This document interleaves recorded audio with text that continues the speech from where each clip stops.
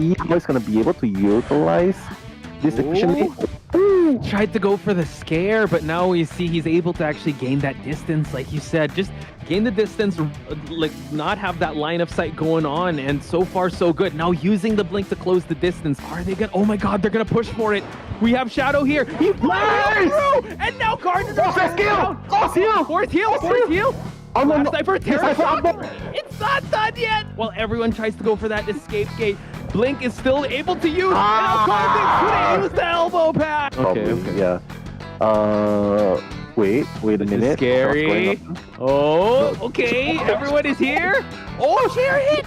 Chair hit! And now we popped it, and now we're able to actually get a body block.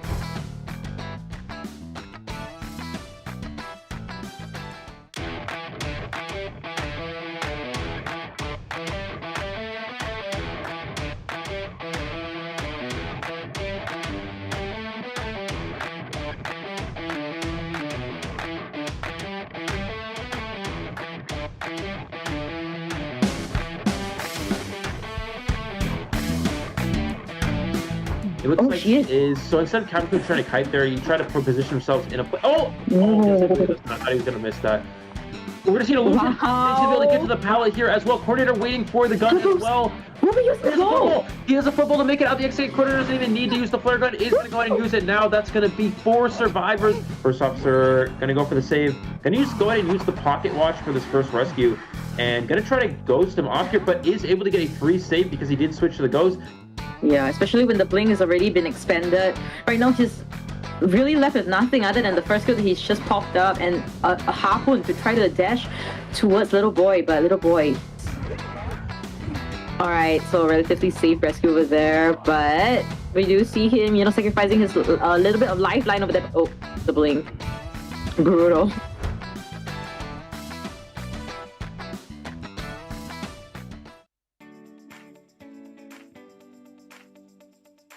Hello guys, MX here.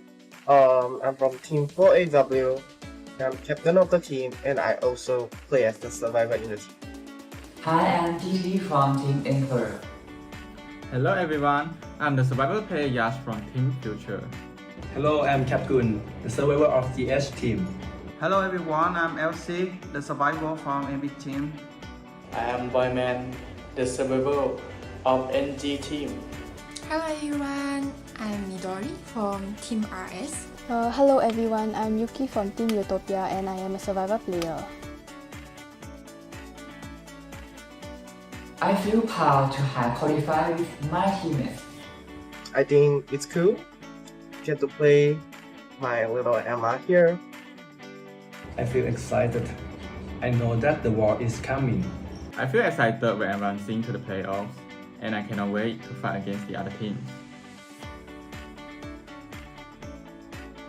Actually, our goal is top 8, but for now, we want to go as far as we can and do our best. My goal always is win this tournament and to play my best in every match. My goal is to be champion of IVC. Our goal as a team is to make it as far as possible and showcase our skills in this game. We're more likely to play something different, like non-meta, like I think my team has the advantage of good communication and planning. I think after the joining of the experienced hunter Miao Pai, my team has quite an advantage in both factions. Survivor have a good teamwork and Hunter can chase really well. Probably Team FT. Being from Team FT last year, I know that they are a very strong team and they are very well-rounded, so we'll definitely be worried about them. I think it's EMP because they have Hunter that's directly from China. So they will be so strong team. I don't know what team to care about the most because I feel that every team in this year is very strong and I'm very excited about that. Definitely is Team FT because their Hunter and Survivor are very strong. I want to say that good luck and have fun. let's say to FT Shadow. You are my idol. Me and my little gardener Emma here, we will always cheer you. Good luck. Good luck fighting. So, ganbatte, jayo. TMT, what's up? It's time we might become your name. Come on, MC, you can do this. Get your best and win with your team. Please support me, Boyman, and my team, New Gen. All the best. Thanks for everyone's support. Yeah, we hope you continue to support us. Thank you.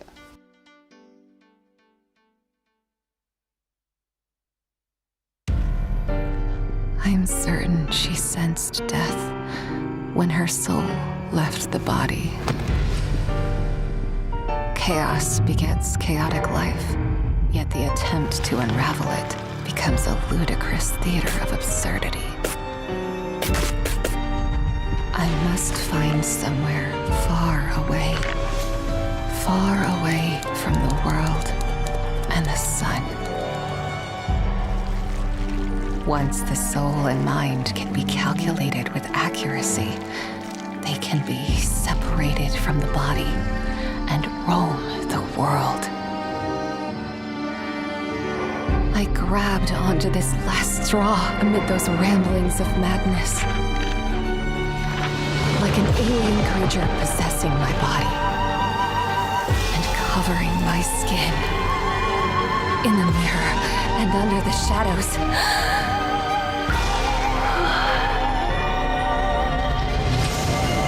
My body becomes its vessel.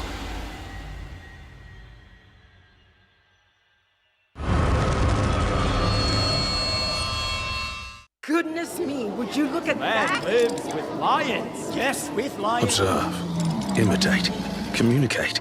These are the keys that can forge a bond closer than any other. At least, that's what I believed at the time. Animals, much like humans, are trustworthy companions. Wielder of a mystical power over animals, Jeffrey Bonavita. Until his eyes gradually revealed an avaricious thirst. Profit is the only shortcut to communicate with their kind.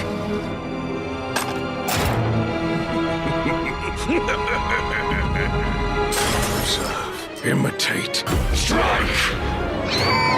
Under the cloak of night, the prey becomes the hunter.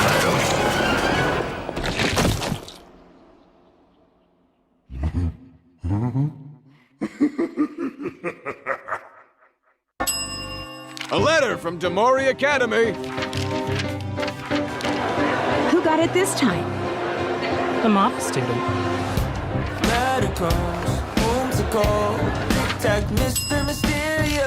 Did you get it? No, it's for the black sheep. Who was the letter sent to? The swan. Who got the letter? Nobody. Quiet. Before we begin, let me introduce a couple of new students.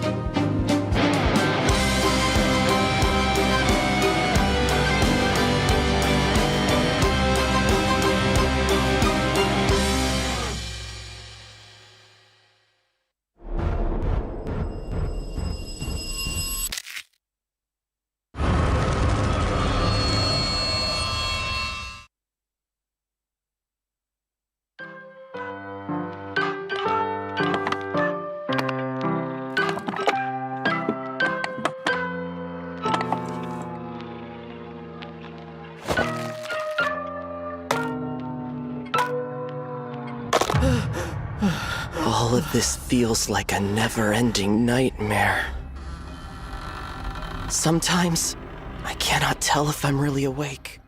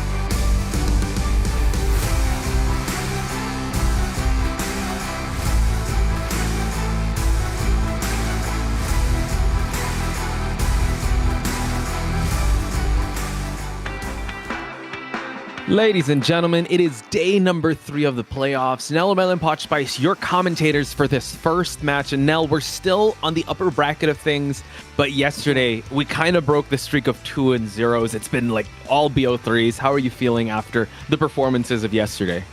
Well, for one, it was super exciting, and I was really glad that the games went the way they did, even if it did win the BO3s, because they were equally exciting.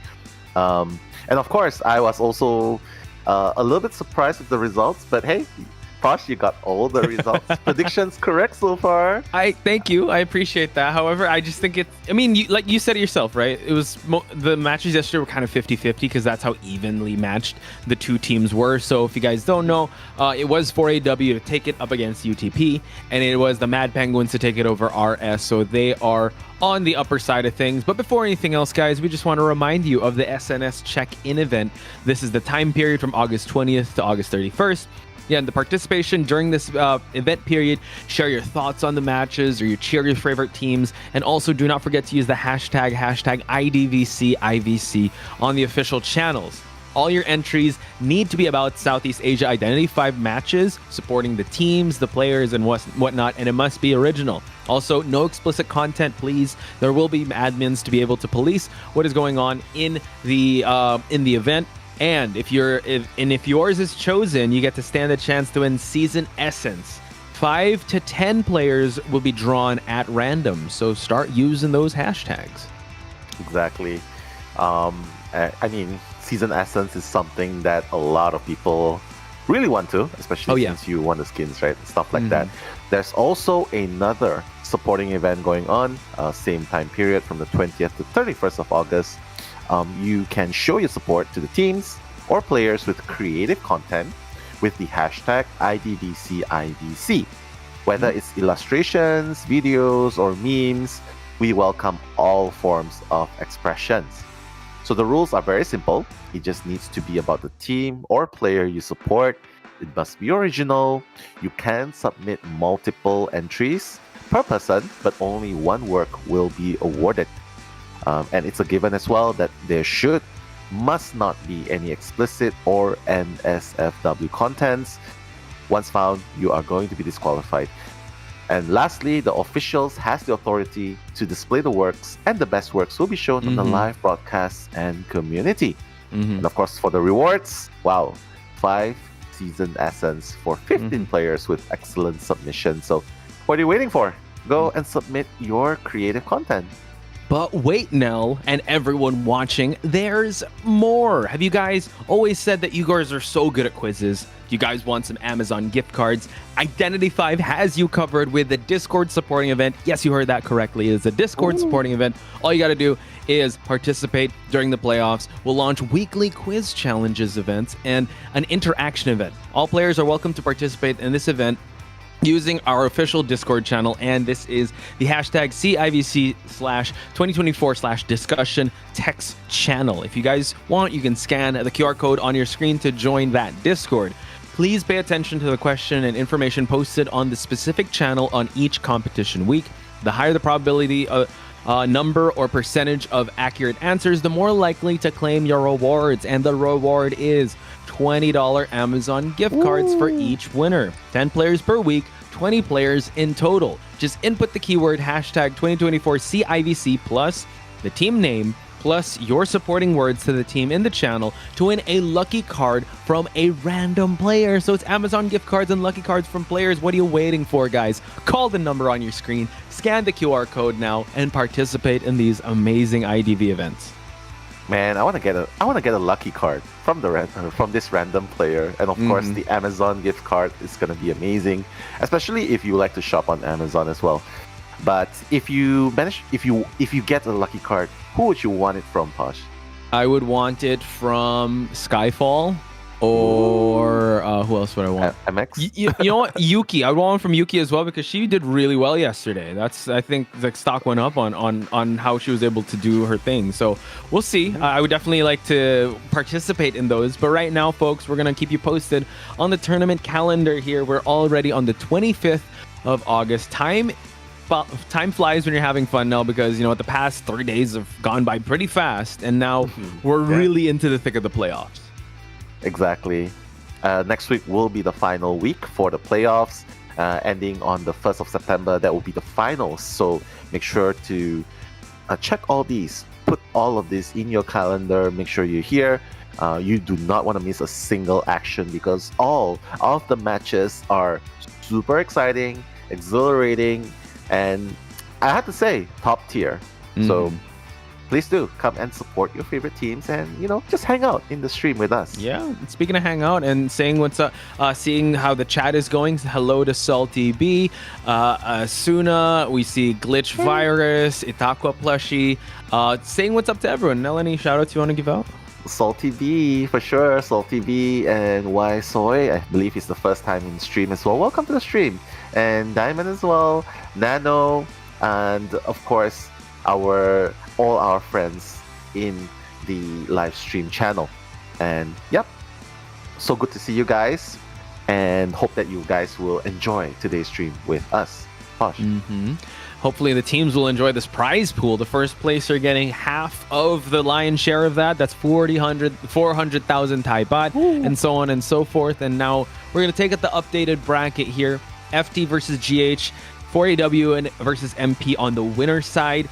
And we're actually going to have one loser side match, one lower side match here, EMP versus NG. We're going to say goodbye to one of these teams, but also take note, UTP is going up against RS on the lower bracket. So, as this bracket continues to push forward, we will be saying goodbye to some of our favorite teams. So it's super important for you guys to cheer on your favorite teams.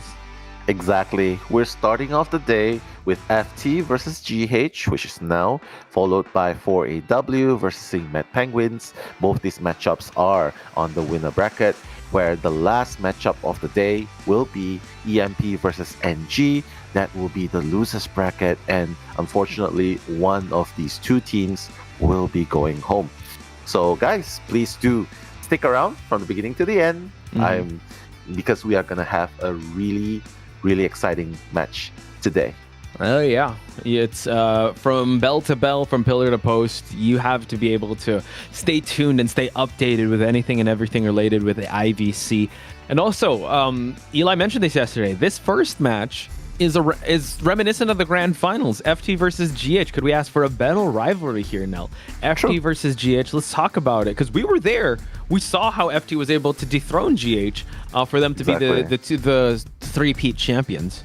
Yeah, during those times, right, when we were in Bangkok, Thailand, it was insane, because GH was a classic giant versus giant. FT, an emerging team coming up and strong, whereas GH is the reigning champion, defending champion, and these two powerhouses going up against it. It's a sight to be watched back then, and now we're having a repeat of it. But hey, let's leave a little bit of the story for later, because right now, let's reintroduce you guys to Team FT. There's Yash, Adi, who we've seen in the interviews. Mini Blue, we have yet to see yet. Shadow, and then followed by Meow and Kuga. So that's the full lineup of FT.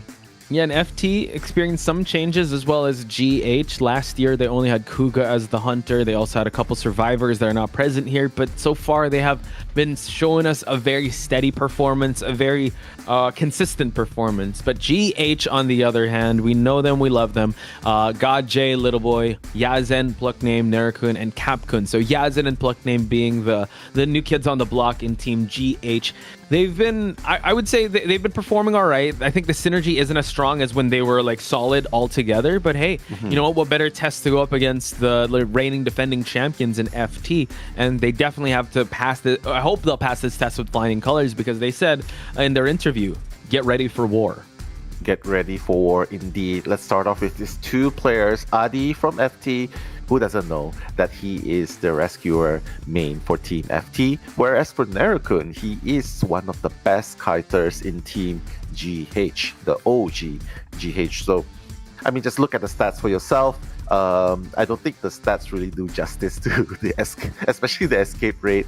But yeah, anything can happen. Sometimes you gotta sacrifice yourself, and I feel like in yesterday's performance as well, a little bit of a warm up from the side of GH survivors. but let's hope that today they are warmed up from the start because FT's not gonna wait for you to warm up. They're not. And I like how they were able to well, you were actually there with Jojo looking at the GH match.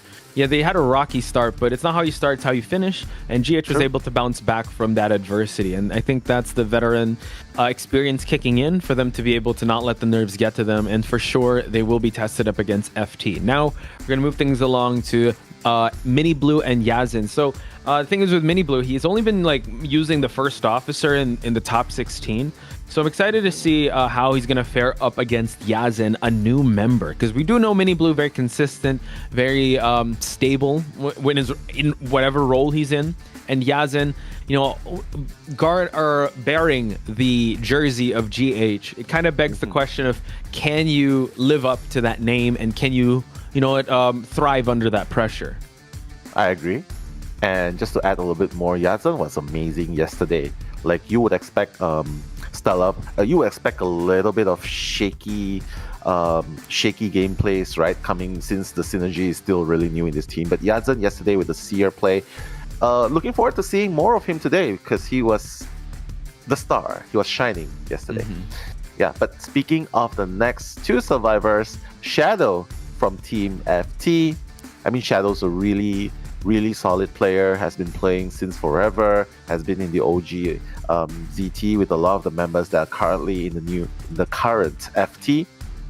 Can play almost any characters and fills in, but mostly plays the support character. Whereas for Plug Name from GH, also a new member joining team Good Luck Have Fun, is given the trust to be the designated rescuer for the team, and so far he's doing pretty good. No terror shocks, no failed rescues so far. Pretty good showing so far. Did we jinx it? I hope not. Hope not. Well, I mean, based on his performance last time, was very stable. Let's hope he continues that stability. And yeah, another fun fact about Shadow is that MX says that Shadow is his idol. So in the interview, a special shout out to him.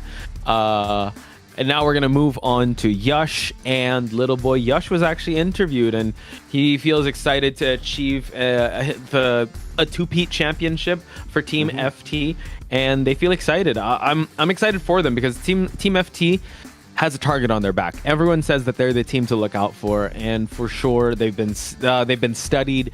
They've been put on a scale for everyone to kind of measure themselves against, and so far they've been passing all the tests. GH again is on another level, so they will go up against the defending champs, and Little Boy as well, known as one of the best kiters and supporters and decoders in the team. Let's see if he can still live up to that same legendary performances from last year and the years prior with his decoding, with his amazing decoding, his amazing kiting. Yeah, I really hope that GH can really perform in this matchup, especially against FT, because new teams, changing new members, but you're still the powerhouse, right? You're representing your country. The pride is at stake. So yeah, I'm imagining that GH will put up 110% in this match to try and take FT off guard. But now we are going to be brought to the Hunter's main screen. It seems like Meow Pai will be the one featured, so I'm guessing Meow Pai will be the starting Hunter, you think? Yeah, most likely. This is interesting because maybe it's like a mind game play. Because if you think about it, these guys were former teammates. So, True. That could actually. We know GodJ as a very cool, calm, and collected sort of player. He really expresses his emotions after the match. But if you have your former teammate get like a 4K, and then you have to be able to kind of keep up with that, and GodJ does not have a teammate. Another hunter. He has Kuga by his side, so if it doesn't go his way, if it is Meow Pai first, he can just tag in Kuga and he can come in for that support. So I'd have to say this might be a interesting play that they're going with Meow Pai first, and we're gonna go to the Moonlit River Park chosen by GH. Exactly, former GH hunter main, going up against his former team Meow Pai. Looks like GH will be taking the action to Moonlit River Park. That's their favorite map, their favorite spot, since FT has already banned Hospital. So we'll just have to see maybe a little bit of gameplay with the roller coaster, probably a little bit of strategy revolving around keeping Ivy off in game number 1. I mean, we've seen how scary Ivy can be, right? Especially a BO1 in a smaller map, and I think they're just trying to avoid the Ivy from running rampant in game number 1 here with this map choice. And it's kind of scary to think about, all right, let's choose a big map here and then let's try to counter Ivy. We were there. We saw like EMP kind of be so scared of the Ivy, but surprise, we're going to go Opera Singer, and Opera Singer thrives really well in this map. And Meow Pie is one of the most efficient Opera Singer mains out there. So yeah, it could be that same tale now that, you know, you might heavily counter one Hunter, but then we're kind of living in the meta that you need to survive the first 2 games. Kind of like what we saw with 4AW. Survive the 2 meta Hunters first, then really take it all in the 3rd game. Yeah, I mean, we might be able to see that today. I mean, if that's one thing that GH should definitely do up against FT here, right? Is do not you gotta break the 4K prowess of the FT Hunters. I think that's about all they can do. But here, seems like FT is going to send out their survivors.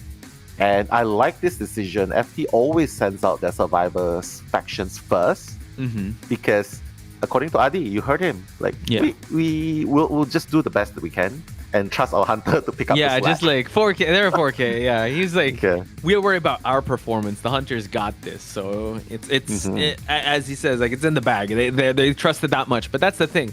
Too much confidence could be a bad thing. And like you said, all these survivor teams out there want to break that 4K streak of either Meow or Kuga. So that is definitely the pressure they have to live up with. But right now what we're seeing on our screen is a first pick of Antiquarian and Gardener. So FT's been praising in high heavens the Fire Investigator right now. And in this map, you can use them. There are interesting plays with Fire Investigator here. So I wonder how that's going to play into their picks and bans. Yeah, I will definitely love to see a Fire Investigator here. But it seems like FT is just going back to their roots. Just playing really, really stable characters that can serve a wider purpose, the greater good of the team, right? So I like this patient pick. Hopefully we'll see this patient being utilized a little bit better, especially in a big map like this. Because, you know, sometimes you misstep and then you get your hooks get cancelled. And we hate to see that when that happens, right? Very true. Yeah, but here's one problem though. Mercenary has been banned. And so FT will be picking up the first officer, which is good. But in a big map like this, FT needs to be very careful not to kite too far out of the bounds, because it would take so long for the first officer to come. Yeah. I think I was talking to Eli about this. Like, especially in an Opera Singer match, you need to signal that the down is going to happen soon. Especially in a huge map, because they need to be making that rotation, because you can get caught outside of the vicinity, because the Opera Singer just has such a wide range of territory control, right? And with the first officer, sure, you can hit that pocket watch, but we've seen time and time again that hunters just know where you're at, hit you outside of that range, and it's like the rescue's not going to be as safe as you thought it would be. So I agree with you, Nell. This is a good ban on God J's side. That at least he took out the mercenary, one of the most mobile and stable rescuers out there. Yeah. I kind of miss the era where God J was actively using the wax artist even in a map like this. Just pew pew from far away. but now, ever since the introduction of the new meta hunters, God J will be going back to Opera Singer, and I believe he's definitely going to. We're definitely gonna see his aggressive play with the Opera Singer plus Warp combo instead of the Blink. So let's see how he puts it to good use here, because I can't imagine how many people he can really chase here. Most likely, we're going to see him at 4th stop, and there's going to be a Warp there. Oh, man, Warp yesterday was actually a real game changer, especially on the Geisha side, right? Geisha Warp is so crazy. I would say the Opera Singer Warp also is pretty crazy. So hopefully no Terror Shocks on the side of FT, because that's definitely a clippable moment on the side of any hunter, right? If they're able to get a Terror Shock on anyone from FT, that would be one of their highlights. Exactly. Or if, in case they misjudge the time that they got up the roller coaster and get Terror Shocked out of it. Oof. Yeah. But you called it, Tosh. GotJ will be spawning next to the 4th stop, and Adi will be there. Yash Adi! Adi! And Yash will be nearby, you know, keeping his eyes on his teammate and the hunter. And Mini Blue, the usual spot, right, at the bridge cipher. And of course, Shadow will be the furthest away. So hey, at least GotJ would not need to worry about the bubbles, and the bubble will be rendered useless for the first 60 seconds. After the first 60 seconds. True. So we can't wait, folks. This is round 1, first half. We're going to start things off really intense here with an opera singer at Moonlit River Park. This is a rematch of grand finals of last year. So let's hope the hype lives up to the action. That's Nello Mello. I'm Podge Spice. We are your commentators for round 1, first half of GH versus FT.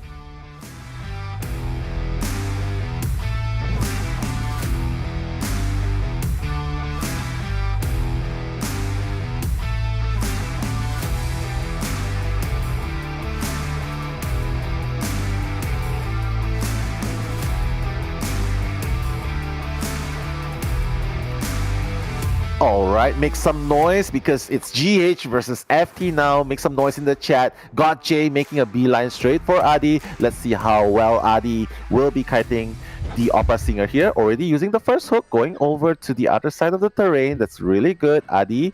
Okay. Wait a minute. Nice pallet slam. What a great timing there going on. GotJ did not expect that. I think everyone did not see that coming. I love how Adi was able to use the grappling hook ahead of time. He's not being too greedy. He's transitioning when he uses it and not using it last second, because you have to pre-drop these pallets. You have to make sure that you've pulled enough distance against this opera singer. And now we're going to see the Antiquarian actually decode a little bit as the chase continues now. Yeah, I mean, Antiquarian's having a good time. Look at that. Oh, my goodness. Adi's already used up all of his hooks, but... It's a good start because he's starving. Yeah, he's starving GotJ out of presence, and you gotta give attention to GotJ. He does not have Warp Gate. He has a Bling, so Adi might get hit pretty soon here. Okay, True. First hit, still conservative, still saving all of the presence, like you said, and not kiting in front of the shadows here. He's going to use just a little bit to get now the blink down. So at least he was able to force blink from happening, but now look at the ciphers. Technically, that's a 3 cipher kite on Adi's side. So now Antiquarian or First Officer can come in for the rescue or for that support. And First Officer right on cue. Yeah, this is why they love the big maps. You know why? Because the map is far enough that they don't need to do the rotations, and they can finish it even before 2 minutes. 3 ciphers before 2 minutes. How often do we see that? Right? That was super fast. It was. And yeah, it's really rare to see such good cipher management. Everything comes to play. Mini Blue. Oh no! It's gonna get hit during hypnotism. Adi. Yeah, he has to run to GotJ. He has no choice because Mini Blue was a little too near the action, the danger. So Adi's just gonna try and fall all the way towards the corner, but one more hit and GotJ's gonna be at full presence. Yeah, so now GotJ just making sure that he's really zoning in on just eliminating this one player here, just to make sure he's securing some points. Mini Blue is actually in the area just to feed that tinnitus, but he has to be very careful. He has a pocket watch to work with, but he cannot afford to get hit early on here. GotJ's trying to patrol around the area to see where the First Officer is at. Are we going to see a backdoor rescue? Because Mini Blue is tiptoeing his way to get this rescue happening. Oh my god, GotJ does not know where Mini Blue is hiding. And at this rate, it looks like a classic FT game. Like, he still has a watch, so it's fine. No! Able to hit him. That's all good. The ciphers look like they're prime. Adi is actually going to try to make his way towards this window. Able to pull some distance. Drops the pallet as well now. And now we continue on. Goes back here. Gets the down. Gets the pop. And now we're at endgame. Wow, that was really fast. But you gotta mind though, someone's already at the gate decoding. You can see the gardeners already opening up the gate. Super efficient by the side of FT. GotJ needs to get one person down here. Adi is still running for his life. There's so many pallets here for him to work with. And now, maybe, go back to the... Wow. Oh, this is such Still a good kiting. route. Hang on. He didn't make it towards that pallet. Now what's Godjay gonna do? Exit gate's already open. He's just gonna secure one survivor out. No, he's actually gonna try to... No, not quite. Okay, teleport. Chasing away everyone. Oh, they didn't leave yet, Nell. Yeah, they didn't leave. Buying time. Yeah, they want to make sure that he really chairs Adi first, because the worst case scenario would be it didn't chair Adi and the dungeon's not open. Yeah, and true. then the first officer is caught in a bad spot. I know, but now it's a foot race. Oh, we see him actually at the second story building. Can he make it in time? And it seems like he will. Lost. Wow. Yeah, he's lost. He doesn't know. He doesn't know where the hunters the survivors rotated to. FT is going to secure a 3-man escape, and this is the power of the survivors of FT. Look, dude, that's insane. Up so against. Fast. Yeah, that was actually too fast to even call. That was. First of all, let's congratulate the FT survivors for doing such an amazing job. Let's talk about it now. Break down that kiting route of Adi, because that was just it was perfect. Like the way he was able to do it again against an opera singer. That's the best you could possibly ask for. Exactly. I think it all comes to the point where Adi was just rotating at the fourth stop, and then the nearby two pallet area. And the fact that Godjay did not break that one single pallet that's circling the fourth stop. And by the time that he has to break it, well, a little bit too late. 2 minutes was up and 3 ciphers were done. And Adi was like, yeah, I done my job. It's already 3 ciphers down. And it just shows how the survivors were giving so much pressure to Godjay, because you saw what happened. 2 of them were literally just decoding the entire game. Yash, the Antiquarian, the Gardener, decoding the entire game. Mini Blue just need to do one cipher and stay there for the rescue. So it was basically 2v1, and then the other 2 were just just decoding. And that's the thing. Look, this is perfect decoding. 100, 200, 200, no wasted movement at all. Adi had a game-winning performance there. Also, I see the chat, that pallet stun also paid a lot in the end there. And, even Mini Blue getting caught up early on, it's still all good because, the Tide Turner kind of carried. And you also have to give it up to Mini Blue's hiding skills just to buy that time and just play that mind game with Godjay to see where he was coming from. It was just unfortunate he wasn't able to spot him because he was hiding behind the T-walls. So... yeah, then the pop happened, and from that moment on, Godjay switched to teleport, but he's still trying to down Adi. Yeah, you can look at the 5.1 seconds by both survivors, right? They're like, hey, hi, welcome here. We know you're going to teleport back. So, getting their fair share of meeting the opera singer of Godjay. But Tosh, you got to admit it, though. This is just... immense pressure, the cypher rush pressure onto Godjay and with the opera singer. And don't forget, this is the map that GH chose. Right, you're right. Oh my. GH chose this map, and FT was like, hey, we love this map anyway. Do you think? Here's a question. Goodness. Yeah, I'm just looking back. 4 minutes game, man. Too fast. Oh, Too wow. fast. Here's a question. Do you think Meowpie and Godjay were teammates, right? Do you think he has a little bit of insight to like, hey, they're going to pick this map, we got to get ready? Or he might have some insider information. Who knows? He's in another team now. He's the one from formerly GH. Now he's in FT. And now he's the one going up against GH. So there's that advantage, even though that, it's a new meta, it's all this. There's still that mental advantage that they're carrying here. And I don't know, man. It's just the confidence that FT's coming in with. Yeah. Round 1 is supposed to be for the Hunters. And that was a survivor win up against an opera singer who is... more often than not, guaranteed at least a tie. Yeah, a tie if it was in a smaller map. But this is a big map, and he had absolutely no idea. I mean, Godjay. He had absolutely no idea where the survivors went after that. He's like, okay, where is he opening? Because there's just so many possibilities there. Like, the first officer could be opening the fourth gate.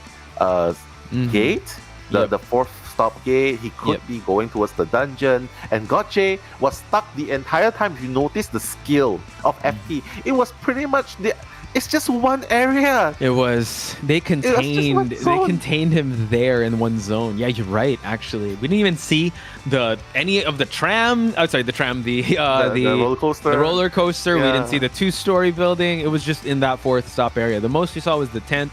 I don't know if the basement was there, but yeah, we didn't even see the entire Moonlit River Park. It kind of looked smaller than Arms Factory. You know, if people saw, if first-time viewers would see that game, they'd be like, "There's another side to the map. What? It's that small."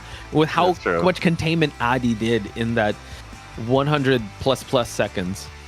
Yeah, I'm just delighted to see that Adi has transitioned from, he used to be the rescuer, right? With the Walling, with the Merc, and now he's transitioning to more of a stable, consistent kiter slash supporter, right? So it's great to see him transition there. And one more thing, I feel like Gotche choosing to chase after a patient in the 4th stop with 3 hooks available right from the start, I feel like that's a little bit of miscalculation because he did not, if the patient did not do any mistakes, the rotation was perfect, rest assured he's gonna kite you for the whole duration until his items run out. He's just gonna keep circling you. So you gotta wonder if it would have been better for Gotche to spawn next to the Gardener. The Gardener first stop, maybe, because I mean that's like a great spot. Like, I mean, it was on full display there how Adi was able to maximize the route, maximize his 3 hooks, and and for those 3 ciphers to pop.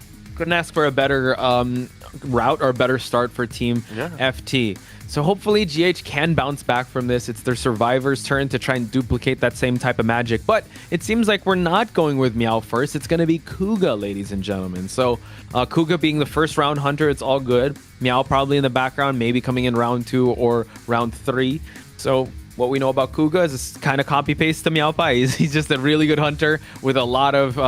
I say who do you think's more aggressive? Is it Kuga or Meow Pai? I think both have rather similar playstyles. As a hunter, as the hunter mains of FT, right, I feel like both of them are equally aggressive.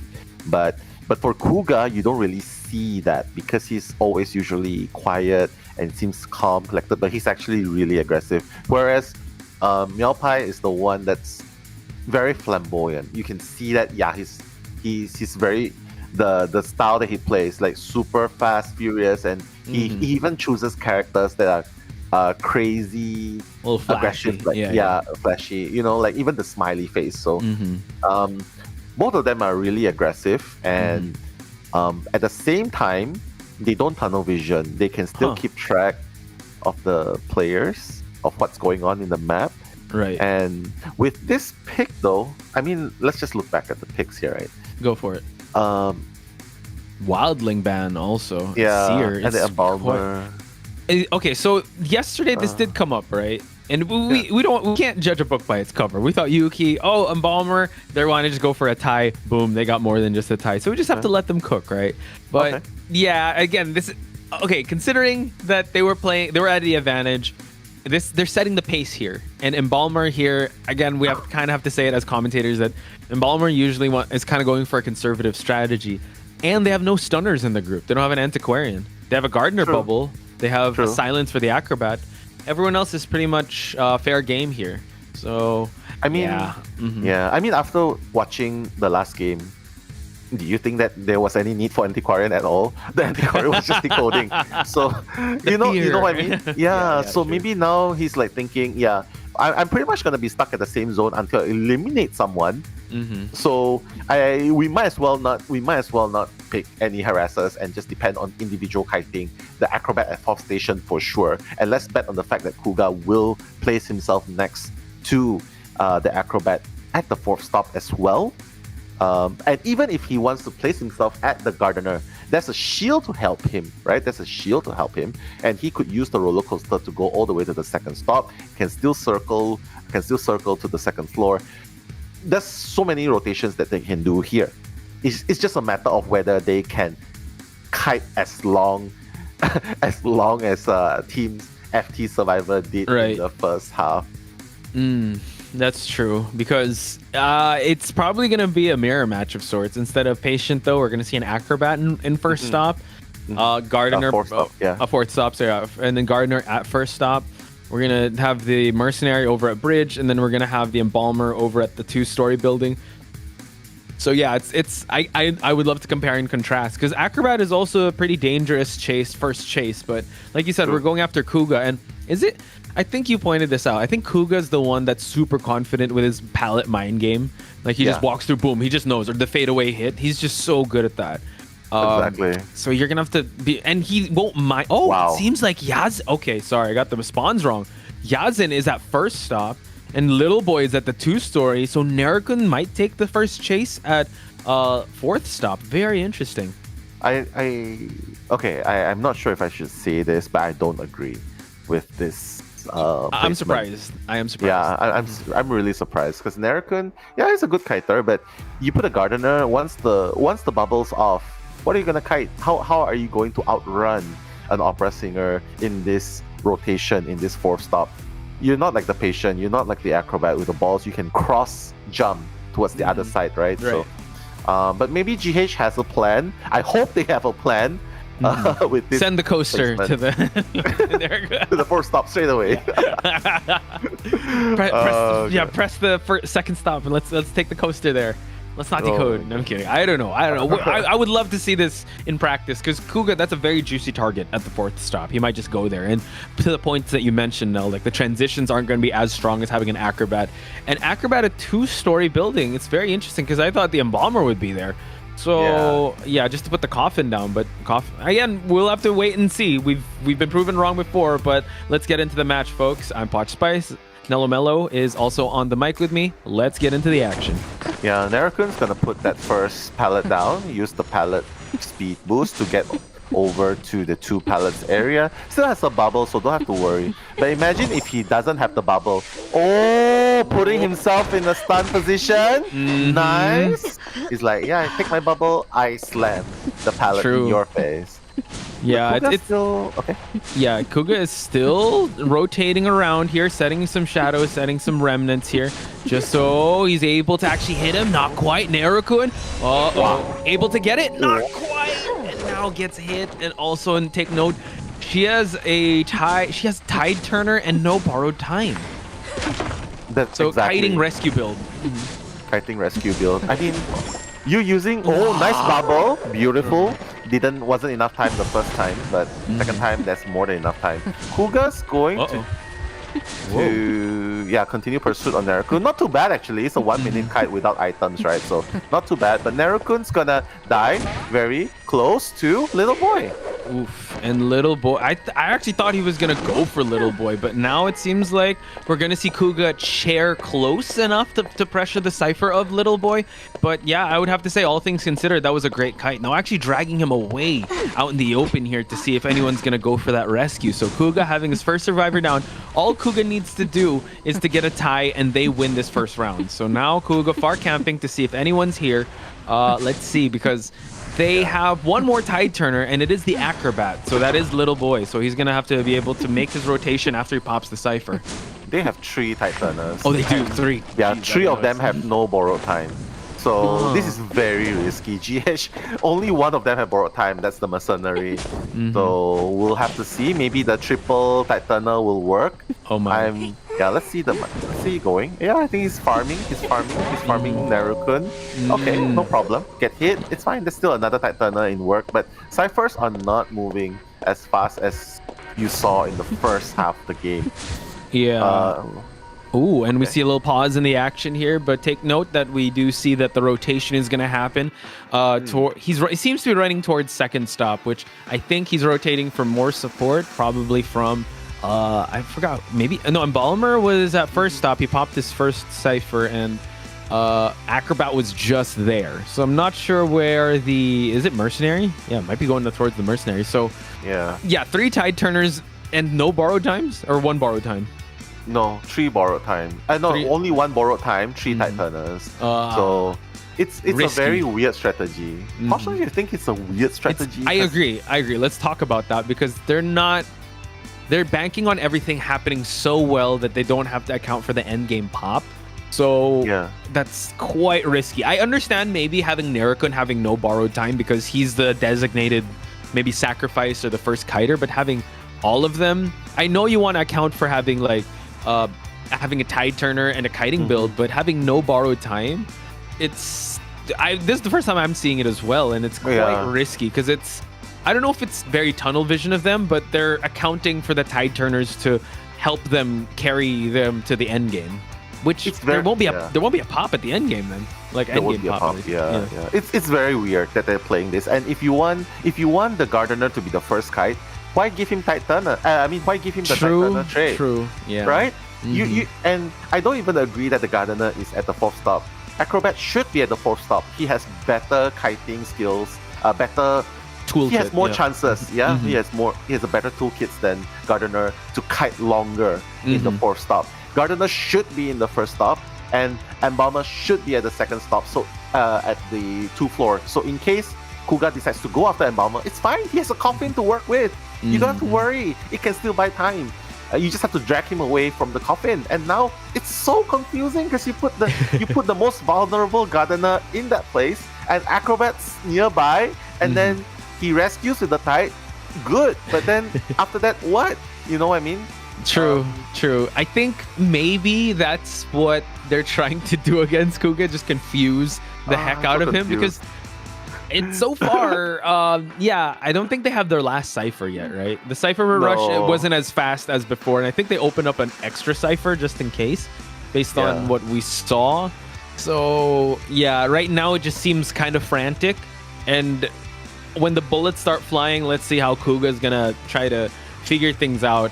The rescue was good. Again, I share your same sentiments with how the end game is going to play out, because there's not going to be an end game pop borrowed time. That's very concerning, especially up against an opera singer. Yeah, they're going all in the early games. Like, the kite's going to be super good, like what you mentioned, right? And they're going all in the early games. But the one thing bad about it is if you fail your all in, your reserves. Where your reserves? Where your reserves? Yeah. Cho, where your reserves? You cannot fight back. You cannot fight back with the borrowed time anymore. And it's so the strategy is either you get a 3-man or 4-man escape, or you get 4K. I feel like that's the case for them in this situation. Okay. Actually, the ciphers were so slow too. Yeah. While I'm looking at Cho. She's all in with this strategy. She wants to go all in with this strategy, as she says in the chat, in our chat. But I'm looking at the chat as well. They're kind of going frantic. I just gotta give a special shout out to Bug here, asking for a cover of a song. Nice. I could see you're a baddie, and you're a 10. She's a baddie with her baddie friends. What? Sorry, there you go. But here we go. The confusing matchup continues. Gardener is the only one that's injured, so can they make the strategy work? We're going to find out as Nerukun actually drops down here next to the bridge, while Yazin is actually over at the God Kiting area trying to continue on. Going a chair at the 2-story area. All right, so going to try to disrupt the cipher of Yazin, which unfortunately Yazin does not have the tide turner, so Plukname has to be the one to rescue here.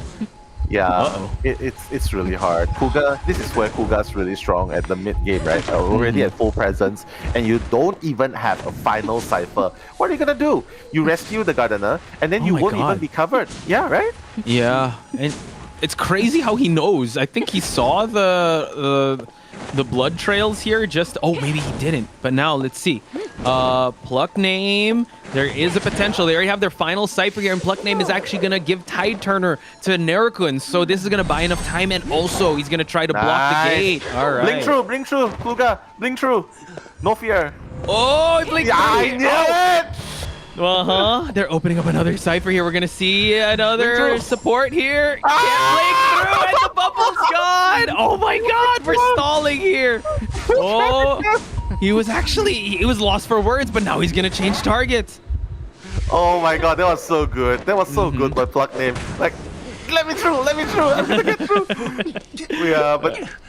But Kuga knows what's going on. He doesn't waste any time. Now he's going to chair the Mercenary instead. But hey, it seems like GH might have found a little bit of an opening here. Opening, yeah. But that's the thing. So Gardner might want to heal up just so that she can use. It's still, the last two ciphers are still in the area though. Ooh, yeah, this is what's rough. Little boy might be the one to go for the rescue here, but Gardner is actually decoding. I guess because it's a mercenary and the mercenary can like prolong a little bit, but Yazin getting caught out here in the open. Could be a double down situation. Hits him, and now little boy is actually there, and Balmer can get rescued by himself. So now little boy already getting that rescue. Yeah, nice job so far. Buying time even until end game, so it might work. It looks like they finally managed to keep up with the ciphers, and they know that Kuga has no more bling. Nice pluck name. I like this mercenary.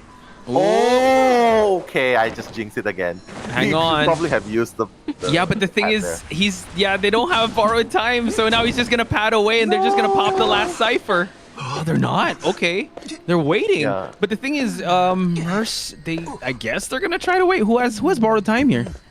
Oh, it's just the mercenary. It's just the mercenary. Yeah, the mercenary should have padded way earlier. You know what I mean? Oh my god, if Nerakun doesn't get this bubble, that would be so risky. He gets the hit. And now the tide turner, the last effort, the pop. And now Gardner is actually going to fall down. Kuga realizes this, but he still wants to go for the mercenary. He doesn't know that they all don't have borrowed time until the very end. Yeah. Gardner's gonna fall down. I guess he knows that Gardner can't leave just yet. Nice pad away, but to the slide we go, and we see Kuga trying to go for pluck name. Wow, pluck name is buying so much time. Pluck name is buying so much time that even if it goes down now, okay, Gardner's still on ground. It's still too early to say it's gonna be a 3 escape. Pluck. Still running! My God. He went to the opposite area, and now pluck name. He's gonna try. Wrong one. He's gonna try to teleport out of panic, but no one's here. It's the Gardener, so he's just gonna go for a 1K. Oh my God! Wow. GH. The confusing strategy paid off. It worked. What's going on? That's the thing. He was able to overwhelm them with the confusion. Now they can just escape while the mercenary gets the escape from the dungeon. A draw, a 3-man escape. GH responding with a 3-man escape. I am so flabbergasted. This confusing strategy finally paid off. It did. Like, again, like we always mention this, we want to be able to be proven wrong here. So now this could go the full 3 because they're all tied up. This is insane, Nell. So I mean, Capcom said be ready for war, and they're ready for war. The confusing strategy worked. It really played to a T there. The confusion, the tide turners were all utilized so well until the very end. And yeah, I think that's what's so special about IVC. We think outside the box. And yes, we keep saying like this is the meta, this is what we go for, and that's why it's so much more exciting when they're able to reshape how we view the game. So let's view the match stats here, folks. Yeah, you can see that the ciphers are going really slow. Only until like the 5-minute, 6-minute marks. I think it could have been a little bit longer than that because the match in game was already 8 minutes plus. But I think it's safe to say I still disagree with this confusing strategy. Yeah, but the one thing that made it possible was that one single play by Pluck Name, blocking the entrance for the longest time ever, and Kuga had to expand his bling there. You saw that, right? Yeah. And then Ergo was like, okay, I'm going back in. Move away. And Pluck Name did it perfectly. He gave a little bit of way for him to go in, and then block it back again, sealed the hole shut again. And Kuga was so speechless, I think, in that situation. I was wondering if he was waiting for like a skill to cool down or something, but no, I think he was lost. Like it was just like, oh no, what do I do now? What's gonna be the fix to this? Which again, I think that's what they got to do. They got to think outside the box.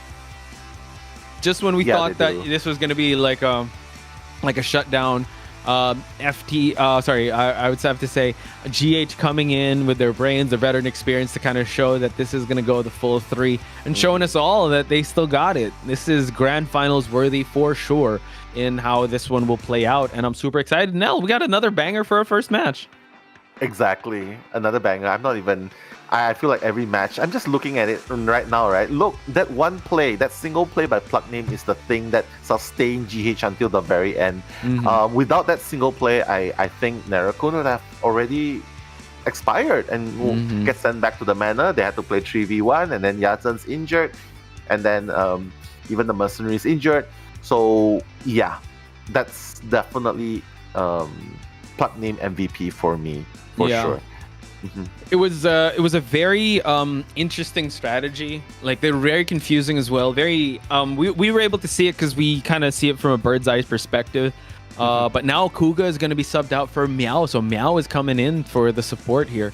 What I just wanted to say was, yes, I always have a backup plan, but I would have to say, you know, with the all-in strategy, hey, it kind of paid off. They had pocket aces in the hole, so they made it work. Yeah, I think it's just in the end they reach into their reserves and like, yeah, I'm not gonna be bullied by you. I'm gonna reverse push you, reverse shove you, and that's exactly how they played it. And oh my goodness, they won with a better hand in the end. And you know, you can't even be mad watching it. It's like the rise of the survivors after the continuous 4K, 3K hunters these 2 days, right? So yeah, that's a very interesting point that you bring up. So now they were able to break the streak of Kuga, right? Yeah. And we've actually seen this before. Kuga, he had a highlight performance last year when he lost the first match. Then he came back second, third, and fourth round. So now he's benched. Meow is coming in. And this is going to be very interesting to see. And hopefully this kind of gave Godjay also like the, I don't know, a little bit of confidence boost to come into the second second round. And I'd have to say also, it kind of paid off their Moonlit River Park pick because they pretty much capitalized on all the features there. Exactly. You know one funny thing? I was thinking that wouldn't have happened. Plug name wouldn't have been able to pull off that play if you played Itakwa. Oh, shout out to the Itakwa cult. Yeah, pull him away. Exactly. Anyone that could do a pull, that's good. Like that would have been crazy if he did do that, or a gamekeeper too. You could just pull him out. Yeah, true. But I think a lot of people are more excited about Itakwa because Itakwa's, you almost never see Itakwa anymore, and it's so sad because he's such a well thought of character, right? And yeah, I can see people shouting out praises in the chat as well. Nano saying, Fuckname actually doing so good in GH. That's very true. Hopefully keep giving your support to both teams in the chat. And right now, the round 2 map ban picks. Yeah, so we're going to see Chinatown here, chosen by FT. GH banning out the Sacred Heart Hospital, a very interesting map. But not going to be seen in this selection here. So Chinatown, FT, giving maybe Meow a bit of comfort in who he's going to be picking next when it comes to hunting, because he was subbed out for Kuga. I wonder, this is actually the first time we've seen FT kind of falter a little bit. GH has seen the best of 3 in their first match, so kind of familiar territory with them. So, I mean, we said this before, right? All the champions from IVC fought their way out of the losers bracket, so they do have to face that, a little bit of that adversity before they call themselves the IVC champs. So we have not seen like a clean sweep of IVC champs just yet. So that's why I love it, because all the teams are kind of neck and neck here. That just shows the talent we have here in Southeast Asia. Yeah, it reminds me of the one scene in 8 Miles, if you watch it as well. Mom Spaghetti? 8 Miles, Eminem was in it. Yeah, Mom Spaghetti. I'm kidding. Yeah, there was one part in the back, the final battle where it's like, yeah, you got me back in fighting mode. And I feel like this is exactly, that's the perfect phrase to encapsulate what GH is doing. Everyone has gotten GH back into fighting mode, because yesterday I remember we were kind of being a little bit strict with GH, like, oh yo, what's they're falling off a little bit. What's the first kite doing? What's the first kite like this? You know. But now that they're back in fighting mode, maybe that's why they're finally like, yeah, you wanna see what we're made of? We're here to show you why we are the best. One of the best, if not the best, in Thailand, and we are going to take that spot. Like what you mentioned, bring the war to FT. Yeah, I would have to say nothing's more dangerous than a cornered beast or a cornered animal. Like, if they have nothing left to do but fight, that's the most dangerous that anyone can be. And I think GH tapped into that. They're bringing the fight to FT on both factions, and yeah, I hope FT is ready, and I hope they don't look past GH because not too long ago, GH was the one favored to win IVC. That was 2023, and how fast the times have changed, folks. Now it's FT that's kind of the favored one. I feel like there's a curse in the favored ones to win IVC. They end up not winning because before that it was ZT, and ZT lost to GH, right? We thought, oh, ZT's gonna they're the favored ones to come into this. So it's and then that the year that we thought GH was gonna win, then FT brought it. So yeah, it's. I feel like if you're not the underdog, there's a curse. So you want to be the underdog, folks. True. Yeah. I mean, GH is just going through what ZT went through a long time ago, right? Because think about this, ZT is like the mothership where all these amazing talents are gathered there, and they play in this guild, and they split up. And today, fast forward to today, you have people from XZT coming into FT. You have teams like UTP. You also have XZT there as well, and then you have UTP, and then you have 4AW, and then you have even Hershen. Hershen was from, I believe, was also from ZT as well. So you can see all these talents spreading out and trying to find their holdings in a different way. Maybe GH right now is just like, we that's our golden era, but now it's time to move on. The thing is, before this, I forgot because OSM was one of the teams. It was 3 big Thai teams. It was OSM, VX, and I forgot what else. Was it VX? VX, and there's another one. And then they with all their powers combined, they formed it. If anybody in chat knows it, please let us know. But yeah, it was that. So we kind of have remnants of that from ZT. ZT being that mothership, but like you said, GH was that one amalgamation of all the best teams in Thailand, and they formed all together, right? So now it's like, again, at the start of IVC, I kind of felt bad, like, oh man, these teams are, you know what, they're kind of spreading their wings, they're not the strongest form. But you know what, I kind of agree with it. This is the most I would say stacked in terms of teams we've seen in a long time. And it all comes down to people kind of branching out and forming their own teams that suit their play styles. Yeah. I mean, many branches of Kung Fu, right? You can't have just one type of Kung Fu, right? So I think the same goes to the IDV teams as well. Like the Tiger style, the Crane style, the Mantis style, and the MX style. The MX style, yeah. That's facts. Right. So I'm just glad that Yadzan and Plugname are finally finding their foothold in GH and working well with Little Boy and Narakun, especially in the absence of their 2 former members and Capkun as well. So let's see. GH is very, very confident to send out their survivors team to go up against Meowpai first. So I don't know, man. I feel like it's kind of weird because wouldn't you want Gotche to set the pace first and then the survivors cover up? What do you think? True. Maybe the survivors are like, yo, we're running with so much momentum from that previous game. Let's do it again, and let's be the one to kind of put Gotche at ease and be the one to set the bar for him to be able to, secure this round.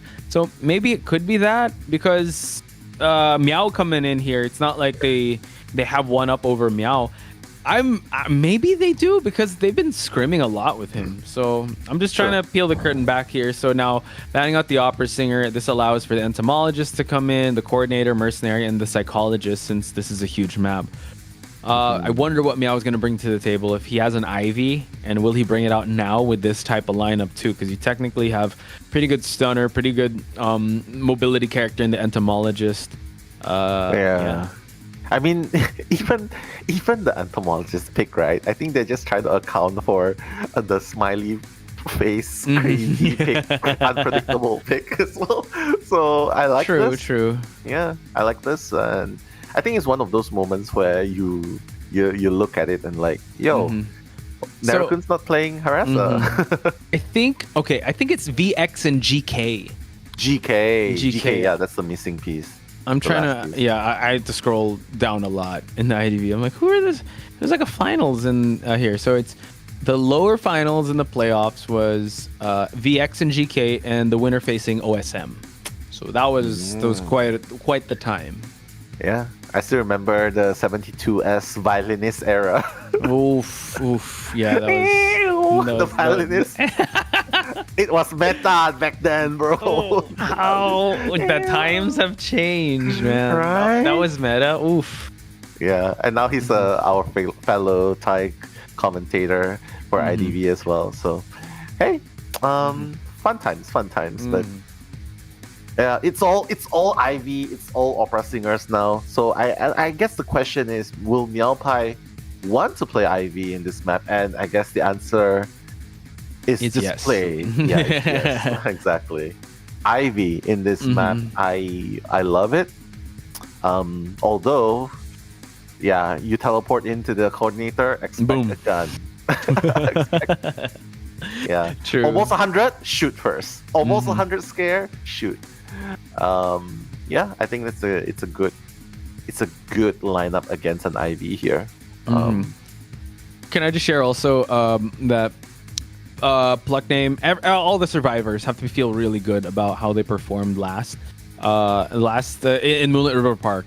But now they want to be able to duplicate that same type of performance and show everyone that it wasn't a fluke. They got this covered. So I'm excited to see what they have in store, because I'm sure if they showed us that in Moonlit River Park, they've accounted for round 2, and I'm sure they've accounted for Ivy. I wonder if we're going to see some interesting plays with the personas again. Are we going to see a triple Tide Turner build again? Oh my God, on the survivor side? That dragged out time, I would have to say. That really worked. Again, maybe it would work because, late game detention Ivy, we've seen how it happened, right? Four men late game prime, and yet only one person made it out. So who knows? Maybe they were like, yeah, whatever. Who needs borrowed time? Detention's gonna be up anyway. But one thing is for sure, if Meowpie gets a better score in this game, I think he's probably gonna laugh at Kuga. Oh my god. Okay, so the Z formation coming in here. Narakun's gonna be far away this time. Little boy. Yeah, little boy here is actually might be the first chase, and that L formation did spawn out with Pluck Name being at the center. So your guess is as good as ours, chat, with what personas we're gonna see on the survivor side. They're very creative when they come into this. I feel like they're giving 4AW a run for their money with the non-meta sort of things, but mostly on the persona side. So will they do that again? We'll just have to wait and find out as we head to round number 2, first half in Chinatown of FT versus GH. That's Nello Mello. I'm Poch Spice. We're your commentators for this intense match.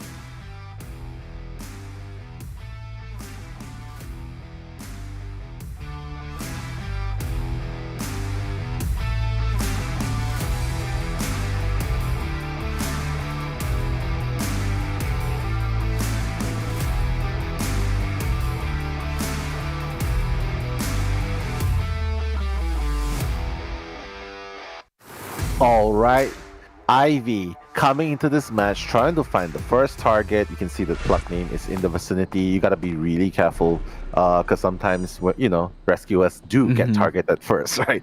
And yeah, Pluck Name is gonna waste no time running away from the area. Meow's still trying to find Little Boy. Gonna see Little Boy. Gonna send the remnant, the ethereal form towards Little Boy. Trying to multitask a little bit there. Okay, probably infect Little Boy here. Okay, spray it a little bit. Get the charge up. And Little Boy trapped between these two Ostracons. Uh-oh. And now just teleports in, able to actually move on away. If he's able to actually get this mind game. Oh, wow. Gets the hit. And the 90% is still there. Able to slow him down in the rotation, too. But at least the pallet was dropped. And now he runs towards it because the bees are there. Wow, what a play by Meowpie baiting the red light. Very, very delicate operations there going on, but Meowpie still needs to get 2 more hits onto the psychologist. And it feels like the second one, the bees coming in again! The jump scare. Meowpie does not want to strike the bees down, but the bees being into play could actually be the difference maker here as the psychologist continues running the routes here. Another pallet mind game runs right through it, but the bees still blinks through though. Scare, but now the bees. But at least he used up the blink, right? And Little Boy is still running. I mean, I like this. I like this that he's using the bees to buy a little bit more time for Little Boy. Because now Yatsen and Mercenary will be the one doing the decoding. So now Meowpie has no choice. He has to he has to do a little bit of Cypher control. But little boy is still in the vicinity, has to be really careful. You gotta gain distance here, right? You gotta gain distance here. Yeah. And the down, and now able to actually down this pesky target after 2 minutes. So you got to give it up to little boy, and also the coordination on the entomologist side, who is Narukun, and he still has bees to work with. We're going to see an infect onto the entomologist, and now we see that he is in the ethereal form to try to rotate around to see who's around the area, and it is Yazen. Yeah, Yazen is coming. Nice. With a gun. He has a gun. He's not afraid to use it. But careful not to shoot the chair, please. Oh, that's why. You see Meow hugging the chair here, just to make sure. Gets the scare, not quite. Gets the hit onto the coordinator. We're going to see the shoot. There we go. And the push as well. But now we see that, yeah, he's still doing two things at the same time. He's going to try to infect little boy just so that he could just teleport straight to him. My God. Oh. Yeah, this is scary. You cannot depend on traditional ways to block him out, because he still has the teleport, right? He does. And little boy's gonna go down, and there's no more gun on Yazen. It's quite unfortunate, right? That would have been a different type of... that would have been a survivor-sided swing on the side of the coordinator, but yeah, this is not a conventional hunter. The way he just teleported and down right away, that was a quick rebound. And now just trying to infect as much survivors as he can, just to make sure he has patrol around the different ciphers. And we are going to see coordinator also get a little bit of infection here, because now we're back here to camp out the chair. Yeah. They gotta be really careful though. A lot of ciphers are really nearby, right? And they don't even have the final cipher yet. So plug name doing the one. Wow! What? Okay, nice. Oh, the bees. Push him away. Nice. And now we see that I believe, yeah, Mercenary was able to get hit, but the little boy here cannot afford a scare here. We're gonna see the teleport happen, and now gets the scare onto little boy. The scare never fails. Meow Pie. It's finally gonna get little boy down, but while all of that's going on, the fourth cipher is being decoded. Narukun on the other side of the map. Really scary though, because now they have to do 3v1, and two of them are already half health. Yeah. And not to mention the items on the board aren't so good. You have one mercenary elbow pad and less than half of entomologist bees. So there's still some time for the rotation to happen, and now he's gonna catch him, but no coordinator was actually able to heal up. So let's see who's gonna go after first. Seems like it's gonna be Pluck Name. Okay, yeah, he does not. Yeah, nice. No block. Oh, no block. No block. Unfortunately, Yazen was even pulled towards the area. He doesn't even dare to use the pallet there. Oh my God, everyone's injured, Posh, except for Neru. True, and also he has Blink on board here. He's gonna actually allow the mercenary to use up the elbow, the self heal. Not quite. We're gonna see a drop down here to see if he can catch anyone rotating, which he is gonna catch Narukun. So he's gonna leave his ethereal form in this area. Not quite. So just surveilling the area as he goes to chair the mercenary. Yeah, and now they're gonna have to waste time, because Yazen, you cannot even touch the cipher now, because he can just infect you and teleport to where you are. And entomologist is the only one that will be able to rescue, you know what I mean? Yeah. And it seems like they're not gonna rescue just yet. So Yazen, the coordinator, does get infected. Doesn't get actually gonna get to the 70% infection. Narukun is actually here already. Bees are still on cooldown, but let's see if he can cancel them out. Oh, gets the scare, not quite. Gets the rescue, but the mercenary gets farmed off of while Narukun is injured. She trips flywheels. Nice. At least he's not injured, right? So he can come in for another rescue. Or was that after half? I'm not sure. We're gonna have to find out now. I think that was after half, right? Oh, that's gonna be heartbreaking. But we see that the bees trying to push, but no, mercenary unable to escape the clutches, and now mercenary still alright. So it's before half. That's all good. Yeah. But now, here's the thing. You cannot just focus on one cipher, because you know what I mean, right? Yeah. They're just gonna destroy it. Oh, okay. break the awestruck gun, but no, he was actually the scare happened. He was in the terror radius too much. Entomologist is gonna fall down. He's gonna watch the mercenary get sent back to the manor while we try to see if the coordinator can last long here. He already got the 100%, so he is free and he is not infected just yet. I'm gonna destroy the bees first. Yeah. At this point, you gotta wonder, like, maybe playing against an Ivy in this map isn't exactly the best. Yeah, I would say Meow's Ivy. Like, he's just so efficient, and with the way he's kind of multitasking while he's in the ethereal form, while he's moving the main body, he's just making sure he has all things covered here. Let's see if he's gonna get the scare and the infect. Jump scare, maybe not quite. We're gonna see the rotations happen so far, but he's already gonna move on. We all see the entomologist get healed up. Let's see if he's actually gonna go back and forth here. Okay, so Nerikun allowed to kill. Not even allowed to touch a Cypher. Not allowed. Cypher denied, and now Yatan is back on the kiting. And Last Cypher denied. Okay, what's going on? He knows he doesn't have teleport, right? He knows that he doesn't have teleport. Okay. Look what are you gonna open? Hunter's almost here. He's gonna open up just a scare, I guess. But now he's unable to finish the chest opening. So it's only a matter of time because we've already used up the Exopath and Nerikun, and Meow's staring down a 5-point game, and there you have it, folks. Wow, Meow Pie coming in to rescue FT with that 4K, man. What a play by Meow Pie. Actually, I'm even surprised, honestly, right? Because I thought GH would ban Ivy, but considering they had a better time with Opera Singer. Yeah, now that you think about it, they ban out the Opera Singer. I'm trying to think. Got a 3K with Ivy on them, so. And that was in hospital. Oh, yeah, you're right. Wait. Hetian? NG's Hunter? Wait. I can't remember.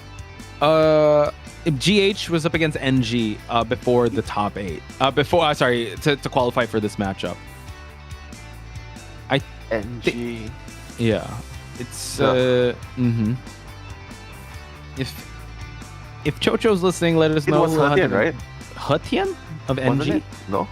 Oh no! Hetian was Hetian was up against Hetian was up against 4W. Yeah. NG, who is on NG again? Isn't Gluck? Oh no. NG. Okay, anyway, the ref. You know the reference. Like even they could even get a 3K with an Ivy in a survivor-sided map. So. And now it's Chinatown. It's going to be a lot harder. Yeah, I totally get you with that. What's interesting here is that they did all right at the start, I'd have to say. The first kite of Little Boy was really good, especially with the entomologist. So Nerikun really paved the way for a lot of support here. But I mean, this is just how Ivy matches kind of go. It's too overwhelming. The presence is spread out, and you're just always caught up between, okay, should I decode? Should I heal? Should I rescue? Should I take out the tombstones? I have a feeling this matchup needs to be played more for survivors or for us to kind of have an understanding of how to counter Ivy. So yeah, there is that.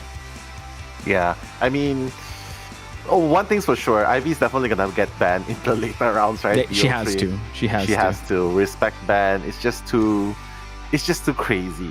You know what I mean? So yeah, I guess the only thing here now is GH sending out the survivors to test the waters with Melpai. Didn't work out. And and now GodJ, you try to give GodJ a little bit of breather, right? And he's the one that's getting stressed now. You know what I mean? Yeah, I think this might have countered in their faces. If they wanted to give GodJ an easier time, it didn't quite work out in their favor. Yeah. So harder time now. Hey, good luck, man. You got this. Good luck. Yeah. But who knows? He might bring out an Ivy and kind of duplicate that same type of performance. We just have to wait and see. But I am looking at my sheet here, and New Gen's Hunter is the last human. Oh yeah. The last human got a 3K. Yeah, last human and type post. That's Yeah. Mhm. Last human was the hunter. Yeah. Okay. Got a 3K. So Ivy is definitely really scary, especially when you master it. And even God J almost got a 3K. He was on course of getting a 3K with an Ivy, right? Except that Hatari escaped and he couldn't find him anywhere through the dungeon, right? So Ivy is definitely very how do you put this? Very rampant. I think it should be banned as of now because I think people are starting to get how to play her more efficiently, right? So you know what? Save your trouble. Just ban. Yeah, I like what Faye Ricky says. IVC stands for IV. The IV Championship. Yeah, IV collection. I don't know. IV Club. IV Club. IV Club. The IV Championships, folks. We're gonna use shadow matches all throughout. So there you have it, folks. Again, you gotta give it up to the survivors. I really want to commend GH trying their best in that matchup. The bees especially really helping out the psychologist running that route is the communication was definitely there, but I feel like you have to do there's so much room for error in these matches, and when you're up against an IB, any small like slip up or any small opening, it's not necessarily a slip up, it's just like the way that he was playing. Once he got the first down, it was kind of a snowball effect from there. So that's the power of Meow. Yeah. You want to play up against an IV, at least equip yourself with characters that can escape his scare. You know, Meowpie's scare. Because you probably need something like Acrobat. You probably need something like Patient. That will probably have helped you a little bit more. But hey, after all has been said and done, well, God J is the one shouldering the burden now. Because in second half, he needs to get a 4K just to equalize the score. Yeah. Yeah, because if FT wins game number 2 with a huge gap, then well, BO3, they just need to tie it up. And it's gonna be even more pressure. So it's like their game started in the BO2, and then they just canceled the BO1. Was a warm up. We'll take it in BO2. So let's see. God J still has to have we've known him for so long to be one of the most the feared and revered hunters out there, so hopefully he can kind of have that same type of performance now, because FT, one of the strongest survivor teams out there, this could definitely be his big IVC 2024 moment if he's able to show that these survivors are also very beatable. So could this be that SOS moment that God J is looking for now? Exactly. I mean, God J, if it's the time to do it, no other time than now, right? You got to get that 4K. And as a matter of fact, I believe a lot of the Thailand fans, a lot of the GH fans are definitely rooting for God J here to get the 4K against FT survivors. But hey, FT survivors seem to know what's going on because they banned out Opera Singer. So, and picking the psychologist and the coordinator as their first 2 picks. So FT seems to have an idea what to do here. It's just a matter of the execution. 2 more picks though. So Gotcha is going to take out the first officer instead of the Merc, which is a very good choice. So now FT will have to pick up the Mercenary instead, which is also still a very good solid chase. I don't know, man. I feel like it's about to be something like a mirror match here. But yeah, we'll just have to see. We'll have to find out. And this is looking exactly like a mirror pack match, Posh. The 3 characters are the same. Copy paste. Are we gonna see entomologist final pick? Not quite. An acrobat. Okay. Yeah, there you go. Mikey. Yeah. So this could promote, like you said, that a bit of a harder time for the Ivy to get the scare and the infect onto the awestrucken area or any of the terror radius area. So that could be a difference maker. It's funny because, yeah, like you said, it was looking like exactly the same type of mirror match, but the Mikey coming in could change everything in how the first chase or how the support is going to come in. Exactly. And don't forget, FT has the help of Bobo. as their you're coach right. to do the drafting, right? Oh my god, I wonder. I would really love to like talk to Bobo. Hey, like, what'd you think of that 3 Tide Turner no borrow time build that everyone brought? Yeah. I think that's the response. What does that mean? It means, what's going on? I can imagine he's like super confused. Exactly. But hey, it worked out for them. Let's see if GH will be able to find that miracle opening for them right now, because Gotje, he's going hard with the Ivy here, and pretty much a similar lineup as we see with the exception of no Entomologist, and there's an Acrobat. So Gotje right here, I believe that the fans of GH, the fans of Thailand, they are definitely rooting for him to get a 4K here. Yeah, this is one of their a big moment, right? This is the round 2, and momentum is still up for grabs. He needs to. I mean, I would say momentum is technically on FT's side, but that's what we thought up in round number 1. So now it's the showcase of the hunters. The first round was the showcase of the survivors. So let's hope that Gotje can kind of swim with the sharks here, and the proverbial shark being Meow Pai, and also getting that 4K to just kind of put his team at ease to bring him into that round number 3. Exactly. We'll have to see. I mean, I'm always very excited for an IV match, even though we keep seeing IV over and over and over again. I have to be honest, I still get a little confused because, like with Dreamwitch, the transitions aren't too jarring. This one, it's like boom, boom, boom, transition. I actually kind of get a little bit dizzy watching an IV match. Yeah, that's exactly the point. The hunter wants to make the survivors dizzy. and the spectators and the commentators, like, what's happening? Yeah, but I just have to say, this is a really good character that has been released by NetEase, because the perfect reiteration of horror, shock, not knowing when he will come, not knowing when you will get infected, not being able to see your left and right fully, right? And yeah, it's a really fun character to work with, and I hope that Ivy will, continue to thrive for at least for a few more metas to come. Well, we'll be front row and center there, Nell, especially in this meta. For sure, we'll see a lot of Ivy matches like we're about to see one play out right now. Gotje about to represent his team in round 2, second half in Chinatown, while Shadow's on the coordinator, Mini Blue on the mercenary. We have Yash on the psychologist, and Adi on the ever lovable acrobat here, folks. That's Nellamello. I'm Podge Spice. We're your commentators as we head towards Chinatown.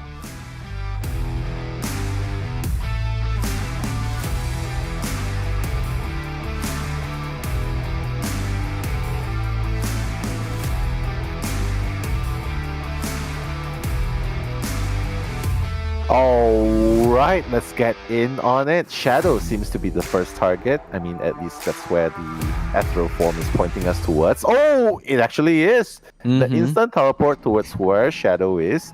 But this is a pretty tough spot for Gotje to catch up. With the help of, after vaulting through the window, I consider that a window, a fence. He's gonna go towards he's going towards the hotel area. Gotje, yeah, this might be a little bit hard to chase, and Shadow does have a gun to work with. Oh, okay. For a moment, I thought that was the main body. Never mind. Oh, no. Yeah, that's so sorry. Because, the ethereal form can catch up, but the main body is still a little behind. Yes, the insolence was brought. Tried to get the scare. Good timing. And now tried to go for it again, but goes for the gun. They trade.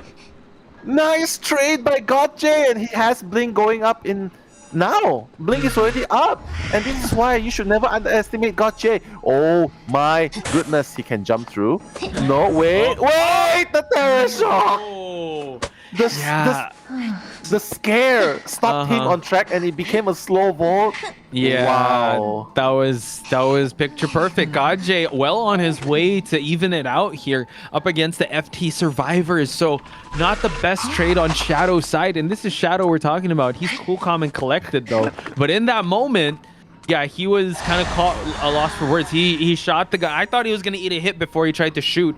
But it turns out he traded there. So now the rescue has to be perfect here. Mini Blue, let's see if he's gonna get it going here.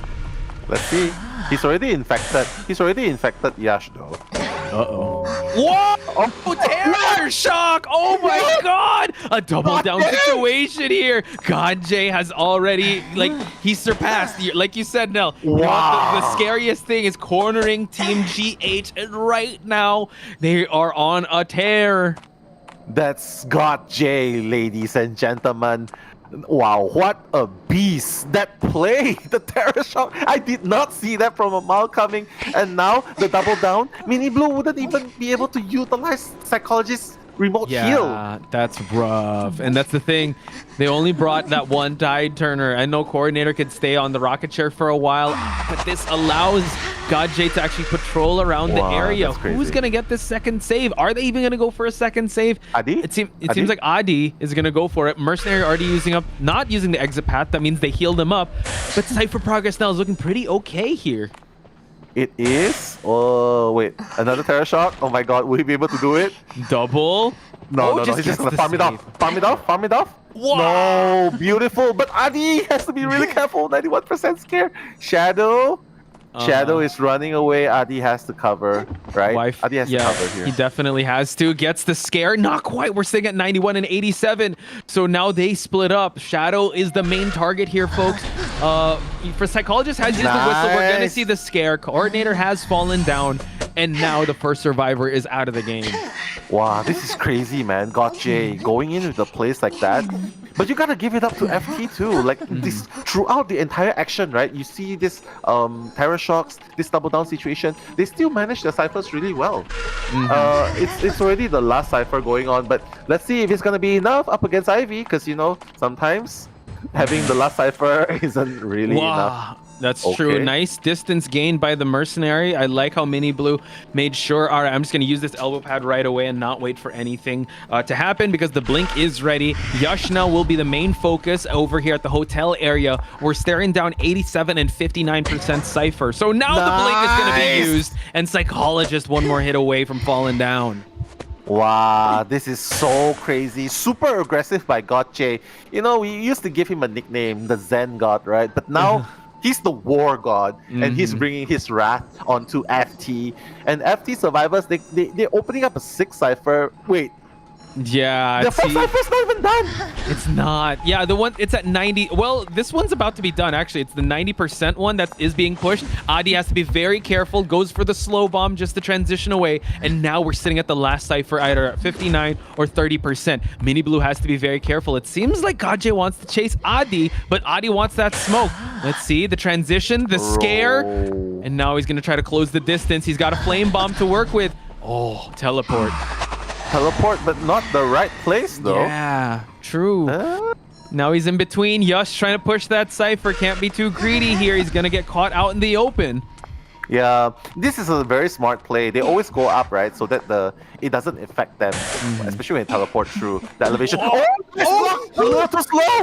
That was close. Oh my god, I was thinking a terror shock would have happened there, but now Psychologist trying to buy enough time here. Mini Blue is also trying to push the cipher here. He's got an elbow pad to work with. Let's hope he saves one for endgame. But now they're pushing that 40% cipher. Lower left side of the screen, it's Adi pushing that cipher, and the ethereal form is here. Yeah, this is very hard. This is very hard coming in here. They have to deal with attacks left and right by Godjay's IV, and at the same time they are injured.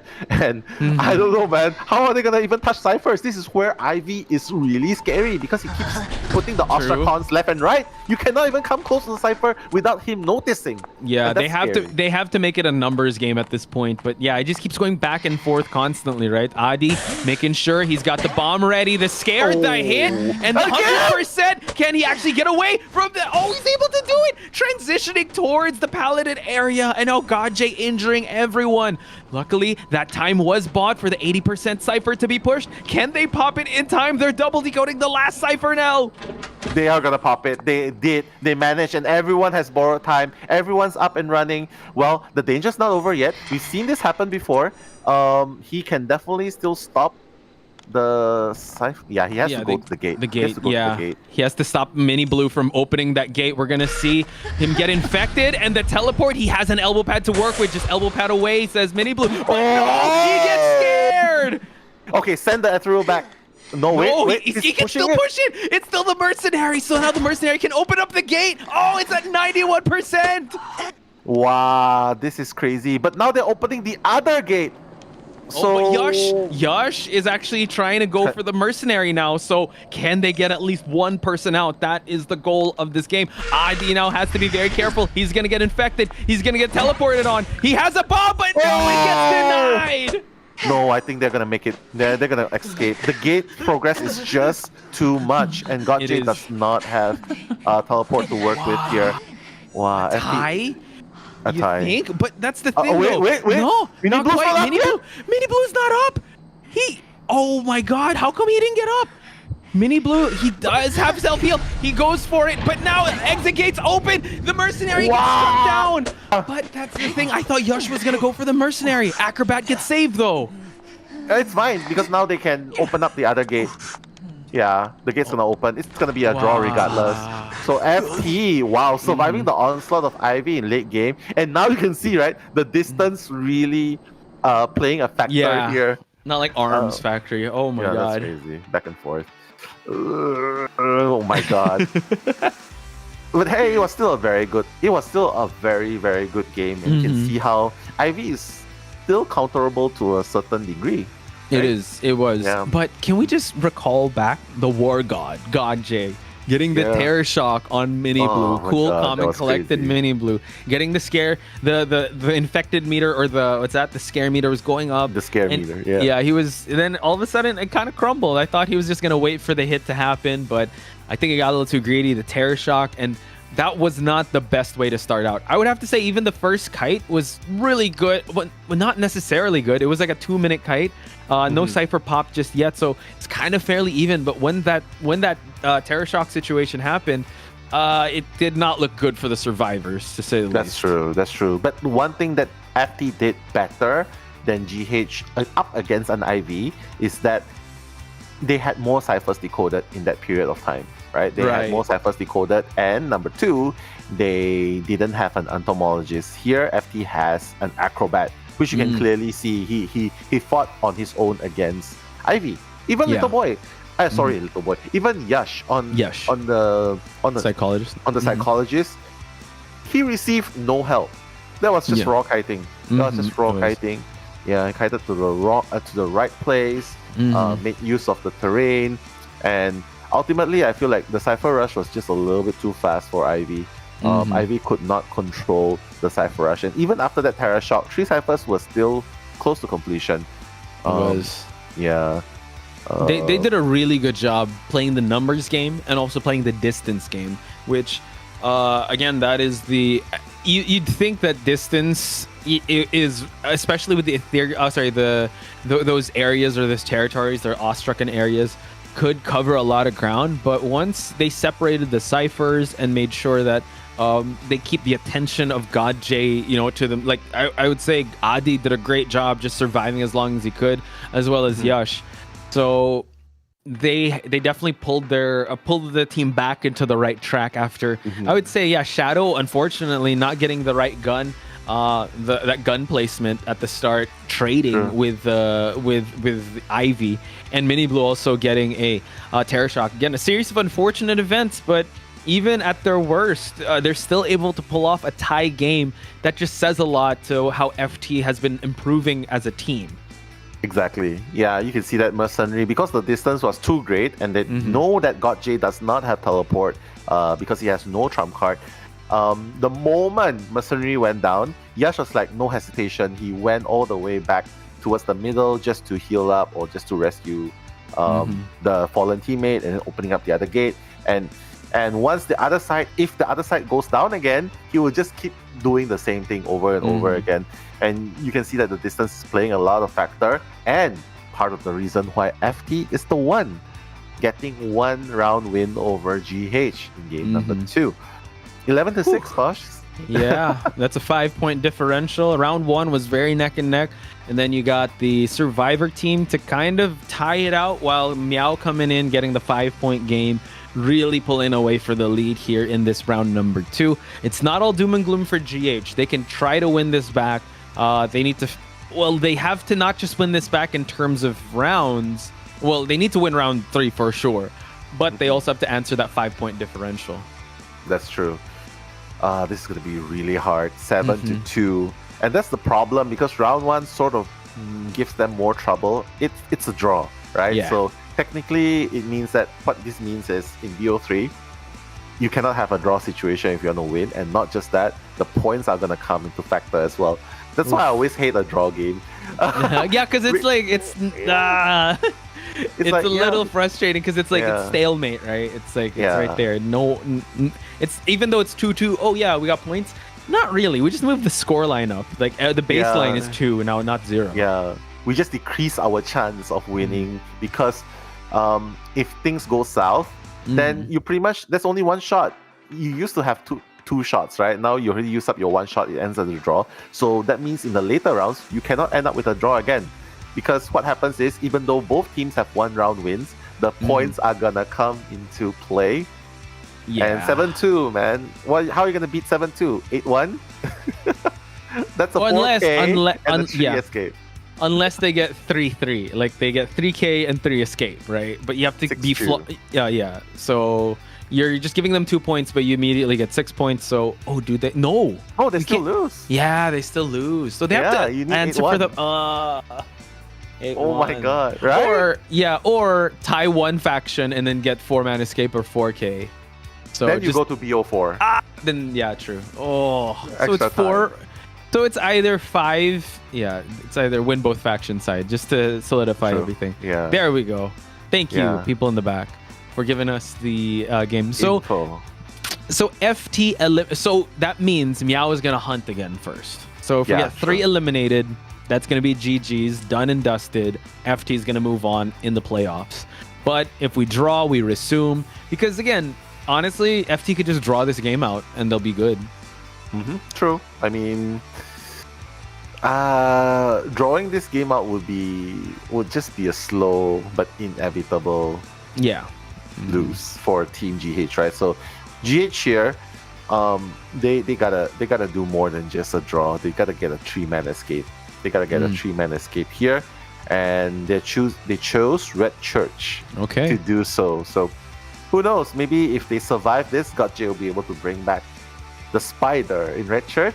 Ooh, and when you said the War God J, right?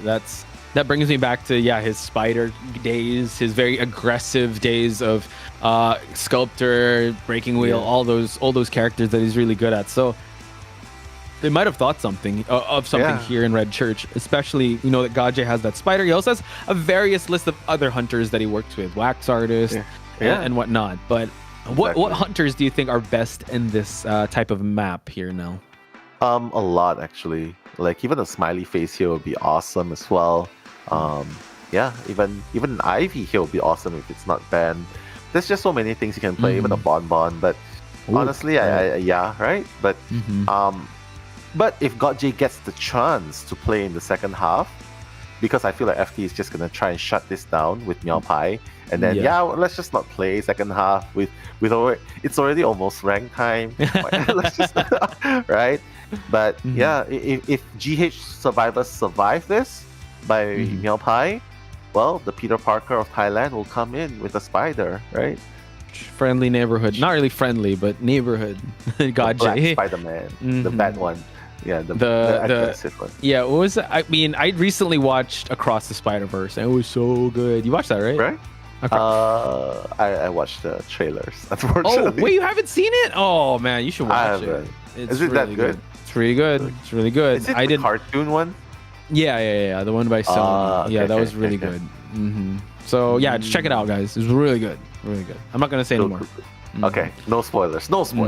Cancel Posh if it's spoilers. I'm just kidding. Dude, I got spoiled with I hate scrolling social media when a movie just came out. Yeah, Deadpool. I got spoiled there.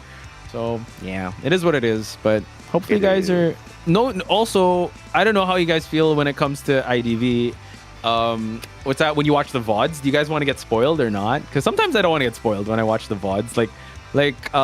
Last night I went to bed early. And then I watched actually just the finals match with MP versus RS, and I was happy enough to see that my prediction was right. So thank you for not spoiling. Yes, The Seer predictions coming true. I mean, you also were thinking MP. I don't know why you changed it RS. Like the gut feel, right? We gotta trust the gut. Well, don't listen to Chocho, dude. You listen to your gut. Well, that's because I know one person from RS. You know, I met that person in RS, and then I'm like, oh, okay, yeah, give them the advantage, maybe the Chala factor as well. The Chala factor. That's true. But hey, we're gonna settle this in the red church, Meow Pie. Why not make it fun? Bring out the smiley. Ooh, in this map, maybe? I don't know. Stakes are a little high, I would have to say, for him to bring out smiley. They have to be higher. I'm kidding. Okay, all right, cool. Hermit. Oh no. Oh, that's such a long game. But hey, Meow Pie's taking out the Prospector and the Priestess, so who knows? Maybe he really is considering Smiley. Or Geisha will be okay here as well. That would be dope too. I definitely want to see a bit of Michiko. That's gonna be dope. But we're not gonna see any more opera singers or IVs.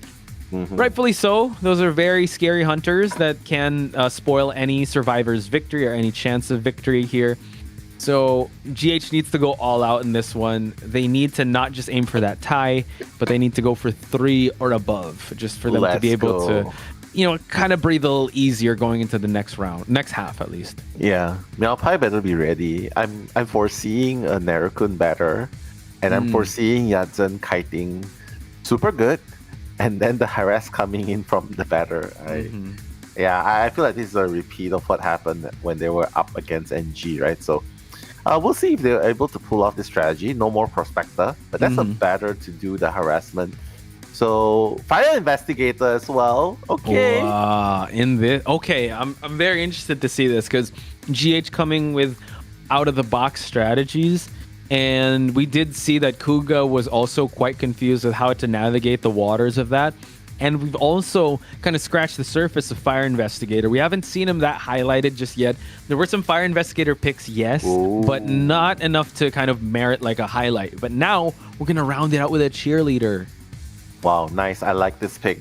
Because they know that it's no longer going to be opera singer. It's not going to be IV. So now they can go a little bit more crazy and creative with the picks.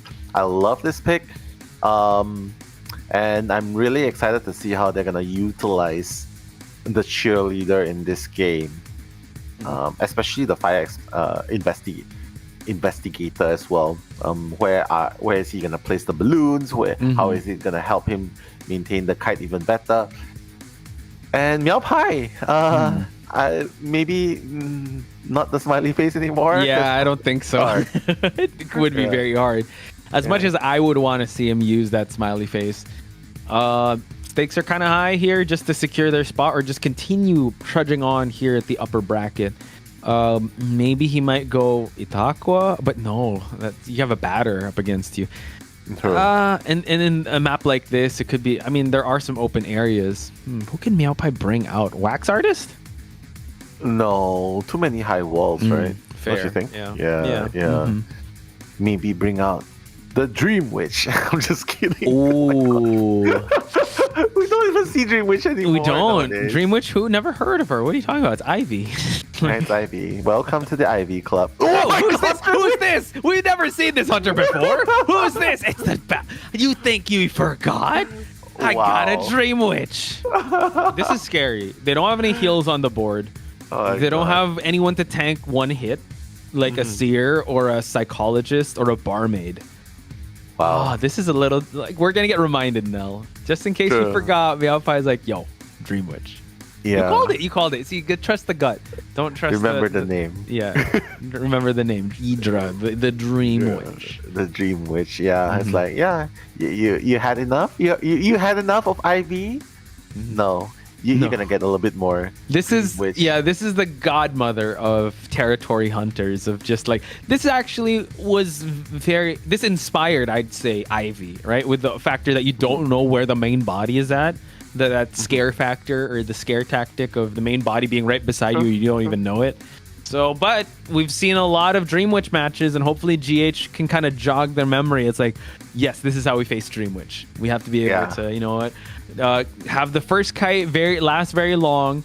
Don't give away free hits. Tried not to get hit by main followers and give leech hits, and be mindful of the patroller. I really hope that Meow Pie knows what he's doing, because Dream Witch, even though they don't have any healers, right?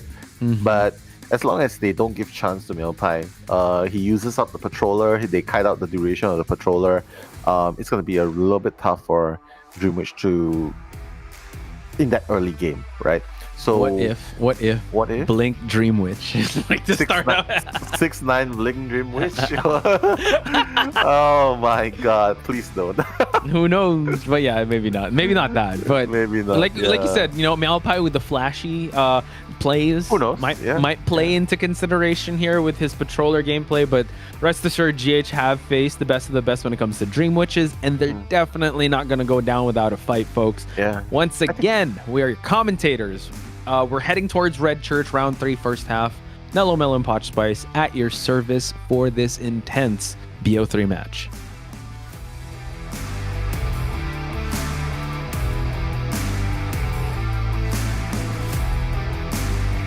All right, spotting the Tomie. Will GH be able to survive Meow Pie? And the answer will be yes if Meow Pie does not practice Dream Witch. But hey, Narukun seems to be the first target. Gonna get that first leech up. Meow Pie, okay. Tomie sets its sight on Ganji Gupta. Chooses the Narukun. Narukun has Flywheel and Tide Turner, so he will not have the borrowed time. So maybe it's a good choice to chase him first. Nice, Narukun doing the sleeky sneak up away. Okay. Yeah, it's time. It's time. Yeah, wait. What's going on? We're moonwalking back and forth here. Meow does not want to give up a hit here, but look, Narukun going back and forth. He's gonna try. Oh, look at that! Switches right away just to make sure he can pick up his the cricket bat ball. Now drops the patroller. Oh my God! The patroller! Crazy play! That's Narukun right there. Prime Narukun is back, ladies and gentlemen. Oh, okay. Nice. Through the pallet. Oh, tries to drop it down, but drops it on the opposite side. Totally fine. It's still all good. He's gonna try to farm off a hit here. Note that the main body patroller is still intact.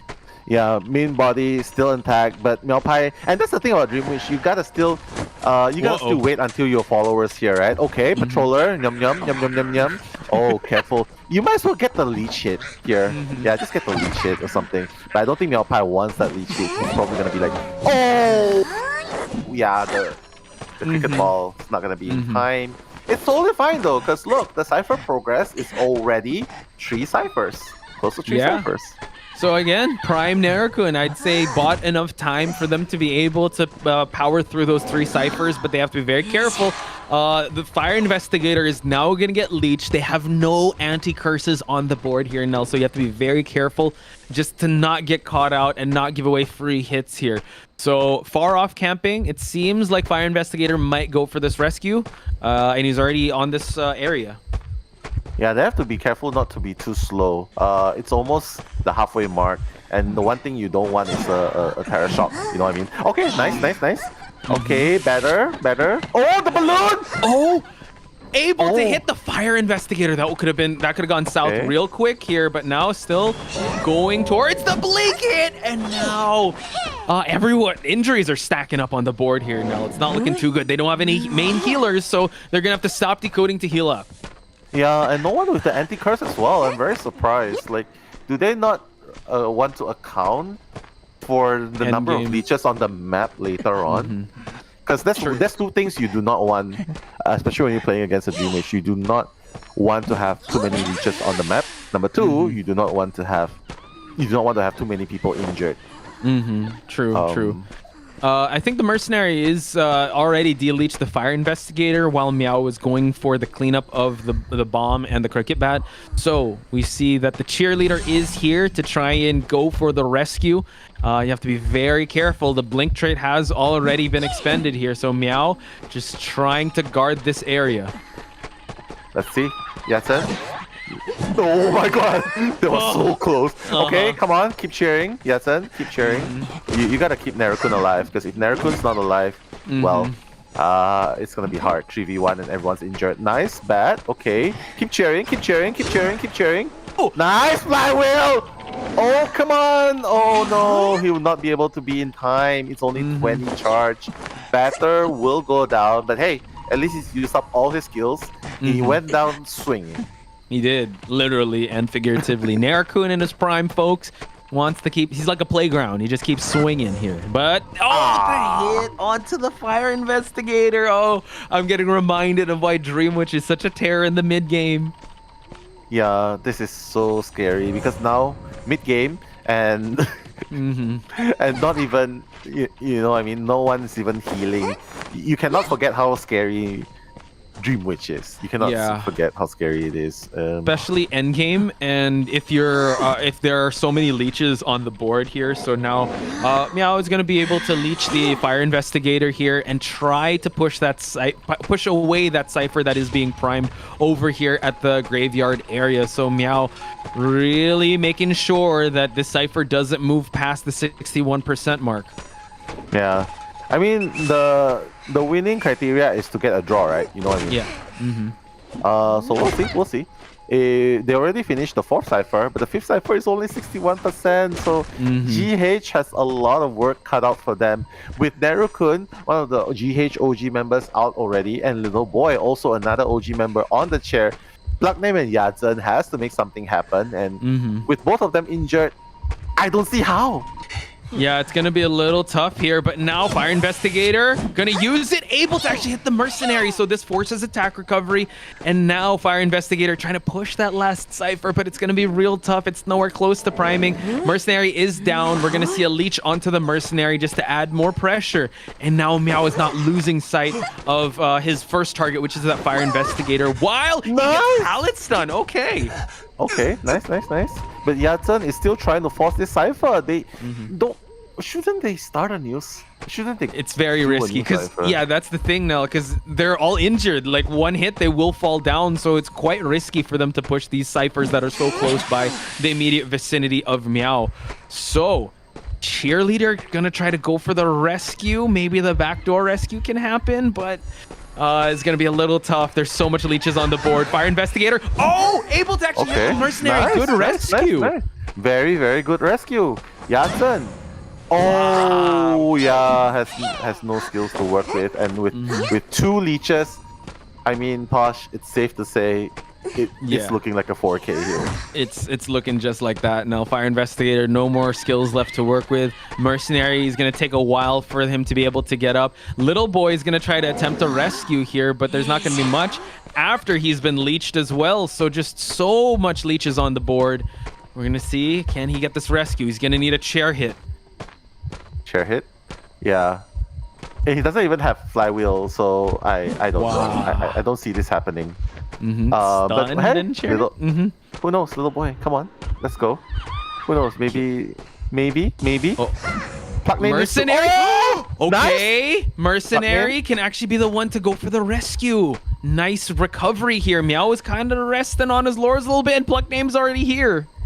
Yeah, Pluckname's trying to force the cipher. If he hits Pluckname, good, they can rescue Yadzhen. If he hits Yadzhen, well, Pluckname cannot come in for the rescue. Wait, what? What's going on? Oh, the cipher's not even primed just yet. He gets the rescue, but he's able to get the hit. Hyper prime, but not quite. It's still at 30%. Oh my god! They're gonna try to push for the cipher. Oh my, this is quite the intense game here, Nell. Yeah, when the banner went down and everyone else was injured, with so many leeches on the game, it's really hard to play. But Yadzhen still has a speed boost. Let's see if Yadzhen will be able to kite a little bit longer. Mind you though, waiting for the flywheel, but now just the slugging strategy. We're gonna see the Cheerleader see that rocket chair, and I believe we're seeing a heal off to the Mercenary. So now, you know what, they're still not out of hot water here. True, but Pluckname does not have any more exit path. True. Little Boy, I mean, unless if Little Boy can distract Meowpie long enough. Yeah, but yeah, I don't see it happening. Little Boy is just like, okay. This is all we got, but hey, you know what? They went down swinging, I'd have to say. You know what? The Dream Witch was banned for a reason and was meta for a reason, and we're being reminded of them just by it now. And there you have it. GGs are going to be called, and FT is going to be moving on, folks. Yeah, FT coming in strong, and hey, Meow Pie coming in the second game and the third game, 4K. Wow, bringing FT the victory. Congratulations. Yeah, We're moving on. I had to be reminded of like Dream Witch in mid game, but you know what? Can we also give a round of applause for Neriku and how well he played the batter in that match? That was so godlike. Yeah. And remember the back and forth moonwalk? Like what? Going to graveyard? No, we're going back to the back exit. What? Exactly. Yeah, I would say that the kiting was really good. It's just that their lineup wasn't well equipped to handle a Dream Witch. Otherwise, if there was a psychologist available or a barmaid, I think it would have been a little bit more different.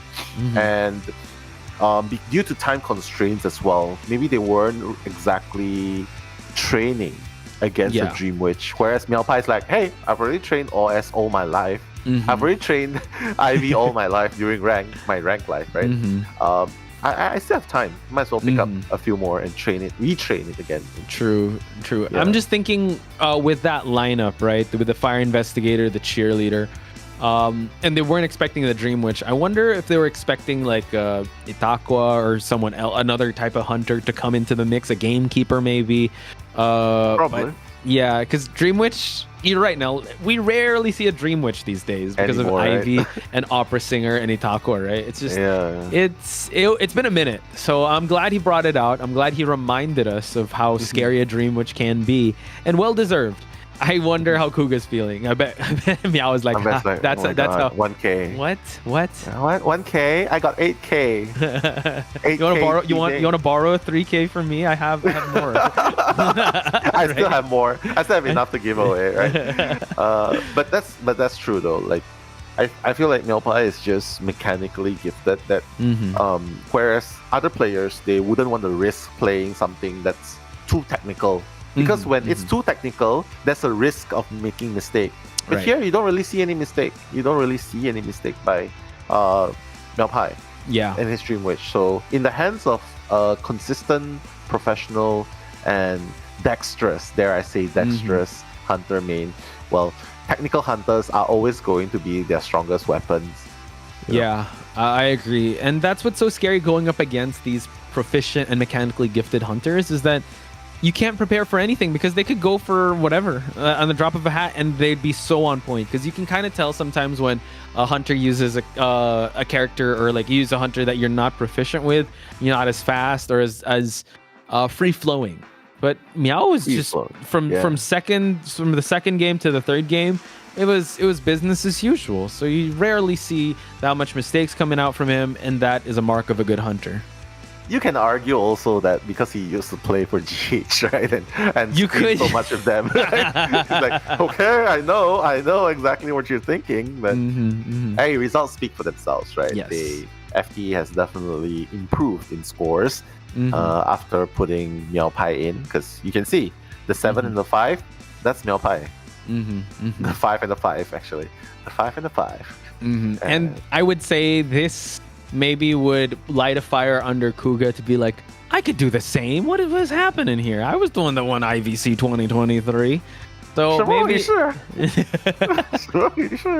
I wish I knew what you said there, but what just happened? There we go. Oh, okay. Yes, Bobo would say. What just happened there? Yeah, right. But hey, congratulations to Meow Pie.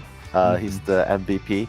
I'm really sure that his teammates are really happy. His teammates, his friends, his girlfriend, his family, his fans all over the world watching the Southeast Asia talents. I'm pretty sure they're really happy for him as well. Yeah, I feel like he's really one of the strongest. In Southeast Asia right now. Undeniable. Yeah, undeniable. That's why this Team FT is so hard to look past. I know we keep saying that like they're the favored to win, and I think after every performance that statement is kind of solidifying.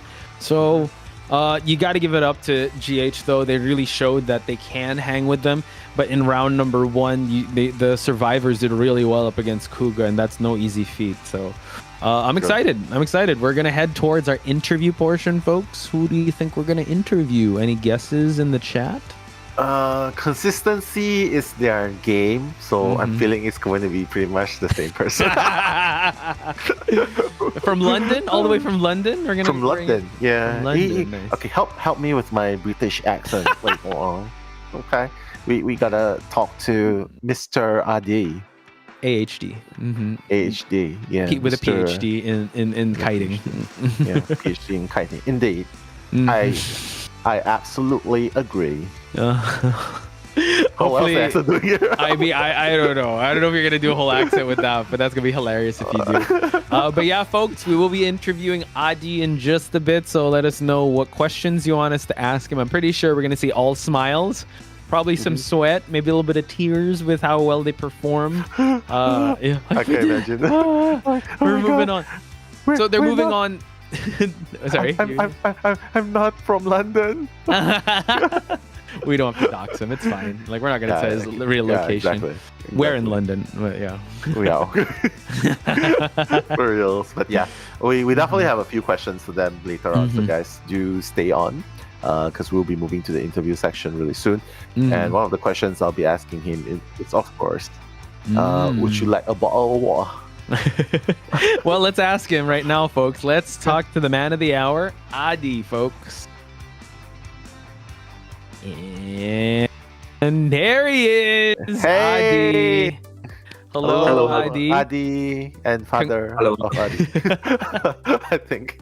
Adi, first and foremost, congratulations for the incredible victory. It was actually very exciting. So you faced GH in the finals of IVC last year. It was GH versus FT, right? So what does this victory mean to you guys moving forward in this tournament? Oh, we are so happy about this because we really hope that we can get the second champion in this IVC. Okay. I see. All right. My next question is, in BO1, what happened in the game, in the first game where Kuga, I mean, this is a little bit about Kuga, right? What happened? Yeah, what was he confused by Team GH? The persona strategy? builds, yeah. Not confused with the location as well, right? Yes, he is very nervous because he said he think too much in the match, so that he lost the stable skill on him. Okay. Yeah, but true. Confusing him. Yeah, it was very confusing. It really caught people off guard. But one thing I want to ask on the Survivor side as well, the round 2, it was kind of a shaky start. Shadow getting the trade-off with the gun, the flare gun, and also Mini Blue unfortunately getting the Terror Shock. What was the communication like for you guys to pull off a tie in that situation? Well, when that moment, we everyone silent. We scared to get 4 kill because the Meow get 4 kill, we cannot give the 4 kill back. So we need at least one escape. Yeah. So how did you guys turn that situation, right? It was dead silence. And then who was the one that guys, we can do it, fighting, it's okay? Oh yes, after that, we starting to plan how should we decode the last cipher, and our target is one escape. So the first thing is we need to open the cipher first, and we decode the both gate, so he only can control the one gate. Yeah. Nice. And I love how you guys were able to talk about that in split-second moments. So great communications. Exactly. So now that you have already won this matchup, how do you feel now going up in the upcoming matches? And do you have any strategies moving ahead? Yes. We are very excited so that we can be the winner bracket, top winner bracket now in the competition. I hope we can continue it. Yes, that's all. Okay. Yeah. Nice. Yeah. I'm excited. Sorry, no? Sorry, just one more question for Adi. Now that you've defeated GH, your biggest opponent last year, right? Do you think is there any other teams out there that you think is threatening your position to be the second time champion?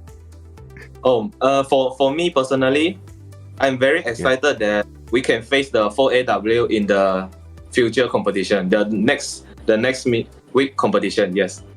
Oh, the prediction going at 4AW is the next matchup against MP. Ooh. So I'm excited to see that matchup. Adi wanting to say 4AW, but they got to win that first. Adi, my last question to you is, what do you want to give a shout out to your teammates, the fans that are watching, a message to anyone?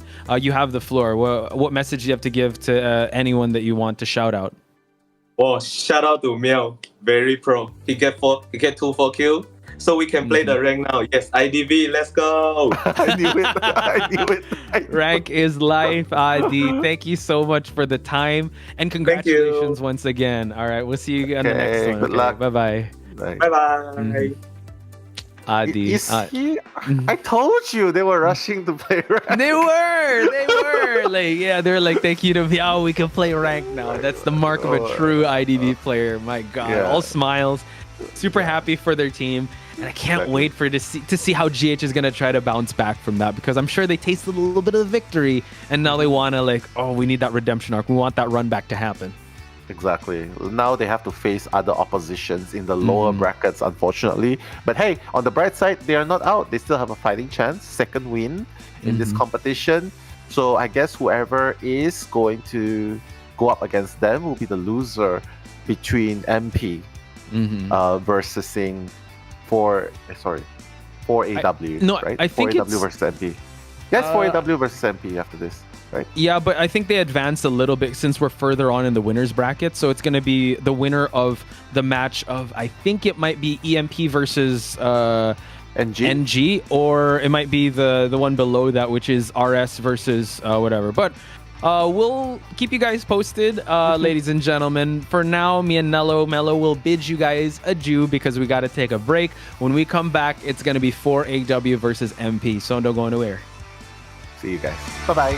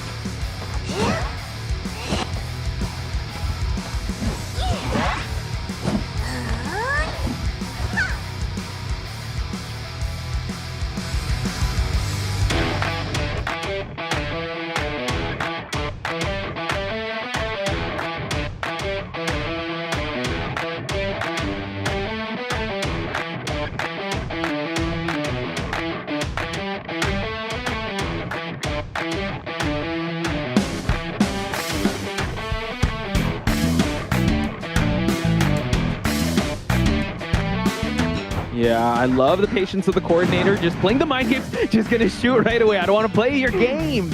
On the rest, and the problem here is that Prospect does not have borrowed time, so even if they do, if they are able to body block for a while. If Mercenary here can get a no damage rescue going down, it would be good, but if he gets hooked, then it will be a double down situation here, Posh, because there's a drop down area, no mercenary coming in. That is very swift movement in. Excellent job there. MX going to continue to kite, really doing a great job, Poch. I mean, all I can say is, he was just born this way. Cypher's primed here, so let's see, could just wait for... Yeah, I mean, the Clerk doesn't really have much option. They have to go for the balloon, or Ford can even just eat a hit. We're going to see the stun. We're not going to see the positive. I think they're going to wait. He dropped the magnet down, I believe, but now we see that we're going to go for a drop down here. Cold Snow. Able to get it. Yeah, that's a great play. We're going to see the charge attack and gets the hit.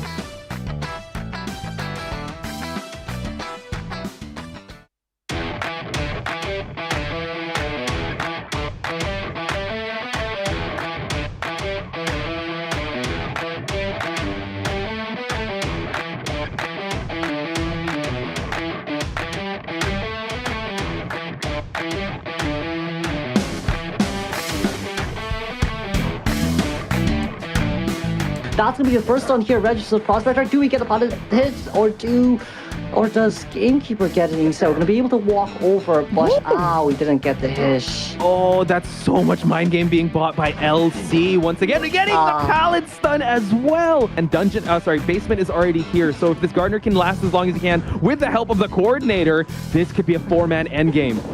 Oh, Cordy didn't get any hit on anyone just yet. We got the pallet stun. Can we pop here? No, there's no one at the execute. Just linked early just to try to catch Puppeteer off guard. But I feel like we just went up. Well, I mean, wouldn't change any more difference. But if we went up normally and then teleported towards the chair, it would have been the same thing. But with a terror shock down there. For Cheerleader right now, she has so much space to play around in Graveyard as well. But one thing we have to keep in mind, what Cheerleader done really well there was to enable the bell icon for the survivors to know where Gamekeeper is the moment that she got out of the way. But it seems like right now we're trying to... Oh, nice dodge! Oh my God.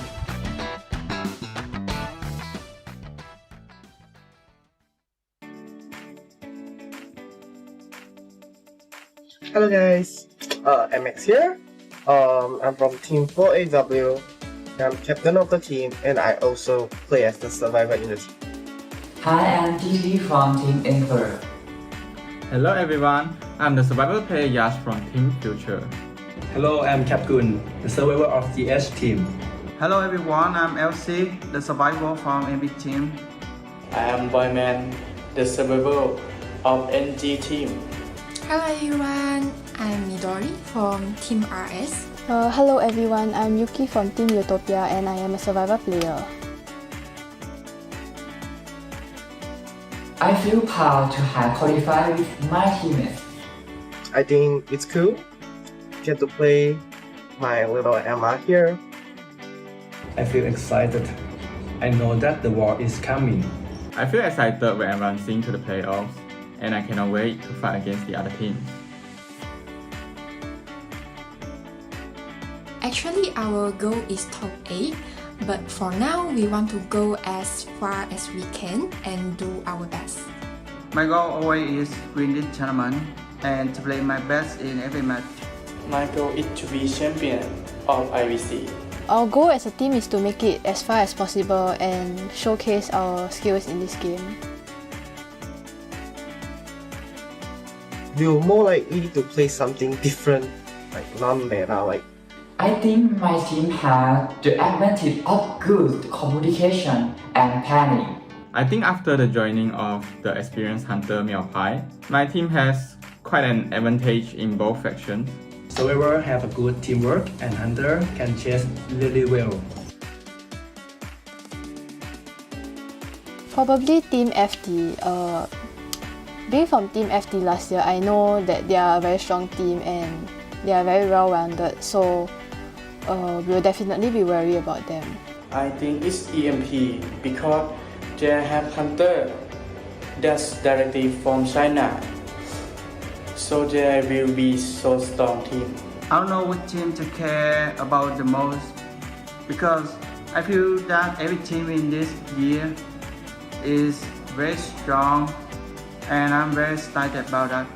Definitely is Team FT because their hunter and survivor are very strong. I want to say like good luck and have fun.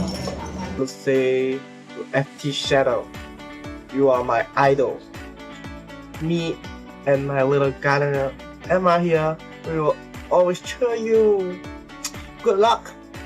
Good luck fighting. So, Gamate, Jayo. TMT, watch out. It's time we might become your nightmare. Come on, MC, you can do this. Get your best and win with your team. Please support me, Boyman, and my team, New Gen. All the best.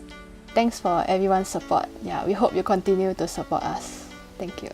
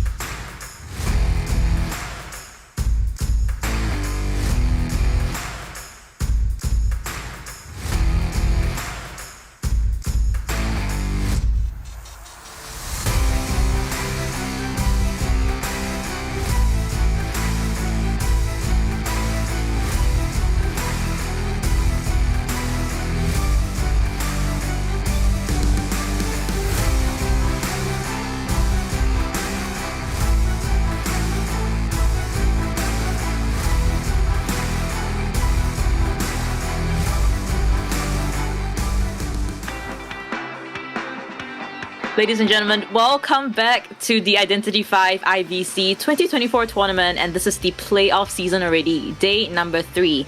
So we are on our second matchup of the day, which is between 4AW versus MP. You know, we've seen the play introductions, but before I forget, my name is Chocho, and of course I do have my co-host over here, Kuro Shiro Gaming, joining us with the live commentary. Kuro, how are you feeling about today's matchup? And also, you know, you saw the first matchup just now. Any thoughts you'd like to share before we officially move on from there? I think, I genuinely do think with the last, FT versus GH, both teams has shown us really strong prowess of, what they can do and what they can show us. But, during our top 16 to top 8 as well, we have talked mainly about Entomologist being a really good counter for Ivy. And that's, of course, what we have seen as well from, GH's survivors, from what they've been able to show us. But I do think as well, right after the first bit of support and harass, ever since Ivy gets towards that max presence, maybe for Entomologist in that case scenario, look, probably be better just to maybe decode instead, or force your survivor to get on the beast to gain that movement speed boost, get out of Ostracon, instead of, trying to gun and push back the hunter. Because it's Ivy we're talking about at the end of the day. You can maybe support a little bit early game, but mid to late game, just a little bit unfortunate from GH's side. But you know what, their early game was brilliantly shown to us as well. Yeah, and I think there were a lot of surprises that happened there. So if you guys already missed out matchup number 1, you might want to rewind a little to check out that matchup. It was crazy because FT survivors, they seemed like they were falling apart in the Chinatown matchup. But coming into this, right, we do have MP versus 4AW, and Adi kind of indirectly predicted in his interview that 4AW is gonna take this win. But in your perspective, what are the odds here? It's a bit of a 50-50 right now, I think, because for 4AW and MP right now, from our games yesterday, both teams won because of best of 3s. They didn't have the best, game 1s, and then of course they tied out game 2, moving on towards game 3. For both teams side, I would say it's more 50-50. Like, okay, both teams has a really strong Opera and Ivy, so I guess it's best of 3s right now. Who are we going to be able to pick out here? MP does not have the wheel anymore, and of course 4AW doesn't have the geisha. Yeah, so we will see how this is going to be taken in this matchup here. Now, looking at our player roster for AW, we do have Zen and Hershen, these two hunters, very strong, and Hershen surprised us with that geisha pick, and also his warp game. His warp game tree is very, very strong. And also we do have the line of survivors. And for Mad Penguins over here, Kuro, do you want to take us through it?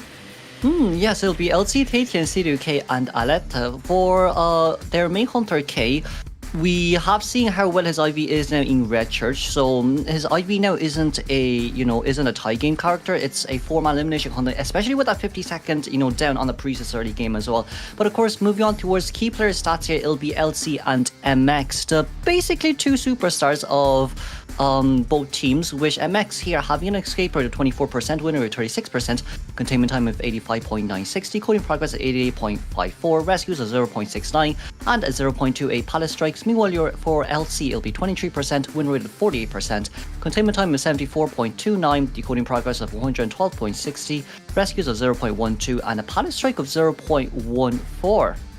Yeah, so in the recent interview with MX, of course, in the post-match interview, he mentioned how he's gonna be picking up even more non-meta characters. And in just that previous matchup against UTP yesterday, we saw that Gardener, Lucky Guy, and Thief. In fact, he was kind of like playing Thief, but in a Lucky Guy costume because of the torchlight, the coordinator's gun.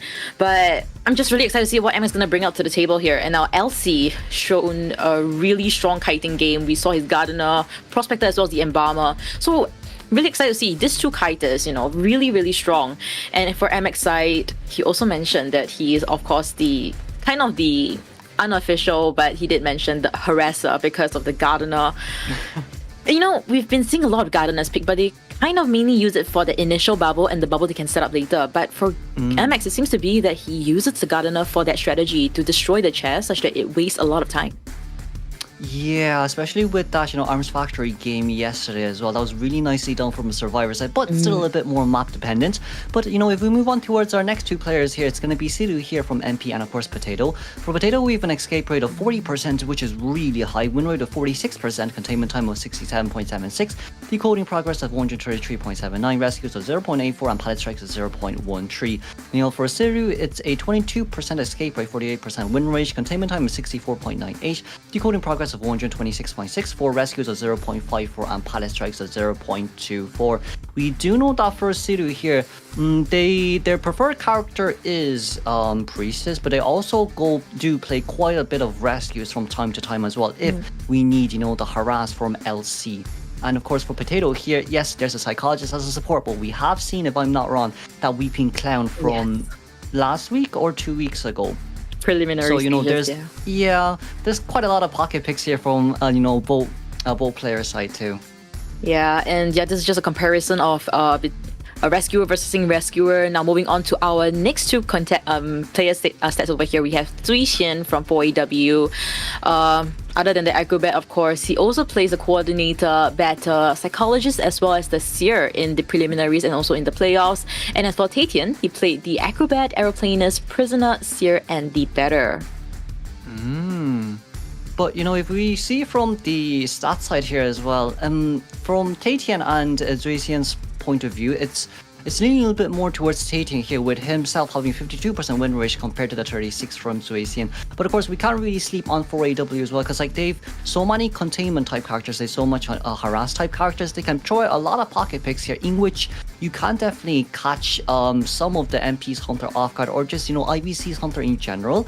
4AW is quite a formidable foe here to go against. So from MP's point of view right now, their survivors are good, but 4AW survivors are also really good. They might still have some picks that we do not know yet. Of course, we've seen the Fire Investigator coming out yesterday, which was a really good counter against the Opera too. But moving on towards the next dude here, we have Alet here with the Barmaid. His Barmaid containment yesterday in Chinatown was brilliant, especially after the target change. And of course for Sizi here, with the player stats usually, why not could you introduce it first, please? Alright, so we do have CZ. Of course, he also played the psychologist, forward, fire investigator, like you've mentioned, acrobat, and the coordinator. And as for Alet 1, coordinator, cheerleader, psycho, and barmaid. So Alet takes up mainly the kiting roles for his team. So fortunately enough, although he kind of met with a geisha as the hunter opponent, luckily he's not first chase as a barmaid, because we do understand that barmaid versus a geisha is not the best kiter there.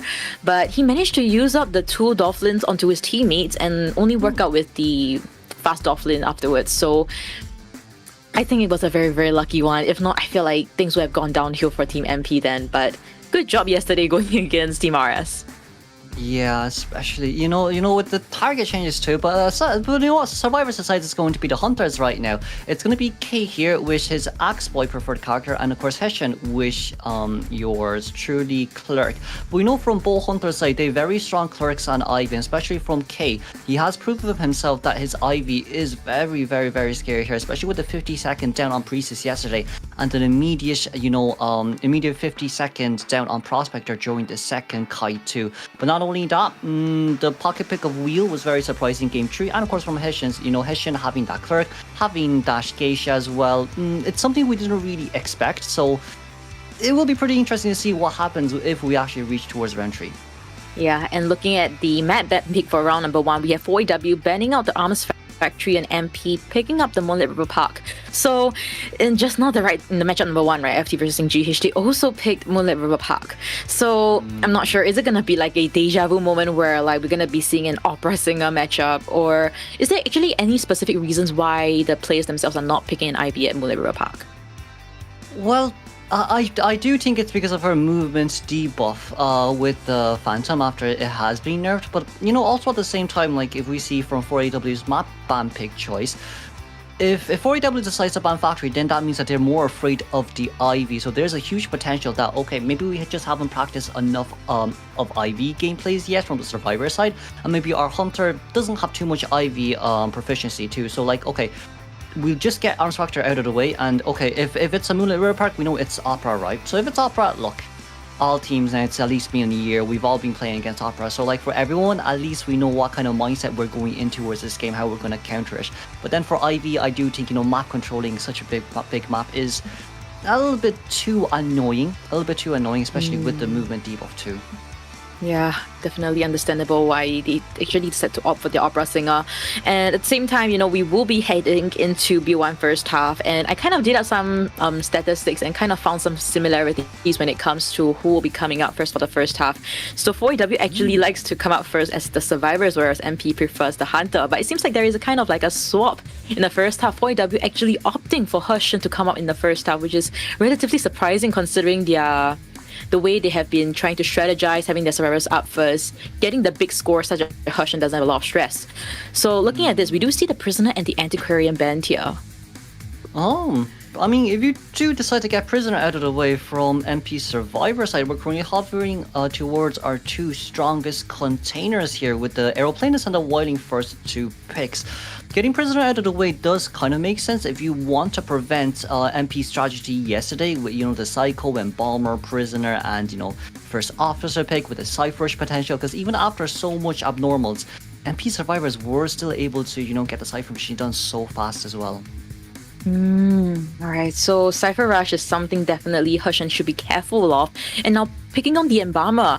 Embalmer definitely works very well at the Mullet River Park, especially with the elevation and the big map that actually capitalizes on Embalmer's usage of the coffin. Now, it seems like MP, what do you think their strategy is going into this? Because we usually don't see an Embalmer being B1 first half. Maybe when it comes to they just need to one escape, they usually have the Embalmer in the second half, so they kind of need a also they're gonna pick a Gardener over here. Okay, this overall team comp against an Opera Singer, how do you think it might fare?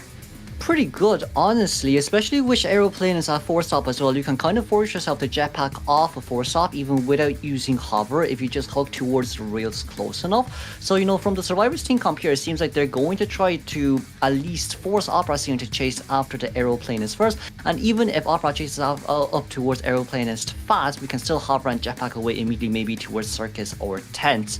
For the likes of Wildling and Gardner, what's really good about Gardner is really just the way that she can dismantle her chair and increase the chair time of any survivors that's on chair for 10%. So just a little bit more time here for the survivors to cypher a little bit more against the Opera Singer too. And then Embalmer being Embalmer, we'll just see if we can ever have the chance to Embalmer survivors and just to continue to decipher or not. But it's quite a fast decoding pump, Chocho.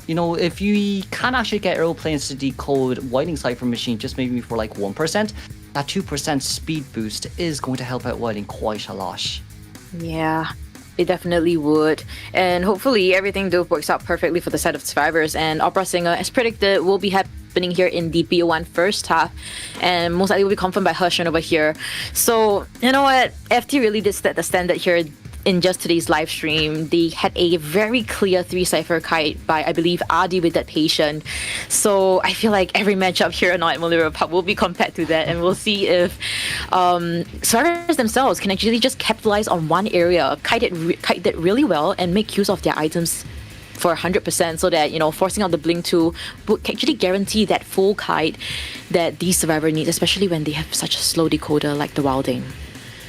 Definitely. But it's also what we've seen from last matchups as well with FT versus GH. Depending on who gets first chased, I do think everyone, if we just start decoding immediately, should be able to get 3 Cypher machines done. But as we can see on a spawn location, it's going to be Sidu here as the Wildling at North Bridge. Meanwhile, Tatian is going to be very closely towards 4th platform, LT as an Embalmer in 1st platform, and Alette here as the Gardener at 2-story. Hessian spawning below 3rd stop here. We might try to force Wildling on towards board just a little bit early, just to get that 50-second, Wildling's board cooldown out of the way too. Alright, so this will be it. We've, correctly just break down everything for us, so we'll see if the MP survivors are able to kite out really long as expected from our expectations over here. Now heading into Mullet River Park, round 1 first half between MP survivors versus Singapore EW's Hunter. My name is Chocho, joined by me will be Kuroshiro Gaming, and we'll be giving you the live commentary of this matchup.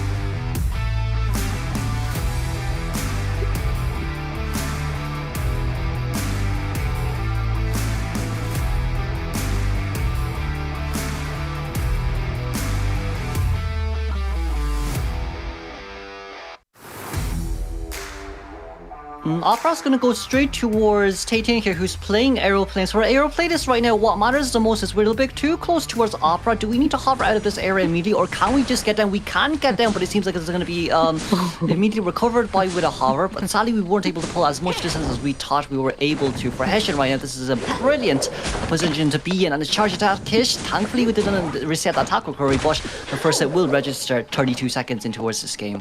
Wow, relatively fast hit. So now we have the third ciphers just starting out only. So ciphers are looking not too fast. And it's currently 50 seconds to the match. We do have 20 seconds left to that blink. Will Hershen be able to get that hit without the blink though? Seems to be so. The hit over the window. That's a tiny bit unfortunate there, honestly, for our aeroplanist. But I do think as well, it's where we spawned initially too. I think for aeroplanes that we initially wanted to go in towards tent, but realizing that tent might not be the best area to actually use your hover, decided to double back towards, you know, the forward stopping, which allowed Hessian to actually catch up towards our aeroplanes relatively fast. Now LC is really closely nearby. We did get the face of aeroplanist. What matters the most here is, oh, we decided not to go for the hit. A little bit worried about Wildling. This could still become a tie game here as long as Embalmer can get the coffin maybe a little bit far away from this side of the map. Wow, I mean, things are in favor of Hershen now. He's getting one hit onto the board. Another hit will work here. And the save rescue does register. Aeroplane still has 2 more pirates to work with. A used one to get away. So, fly low here. But, oh, the hit doesn't reconnect. So, Aeroplane is still able to kite it out here. And there is still a blink on Hershen's hand. Will he use it just to fasten this down? Or allow Taitian to actually prolong this kite further? But like we see from Embalmer's coffin placement there as well, it's pretty far away from any of the cipher machines. So even if we do get Embalmed here, at least aeroplanes can rebound kite pretty well after the second chair. But with this rebound kite as well, it's already 20 seconds after tie turn time. We don't have any items remaining. For Hessian right now, it's just a matter of time. But for our aeroplanists, it's a matter of how much time we can buy for our survivors. We've only finished one cipher machine. We have one more pallet here left to play, but that hit was just a little bit too short. Oh my gosh, really kiting for his life now. Taitian will be seeing the down, but the coffin, like you've mentioned, is already on him. So they just gotta wait. Wait for him to get chaired. The moment he gets chaired, click on the yes, and he will be coffined over. Now looking at the ciphers wise, it's actually not quite enough. Only one first cipher decoded and the other 3 is only around 50%. So they really need to make this kite count, changing the trait to a teleport just to fasten this. What do you think about this trait swap, and does it really change the matchup here? It helps MP Survivor quite a lot. I think this can guarantee them a tie game there, especially with the fact that all survivors are currently rushing the cipher machine. By the time you actually get aeroplanes, there will be 4 cipher machines done there. And of course, if you see the cipher machine locations here, oh, vaulting over, we did get a hit down, that's fine. But as I was saying, if you see the cipher machine locations right now, there's another one at first stop and 2 on the other side of the map. So it doesn't seem like here for Hessian he can actually start map controlling, comparing to, you know, last, yesterday's game where MP unfortunately did leave 3 cipher machines closely towards each other, but for now it seems like everything is going to be okay. There's going to be 1 cipher machine at 4 platform and another one here near the bridge. With a pretty spread out approach, forcing Wildling on towards the board right now. And do we really want to chase after Wildling in this scenario? I'm not sure. It's a bit laggy on our side, but we are now back into the match up. Seems like the last cipher is on a standstill. We have 3 very healthy survivors just running about. Embalmer has no coffin. Wilding does have a boar. Gardener does have a toolbox to work with, and only 2 of them have 3, whereas Embalmer only has 9 and a 6. So, where do you think his focus point should be right now? We're looking for Embalmer here, but the thing is, we really do decide to chase Embalmer, he can self-resurrect himself, even if he doesn't have borrowed time right here. But I guess the tie turner there as well, it's not going to come out from Embalmer. From the Hunter's point of view, if we can damage Embalmer here and immediate teleport, that would be for the best. That's going to be immediate registered on towards LT, as we do see Aletta and Sidu decoding a cipher machine together right beneath second platform. Okay, that's double pallet here, drop down. Now we're going to teleport. We're teleporting out here immediately from the Opera, and that's Wildling hit registered. That's fine. And of course, Gardener. It's best to chase after Gardener here from MP's point of view, because she's someone that actually has borrowed time. Yeah, alright, so Illet still trying to kite for her life here. The bubble did pop, but the hit still registers. Now we do have the 5th cipher actually being worked on at 20% now, on a 20%, and Shiro is just running about in between both ciphers. What should be the game plan for the survivors right now?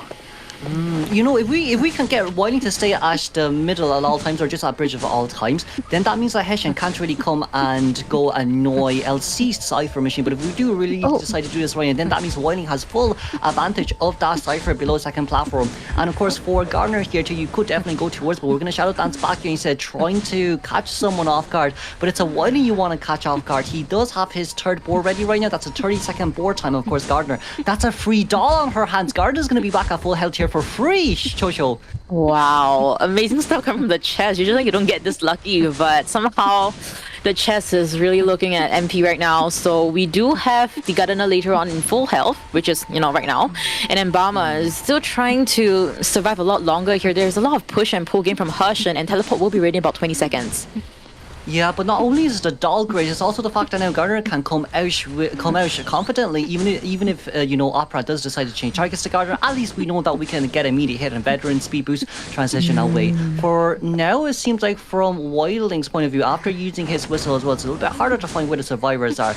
But we kind of just want to force Opera at this side of the map. So as long as Wildling can keep doing this, we'll get on board. Yes, it's going to reduce to 20 seconds over time, but if we just wait for another 30 seconds, we can at least buy, Embalmer, if you see on the bottom left here, a little bit more time with the decoding progress. So overall, it's not too bad from the survivor's point of view. For Hessian right now, it's a fight for time.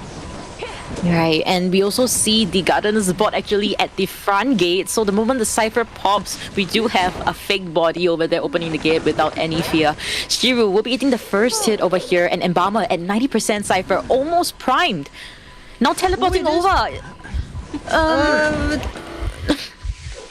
We just see the down here. So currently the only person that can potentially come to his rescue is the Gardener, and Wilding might need to push that 80% Cypher, which is at the middle of the map.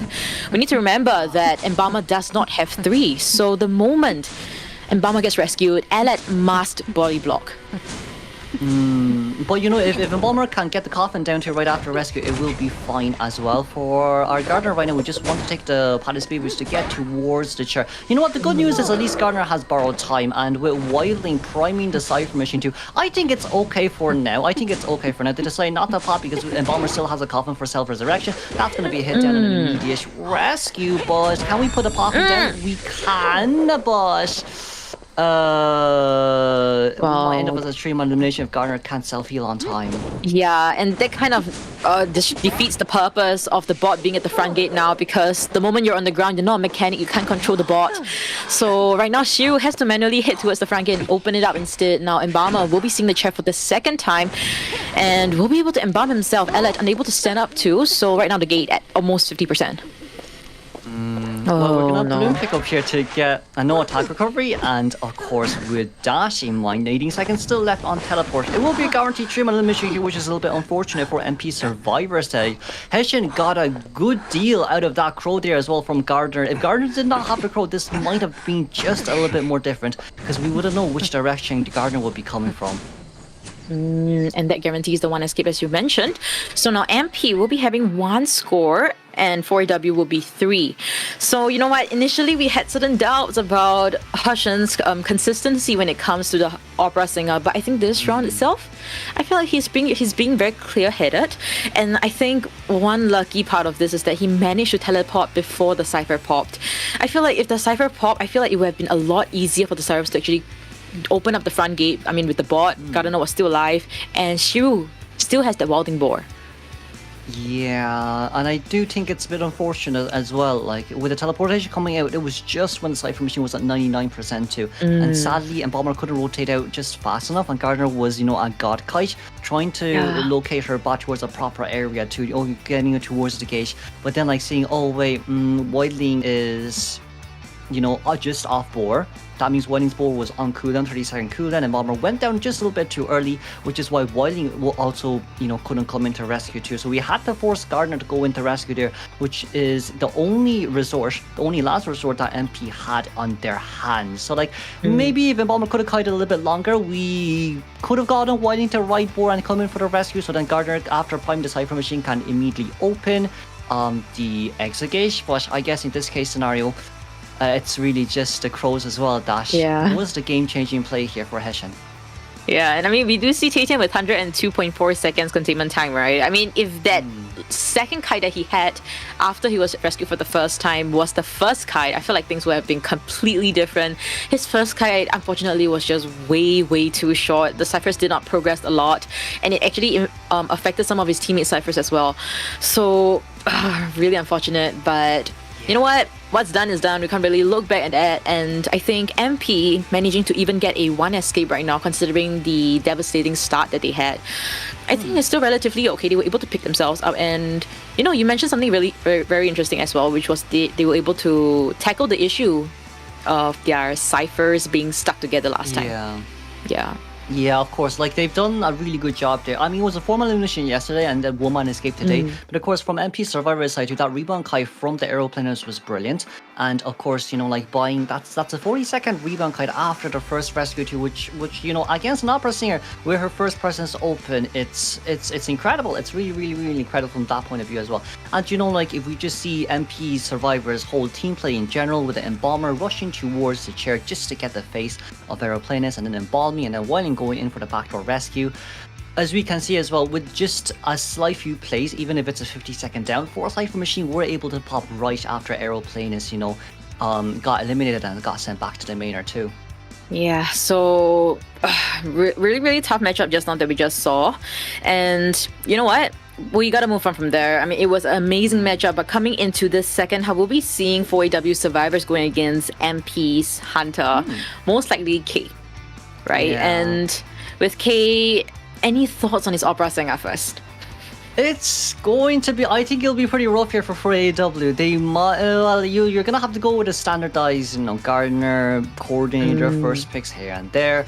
But against K's opera here, you know, it's really scary, especially what we've seen before as well. But it is still Cypher rushable. Like a lot of teams have already proven it, right? No matter what happens, if you do get a Terror Shock down, as you can do your rescues properly, as long as you can do your decoding properly, just do due diligence, and you know everything will work out in the end for them. But maybe in this case scenario, we could have K coming out with an abnormal opera singer, just depending on the team comp as well. It could work pretty much in their favor too, you know, because we saw abnormal opera singer coming out yesterday. And it was good. It definitely was good, yes. But like, look, survivors were still able to cypher rush, as I've said multiple times before as well. So you know, like for 4AW right now, they have quite a lot of advantage point. They could get the embalmer out too. Yeah, and actually, I do have a question that I would like to ask you. So you know, we've been seeing so many River Park, and somehow, somewhat, we don't really see the roller coaster being used anymore. So when survivors and hunters, right, teams, they pick this map, right? Are they just picking this map just because it's a big map and they have great terrains for kiting? Because last time they used to capitalize on the roller coaster, but now it's just like it's like invisible. Yeah, it is. I think it's just with the meta changes, you know, Chocho. Because like, oh, IV, look, take roller coaster. I'm already gone out of the way. And I think warp is another good reason why we're not using coaster as much anymore. Like, okay, if this was, let's say, Ever Sleeping Town. Okay, with tram, you can get on tram and buy 10 extra seconds. Because like you can just get on tram, sit there for 10 seconds before it actually starts moving. So like with tram, it's a little bit more worth it. But with coaster, on the other hand, you can get terror shocked. In tram, you cannot get terror shocked unless you're playing something like Bloody Queen, you know. So like for coaster right now against opera and IVs, you don't want to waste too much time supporting. You just want to cypher rush the heck out of them, and especially with how important first containment is.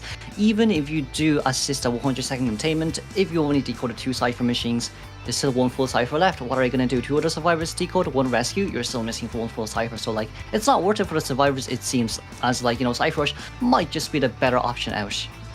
Oh, Alright. Now, totally understand that Cypher Rush is that new, is the current meta that we're looking at. That's why we've also been seeing a lot of prisoners getting packed in BO1, and also prisoners just getting banned out straight away in the first 2 bans from the Hunter side. So, yeah, definitely very much understandable. So, coming into 4AW's second half over here,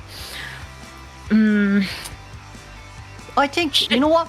If they want, okay, they can pick a MP survivor team comp from yesterday.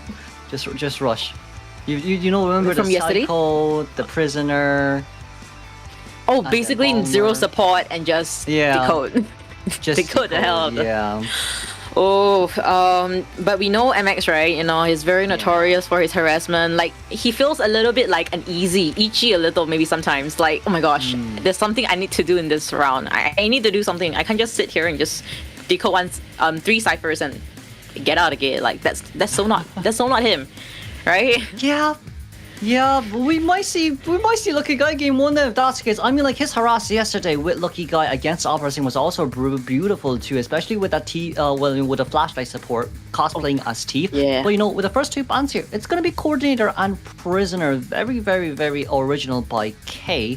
But this band seems like he's trying to go with Ivy. All right.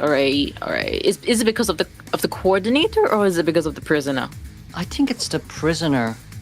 Because the connection towards Ostracon, connection towards the Cypher machine where there's an Ostracon nearby, if you can rush it, that would be for the best, and it's the safest option there too. So I do think it's a little bit closely towards Ivy, but then if we ban Antiquarian, then it looks more like Opera.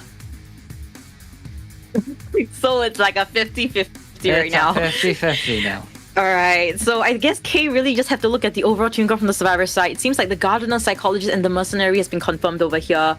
They potentially need one more potentially normal character and... Oh, normal? Yeah, when I meant normal, I mean in MX Dictionary, the non-meta characters. Maybe let's not. Okay, we locked in Painter. Lovely Painter game one who's able to be recycled here.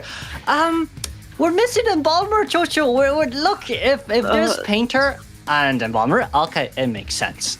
But Oh, and in fact, Gardener, MX is not taking the Gardener, MX is taking the Painter. He wasn't kidding with us when he said like, oh, watch out because we're gonna pick even more non-meta characters that will surprise you, and that's exactly that. CZ on the Gardener as well.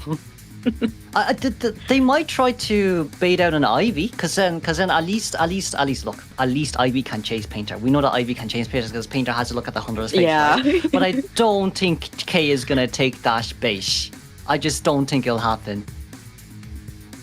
Alright, seems like you're right. He's just gonna pick the Opera Singer. He's not gonna be like hot-headed, right? But coming into this, right, Opera Singer, Moonlit River Park. This is the 4th time I believe that we're seeing this just right today at Moonlit River Park.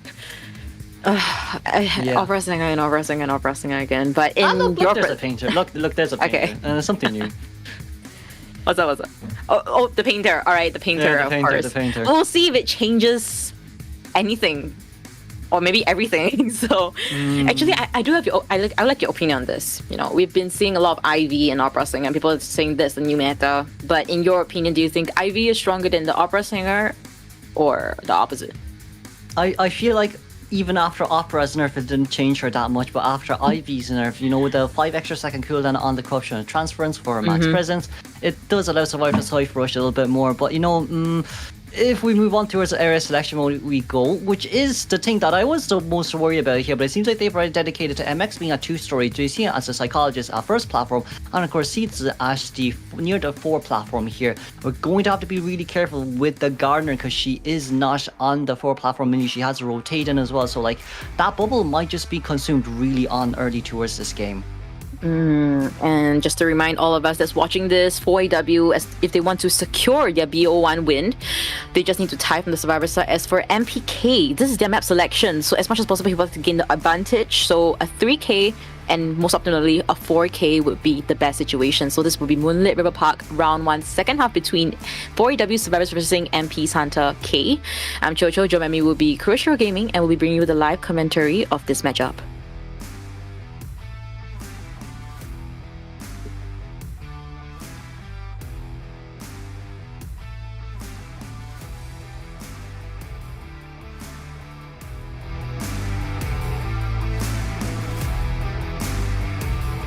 We're going to be able to see Opera Singer going after Gardener here. For our Gardener, we're going in straight towards Tents, it seems. With Seeds of being the Gardener right now, it's going to be a little bit harder here to play because K has already dropped down so much remnants nearby. So I guess this first bubble will be cancelled out pretty early in towards this game, unless Gardener's going to be able to make it towards the pallet. But it seems like, charge attack, it was just a little bit short, but no, we still got in the end. Alright, I thought CZ could actually escape fate for one more time over there, but it seems like he will not. Now K will be trying to chase CZ once again. The 2 pallets being slammed down here, so forcing CZ out of this area with that pallet boost. We'll be getting this first hit while he enters this area. So Potato is over there. Potato is playing the Mercenary, so probably wouldn't be a much help here. Yeah, and especially with the fact that like we don't have bubble for another turn. No, we do have bubble right now. It has 20-second pass already. Bubble came out just on time. But if that's the case, there's another 20-second cooldown right now. We do have blink ready just about now. Are we going to try blink down, or are we trying to bait out the flywheel from Gardner? No, we're just going to go straight in, and with the 2 pallets here drop down, that kind of just means that there's no rebound kite containment here possible from the Gardner. Yeah, and looking at the ciphers, it seems like it's about 1.5 to 2 ciphers. So, I mean, interrupting Mercenary cipher is completely fine since Mercenary will be coming for this rescue. It's just that he will be pressured to come for this rescue early on. So, Kay, trying to spot out Potato over here, should be pressuring him. Not too sure why he is not trying to do that here. I think we're just being a little bit wary of the elbow pad as well from Opera Singer, but okay, Potato's gonna try to come in. As long as we don't get a terror shock, everything should be fine. Cypher machines are going pretty fast here as well. With that hit registered, let's just see how well Gardner's rebound kite can go here. We did not break the 2 pallets near this area, so right now Gardner has quite a lot of leeway here to play around, or even just to pull a long way away from the Cypher machine near Northbridge. But we'll be able to see MX nearby. Can MX maybe get a little bit of a look at the Hunter's face for a little bit, or is he not going to come rescue at all and we're going to decide to sell? I think selling here could be the better option. Alright, so we'll see if MX is willing to give off that sell right here, and MX is actually kind of pressured here, so doesn't really have flywheel. Oh, able to get the full picture of the Hunter's face, so we might potentially think that the game plan here is to rescue one more time and use those painting to harass the Hunter, such that the ciphers might be enough. With the empathy from from Psychologist as well, but it seems like we're going to force Painter to come into rescue. He said it's okay for now since this is a single Hunter with the painting here, but we can at least force the Opera Singer on the painting right now. It will buy us just a tiny bit more time here, but this tiny bit more time is going to be enough for our ties. We're going to be able to see around 4 Cypher machines just about to be finished here from the Survivor side. 3 done, and another 2 at 50% here on average. You know, Caesar still trying to contain for as long as possible. That bubble has been fully recharged here just on time as well. Can we get this palace done? We didn't even decide to go through. Yeah, and honestly, very well-timed bubbles by CZ, twice in a row in fact, and now CZ able to get away with fate for the second time. Still trying to kite out here, MX with that second painting. Although non-meta, it seems to be working out here during the kite. So CZ able to get into a safer area. 3 pellets here hasn't been used, so it should be put into good use. Painter will be getting that last hit and will be seeing the ground. CZ, can he survive until the cipher is ready? It's 85% right now. We're currently looking. Gardner's trying to go towards the pallet. We're going to be able to dodge it just on time with that pole. But the blink coming out here. The Cypher machine at 92%. Can we pop it on? It doesn't seem like we can. Ooh, if we did not have blink right, it would have been so much more different with the Cypher machine popping open right here. 4AW only needs a tie. They already have a survivor here at the exit gate. And it seems like MX is very closely towards the dungeon too. Oh my gosh, MX is close to the dungeon, but he doesn't have any items. He doesn't have any flywheel. K knows that MX is here. He sees the blood prints. Now, MX will be reeling himself, but we'll see that terror shot. The hit does connect, and the gate is open at the front gate, so 2 of them will be escaping, which guarantees that tie. Wow, if you manage to crawl there though, that would be really scary. You know, it's also the thing that this dungeon is notoriously known as the best dungeon to go to, especially with so much tight walls nearby as well. If you're just going to be able to make it over that window, I think MX could have definitely got at that dungeon. That's like one of the most scariest dungeon on this map as well. So with that tie game here, it will be a 5-3 for AW, it seems. And of course, we're a little bit skeptical about the Painter, but the Painter's support afterwards was absolutely beautiful from MX's point of view as well, and especially for Zuixian, he did the best he could. The rebound kite was good, the support was good, but that dodge, by utilizing that pole and vaulting over the pallet, was beautiful as well. But sadly, there was still just a blink there, and the Cypher machine was at 91% when we got the hit down, so yeah. Oh my gosh, if only the Cypher was just a tad bit faster, things would have been different. It could have been a 3 escape, or I don't think there'll be a 4 since there isn't really any support coming in from any of them anymore. There's no paintings. Mercenary is just a blank piece of paper other than a full body block that can happen. Psychologist, nothing much can happen there as well. But overall, I think it's a relatively okay game. I mean, it was a pretty fast down at the start, but the rebound kite, MX support coming in, this is what we call like the perfect teamwork and rebound kite that we can see here. Yeah, and you know, like from K, when he decided to change targets towards the Painter, like MX's movement speed was really nice there as well, because like we see that throughout the game as well. That 48.5 second containment, definitely 20 seconds was coming out from that immediate target change when Gardner immediately got down, getting ready for second chair. But because we were able to land the hit on towards that Painter as well, Painter getting that full painting and coming in for that support rescue too, that, you know, was another great factor of this game that could have left to that 4-man end game.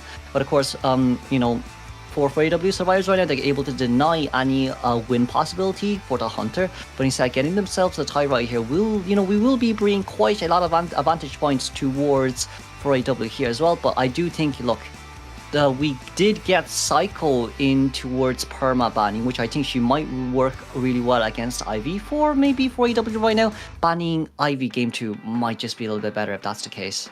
All right, so we'll see if they'll actually ban out the IV in BO2 BPs later on. But you know what? We have to go back to how this really started, right? We had MP picking up the Muley River Park, but 4AW got the advantage in their opponent's map selection. So coming into BO2, right, there is a total of 8 maps. Of course, we've used that one. 7 left. 4AW coming into BO2, what could they possibly pick here? There's a lot of things that Hessian is good at, but for 4AW, we have seen Hessian playing really well in Sacred Heart Hospital. So I feel like if we can try utilize that Sacred Heart Hospital not only for our Hunter from 4AW, but also for our Survivor, since it is a really nice counter to Ivy as well, in case we decide not to ban the Ivy. Now for Opera, it's kind of a 50-50. Depending on how proficient we are in that map, you definitely can get the Opera out too. But most of the times, as we've seen on that map, it was Ivy. So I guess, you know, we could try utilize a small, medium-sized map like Hospital, or we can go big again. We can go big again and go against the Opera, because we know for AW, we can Kai Opera. No matter how fast we go down, there's still a rebound Kai containment possibility there as well.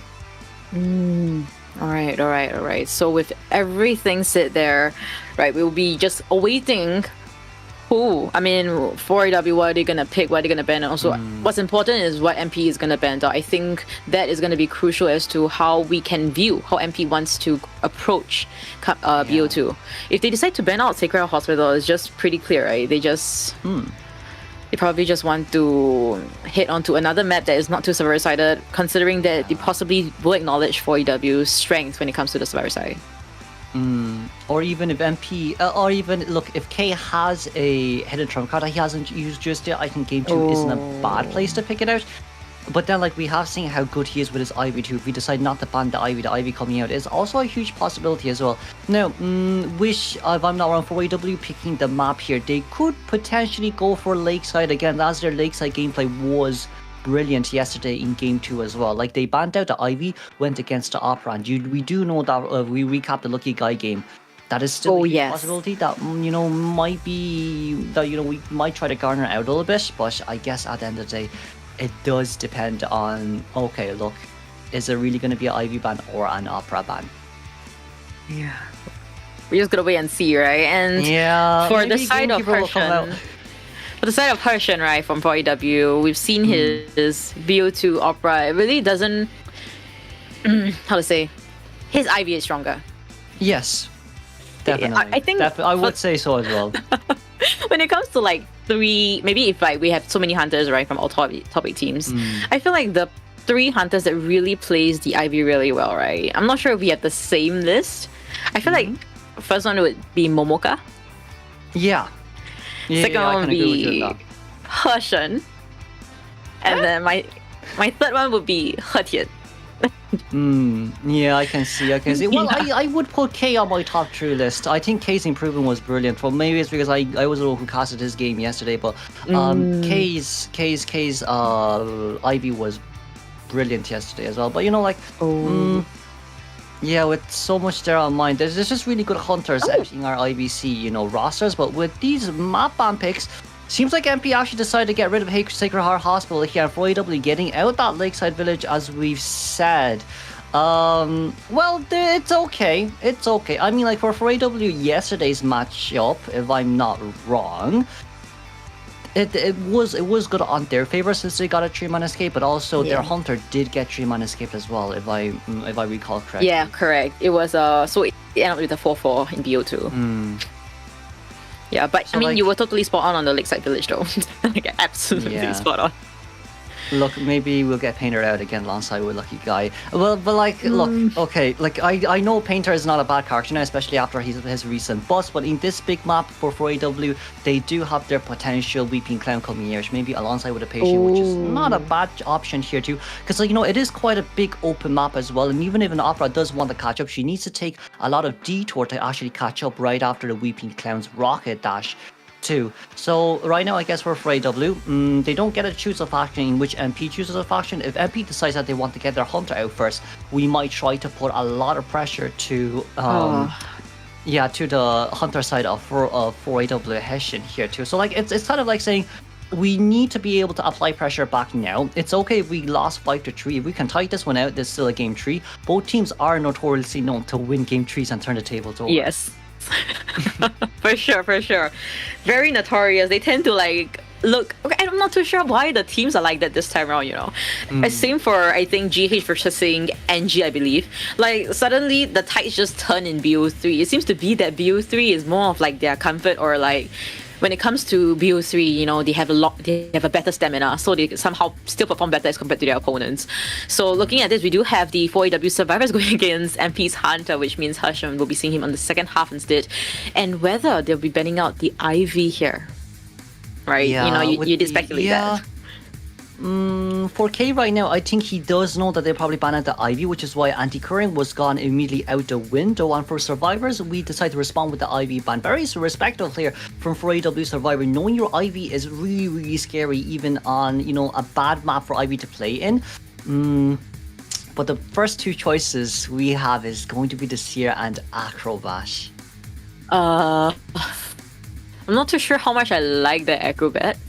But definitely the Seer in BO2 right now, that it will be globally banned out later. I think 4W is relatively confident that they can take this home. But we did see certain missteps, I believe, from 4AW's Tuition when he played the Seer, right? He didn't have a 3, and then the butt didn't come out at the end, the Cypher popped. So I'm not too sure whether there was I'm not sure if it was miscomm or he forgot that he had a 3, but luckily CZ able to escape to the dungeon. I think that was their saving grace over there. But you know, I think for Acrobat, it's relatively okay with the female dancer bandit coming out with a Lucky Guy for MX.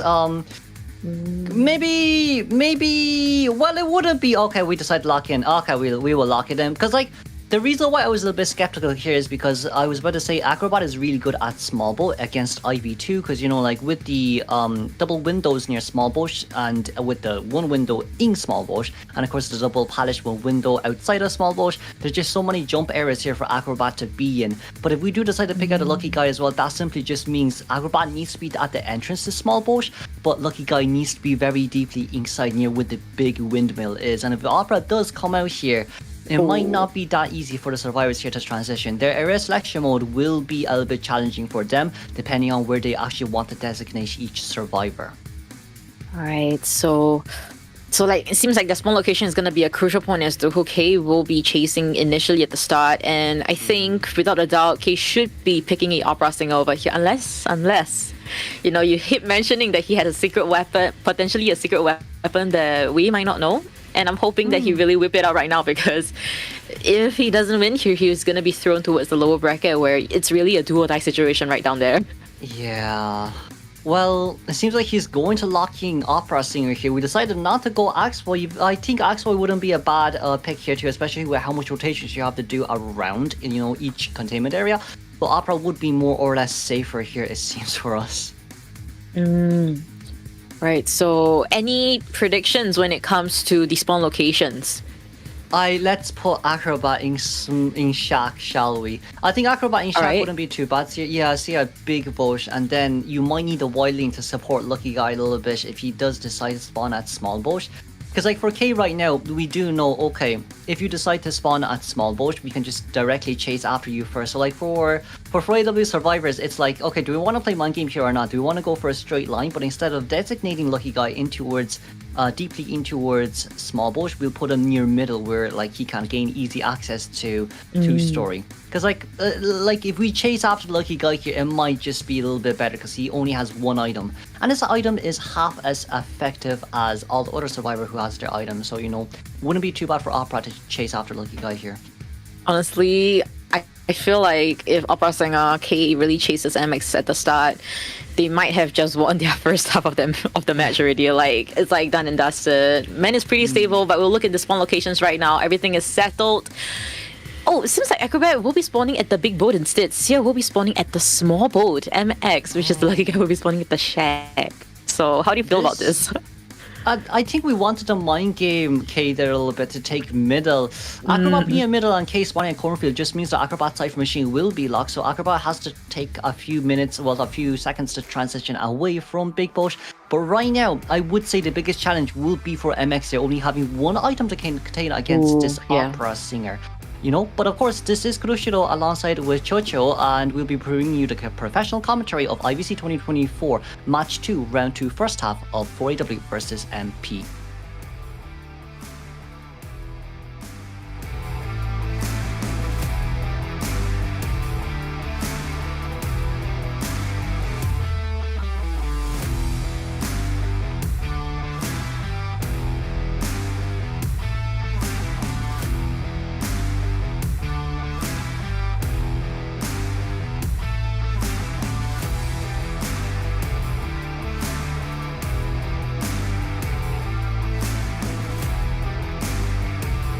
Right, heading right, it seems like Lucky Guy will be that first target, and you mentioned that he only has one item right now. I wonder what that one item will be that he selected. Seems like, unfortunately, he got Shringe. Wow. This is the unlucky moment every single survivor faces, and this is against an Opera Singer right now, MX, but he's still able to rotate safely towards a small boat, but the bird is not ready just yet, and also affecting Seer's decoding progress at the same time. He's trying to heal himself at the same time. MX is actually rather in a sticky situation. The bird should be ready by now, so we'll see if Zushin actually supports by looking at him. I wonder if it's worth it to actually support MX here, especially with that needle pick. But I guess MX is due to get a needle. I think all Lucky Guys are due to get a needle sooner or later. But it's just unfortunate for him since he is first chase here as well. Going to be able to get the vault over the window here, trying to play a little bit more mind game. Beautiful flywheel from MX to drop down the pallet. But sadly, no window sweepers to get away. We're still going to be able to get the hit down 60 seconds in towards the game. Wow. And now also, I think, kind of affecting Seer Cypher at the same time, from small boat now to the corner of 11 area. Zuishan forced once again to get out of here, possibly running towards the front gate where the Cypher is at 0%. So all 5 Cyphers actually has been touched in a matter of time, basically. And now Potato, which is the Wilding, coming for the rescue. Yeah, for Potato right now, we will have to get on board a little bit early, but preferably speaking here, if we can run a little bit closely towards open area, it would be better. Okay, getting stuck there a little bit, allowing Potato to actually cut in towards the line and get towards that chair. Now it's just a matter of time of when to rescue, and it seems like it will be now, as we do get the rescue immediately on towards this Lucky Guy. But Lucky Guy, we're gonna have to stay really, really far away. Preferably speaking here, if we can rush towards Cornfield, that would be for the best, because that's the furthest away from any of the Cypher machine, and it will allow Wildling to actually, be able to safely stay nearby, just to give Tinnitus and stop Opera Singer from leaving that chair. Alright, so Lucky Guy is down. Lucky Guy will be seeing the chair for the second time. So, I'm honestly, at this point, selling seems to be the better option. What do you think? They could, but then this is Opera Singer still we're talking about. So like, if there's 3 Cypher machines shaking, they do know that they're not going to come in for rescue anyways. We do see as well, we're forcing the Wildling out of the area and forcing him on towards war as well. It's kind of unfortunate. Acrobat's the one that has wanted order right now. So it's up to Wildling to come to rescue one more time. It seems that they want to do it this way, and Seer's Owl could be a potential here as we are looking from Wildling's point of view. The Owl is going to come out immediately. We just have to rescue at 99%. And can we get a body block? No, we won't. We'll just get out. It's probably better to get out here as we missed a hit, and that's an immediate hit down. For one right now, getting out will be the priority because we don't want to double down. Oh my gosh. Fans of 4AW, this is definitely a very tough watch. We weren't really expecting such a bad start from the side of MX. Now, coming into this, we do have Wanted Order on CZ. Sears Vision at the front gate, which managed to pop that front gate cipher. Now, Potato will be trying to decode that 11 cipher. The moment it wiggles, Cage is going to go straight there. Walding only has the board to work with, and the pallets at 11 has all been used up. I think what's best for the survivors right now is just to not decode and wait for accelerated decoding and Scar for widening. Yes, we still have board ready, but you're gonna have to get on board a little bit earlier here than expected, because this is Max President's operation we're talking at the end of the day. We did not register the hit there, thankfully. As long as Wilding stays in the open area, that's all what matters, because he does move faster than any counter when he's on that board. We did get a hit there, though. It's okay, we're still buying quite a lot of time, as 2 Cypher machines left there at 38 and 48%. We're trying to catch this here off guard, and it seems like we will be able to do so. And I think one thing that we are looking... Okay, I'll just remind us again, but looking at Zuishan, he will be taking the Nate Tide over here since he gets towards the pallet. But looking at his trait, right, from the side of the Hunter Persona, he does not even have detention, by the way, guys. He's just really playing this really aggressively. Trump card, confined space, no detention. So this is relatively new when it comes to K playing the opera singer. I've never really seen him gone this aggressive. Yeah, but also from Sia's point of view there as well, we now do realize that Sia has one of speed boost and flywheel, but with those two, pallet speed boost and flywheel combined, we did buy 10 more extra seconds before we got the hit on. For Sia right now, he does have a 10% vaulting debuff. It's okay, he's going to be able to vault over the pallet and go straight towards the other one. And another beautiful pallet stun here coming from our Seer. But for Seer right now, he doesn't have borrow time, as we said before as well, and as Chocho has said, there is no detention, so if we don't decide to either abnormal or warp towards any one of the Cypher machine, we might be able to see a 3-man escape here from the survivors if the chance has been given. Yeah, so Potato trying to fight for his life here, but the board seems to be helping relatively okay with that speed. Now Potato, there's no pellet over here. Alright, missing that swing, so Potato survives for another day once again. So Potato is just really blind kiting over here, and it works out perfectly for him, able to get the down. Unfortunately, now the pick just happened to expire at that point in time. And the last cipher at 70%, which is at the 11 corner area. They have to decode a new one, which we are seeing Zuishan 8% with that cipher. Well, with accelerated decoding, it should help him out here quite a lot, but for Acrobat, we might just have to stay up in small ball Rhino to give to Nidus. If K actually decides to, change targets there, it might not be that good because of that 68% Cypher machine, but for the Acrobat right here, as long as we just stay stationary and then maybe snowball down, it could be a little bit of a better option. We decide to warp over, but that's not good because it's a 3-second cooldown right now. We could potentially try to force the rescue. Alright. So forcing that rescue. Right now the cipher is not ready just yet. 70%. Steer is still working. Alright, able to get that hit onto CZ. So the boar once again doing his magical war is able to body block for 2 times and buying a little bit more time over here. Potato, no pallet to work with here. Able to vault. Is he able to vault there?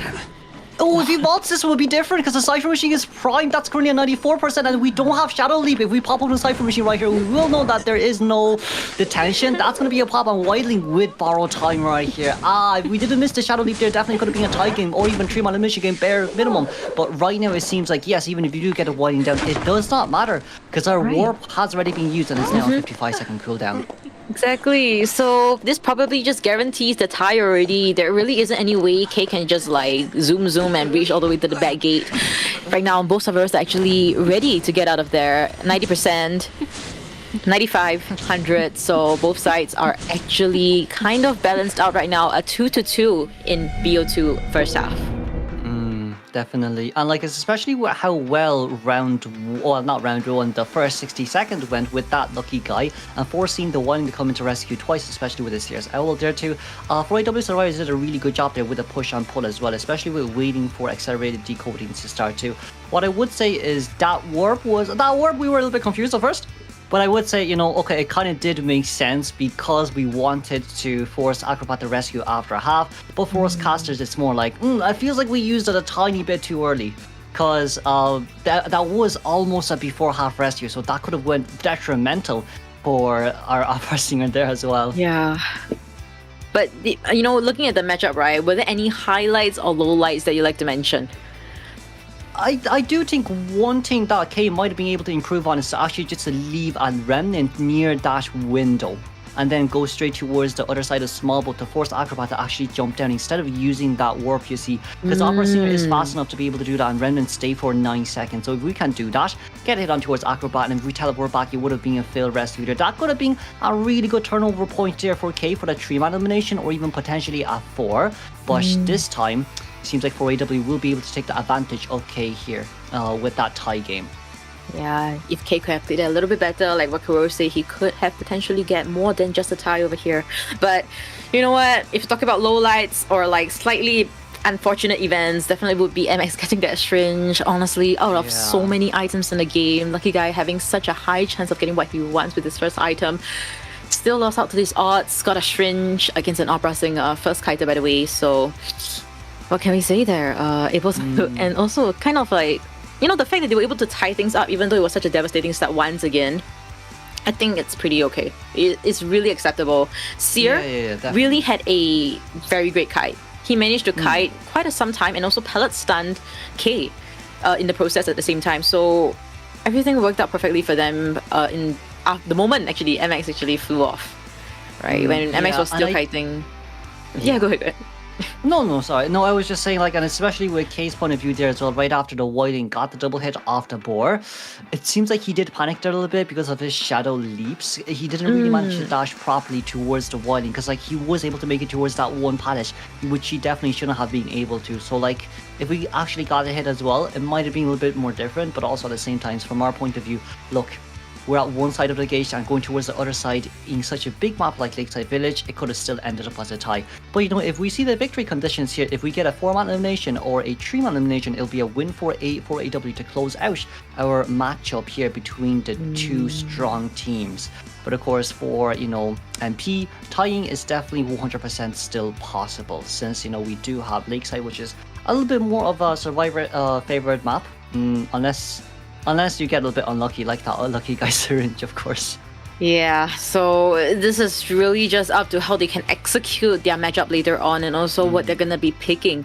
So, honestly, I keep thinking about it. Like the fact that MX was kind of kiting on top of his teammate Cypher over and over again, actually. In fact, being Chad at the corner 11, forcing Seer to change to his third Cypher, in fact.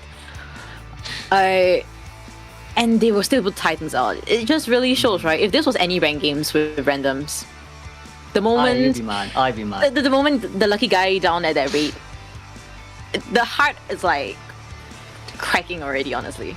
Yeah. I know I've cracked half, and like, what's going on? I barely touched the Cypher bag. It's surprising how they even came into rescue. You know. Yeah. And somehow the Wilding turned out to be a perfect pick because of the boar. He managed to buy out so much time. The boar actually ate so much hit. Honestly, give the boar an MVP at this rate.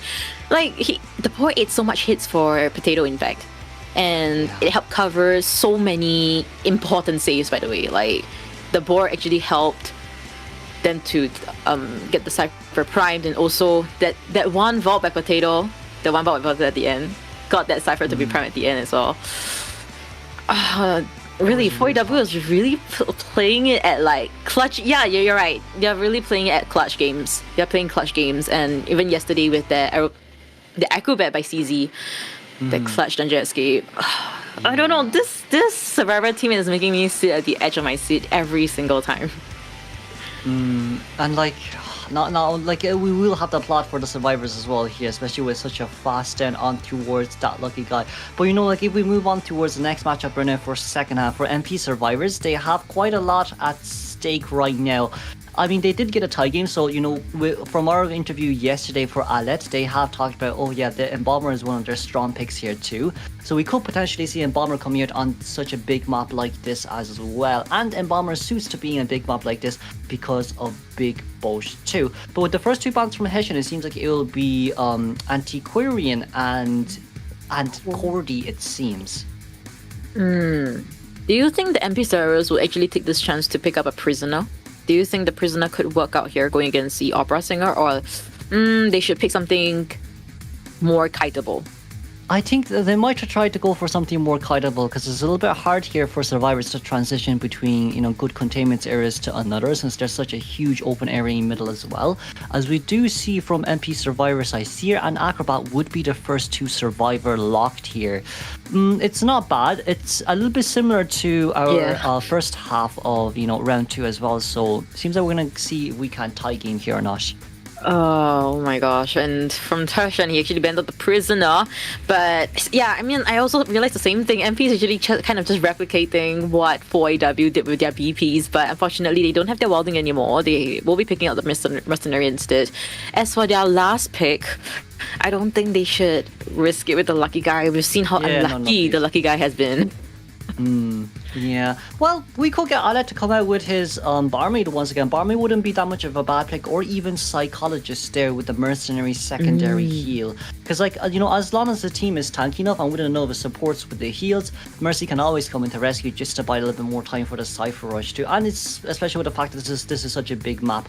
Mercy or Wilding definitely is going to be needed here. As Alet, we're going to go for the Gardener here instead with that Bubbles shield support, it seems.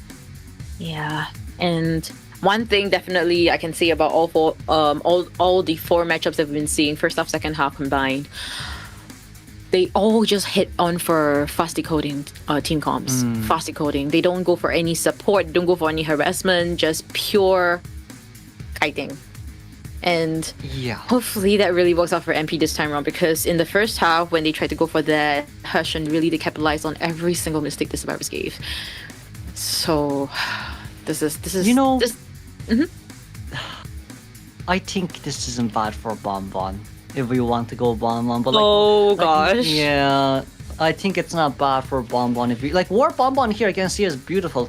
It's not a bad pick, especially with such a big map as well. I mean, I guess you could Cypher Rush early game because of that too, but if we really do want to go Opera here, there's not really anyone who you can chase easily. Okay, you have Acrobat at Chak, you have Gardener at Small Boats here at Big Boats. They're all relatively strong containers against Opera, but depending on how well Hushin actually plays here and how his dashes and remnants go, might be a little bit too hard for Opera. Oh my gosh, the moment you said Bonbon, I kind of really wanted to see that. Oh, unfortunately, we won't be seeing that. But you know what? If it was really a Bonbon, it would have been such a long time already. And the last time I saw a Bonbon really worked out here at Lakeside Village was 2 COAs before this by Zeta's Hunter. You guys know him, right? You guys know him. I remember that game. That was the man is legendary. 30-second down. He could walk out with a Bonbon at the Lakeside Village, and it was as if it was in his natural, as humans, right? As babies, we learn how to walk. But as adults already, walking is a natural thing already. It works out perfectly. You don't have to think about it to walk. That was him with that Bonbon at Lakeside Village. So, I mean, that was in the past. Now we're talking about the present. I know, but it wouldn't be bad to see Bonbon coming up. But with the area selection mode, here we go. It's going to be Acrobat spawning a Shack. Meanwhile, Gardener is going to be at the entrance here of Small Boat, Mercenary in middle, and of course Seer Ash 2-story here at Big Boat. For Alet right now, he's going to spawn right behind that big rock. We're just going to have to see if he can mind game the Hunter a little bit or get Mercenary to hide the blood trails of Gardener, so Gardener can rotate pretty safely across the map. But once again, this is 4AW versus MP with the bans of Coordinator, Antiquarian Prisoner, and Embalmer. And of course, the survivors decided to ban Ivy as the Hunter. I'm Kuroshiro, joining me is Chocho, and we'll be bringing you the professional commentary of IVC 2024 Playoff Stage 3 between MP versus 4AW, Round 2, second half.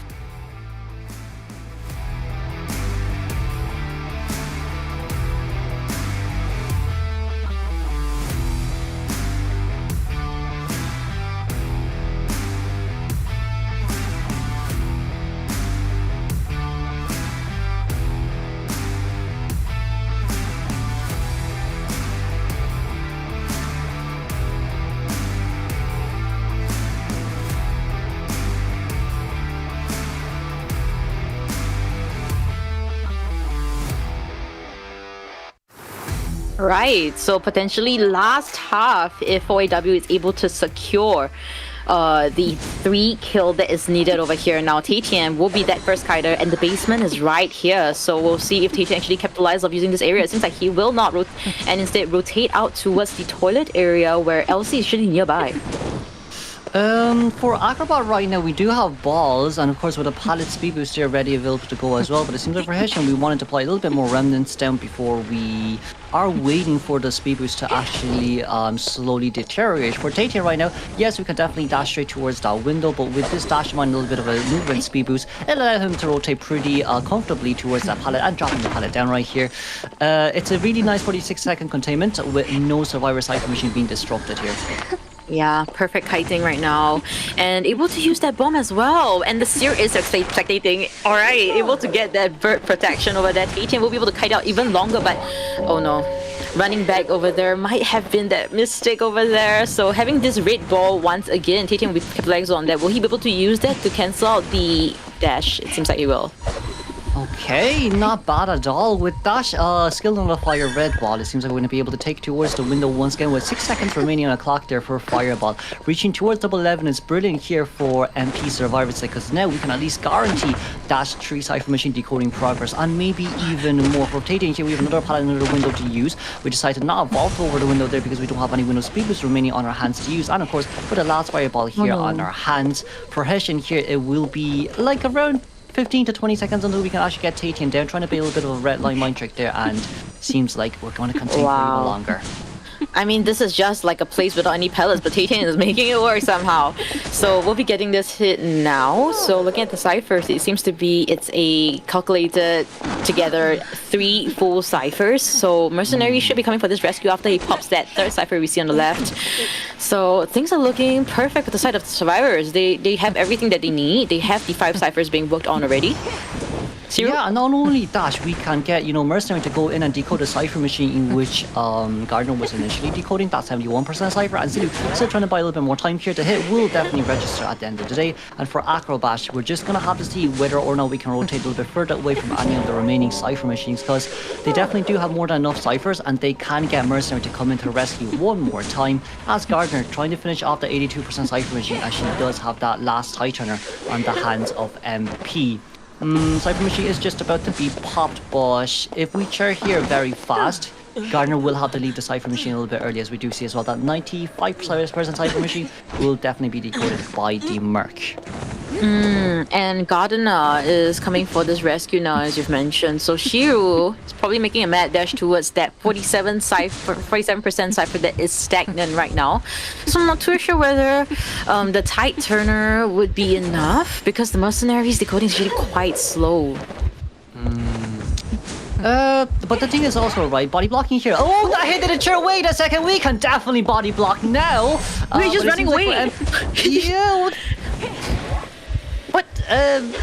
Oh, no, it's okay. There's a chair there, and there's a Gardner, and we're at beach. No, it's okay. It's still okay. We can definitely chair harasser if we have max struggle. This is very similar to yesterday's strategy between 4AW and the team they were up against as well. So yeah, it's just a different map right now. Oh, a pellet stun as well, so able to buy out a lot more time here. Gardner full health will be able to destroy that chair. Last cipher is at 85%. Mercenary is decoding furiously. He's trying to decode as fast as he can as well. 2% here for the body block as well. Ooh. Gardner getting hit there is fine, but can Acrobat fully self-heal on time is another question here on our hands as well. The cipher machine is fine, but we cannot pop it here just yet. Seer has around 50% owl recharge as Gardner coming in here to dismantle that chair. With the chair dismantle, it will kind of guarantee LC's second owl. And LC's second owl. Does he have struggle? Left-hand side, right? 90%. Struggle. Is there a chair here? It's not broken. Oh no. And Gardner doesn't have 3, so even if they pop this, it doesn't really work out. Seer still has to come for this rescue, and Seer doesn't have 3 too. Oh my gosh, this might be a little bit tricky. We pray. Okay, it's okay. Seer has an owl. It's okay. Seer has an owl. It's still tiable. Oh, Hunter is teleport too, man. If he gets this fast down, Cypher pop, teleports. I'm not too sure how this is gonna work out. Ella does have the bubble. They will force that pop. Seer is spectating, but unable to give that owl. Oh no. We didn't time that properly as well as Seer. We might actually get Tinnitus here if Seer's a little bit closer towards middle. No, we don't. Then that simply means that for Hessian, we can at least dash towards the gate before we actually Does he want to teleport? If he wants to teleport, he should. It will be too late now, Hessian. Okay, alright. Can he catch up to LC though? The Tinnitus will be very crucial over here. He does have the Tinnitus. He does the Tinnitus proper on the top left. LC making a mad dash as well. He does have a Seer bird. He does have a flywheel. Can he make it in time? Can Hessian get this? Can Hessian hit anyone? I will comes out. Can we teleport? Hessian, teleport. You have a teleport. Use a teleport. Compared to yesterday, you need to use the teleport this time. Can we get a hit on Seer? This is gonna be important. Body blocking. Can you make it? Oh, we got the Hish! We got the Hish! Mercenary will be forced out right now. Hessian, that's a clutch tree, man, compared to yesterday, in which you should have gotten a time. Now, finally, remember that teleport that you had in your hands, and that's a tree, man, for 4AW. Bro, you know, we were doubting his opera singer in BO2, but man played BO1 and 2 opera singer, and he really played it so well. That was so clutch, man. Like he had a fly, Seer had a flywheel, had a bird, mercenary there to body block. It was, the odds were against him, and yet he still managed to land that hit onto the Seer. That was just crazy. That was amazing. But you know what? We're gonna calm down a little bit. Kuro, you like to break it down step by step as to what really happened at the end there.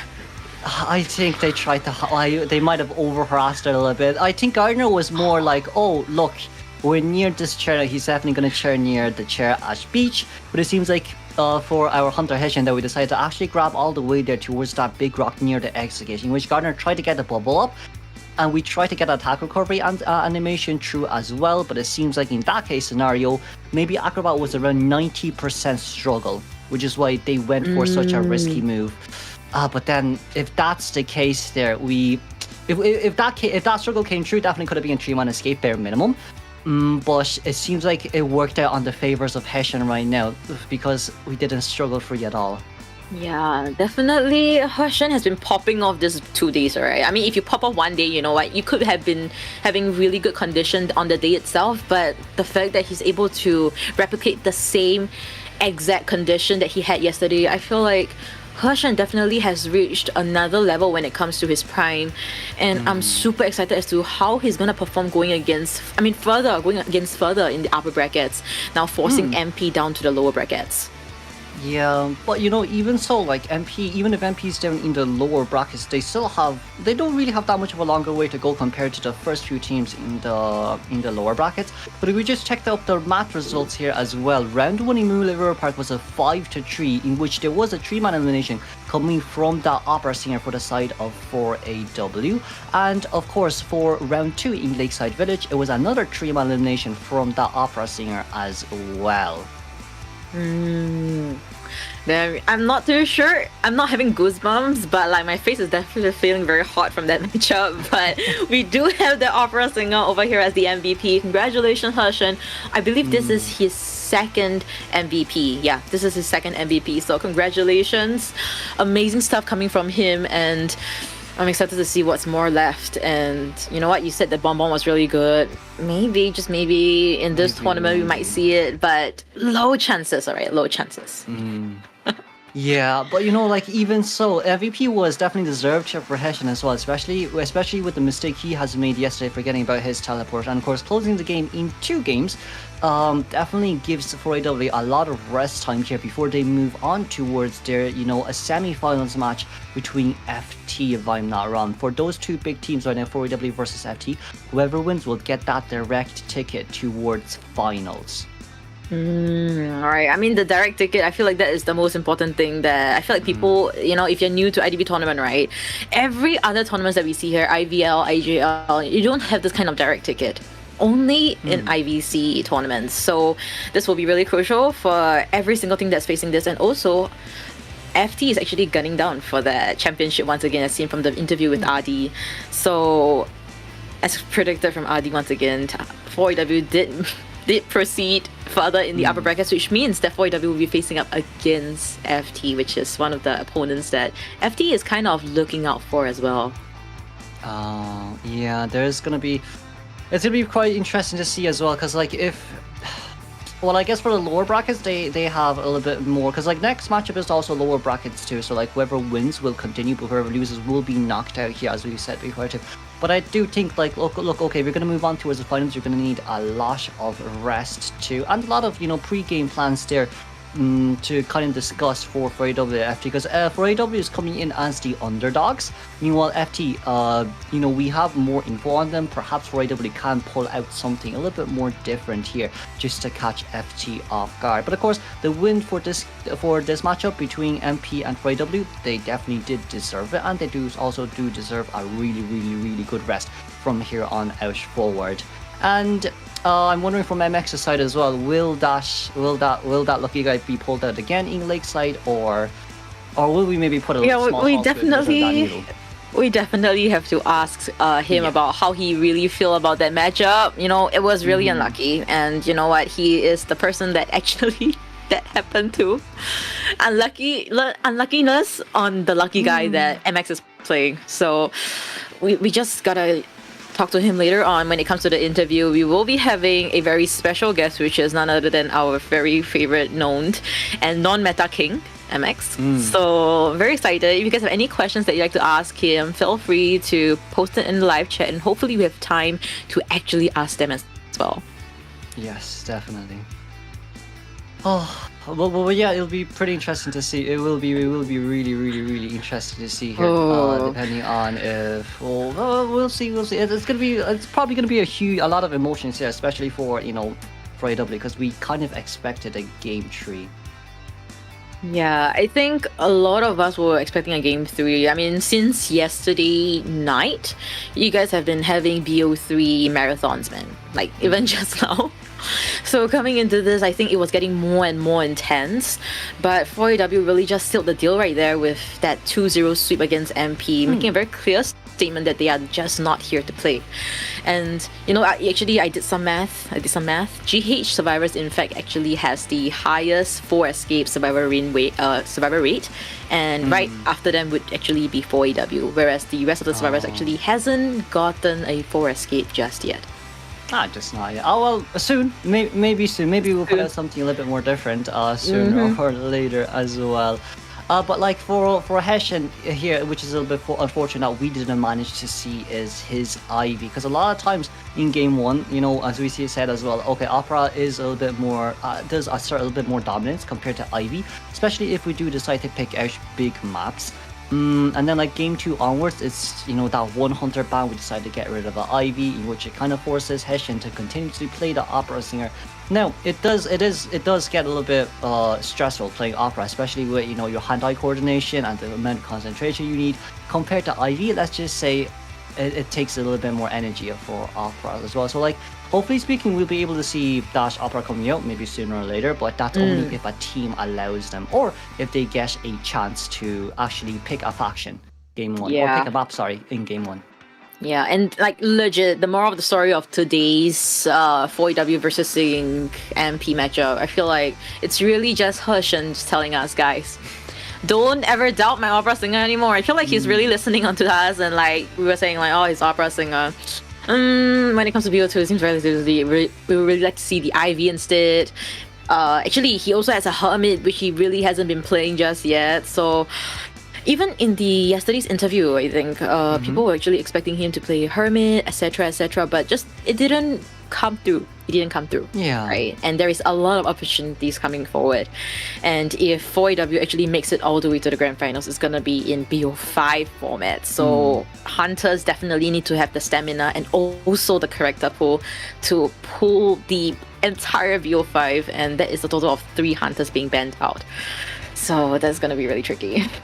Yeah, and I do think as well, like with the recent Barmaid and Psychologist, meta picks as well alongside with Gardener, Hermit is still a little bit harder to come out here too. So like, we might not be able to see it as much, but like with this matchup here being finished in 2 games, sadly we weren't able to see any pocket picks or even any hidden trump cards there. So I guess for like both MP and for AW, there's still something up in our pockets, but we're just not going to show it yet, since we didn't, manage to move on towards that best of 3s as well.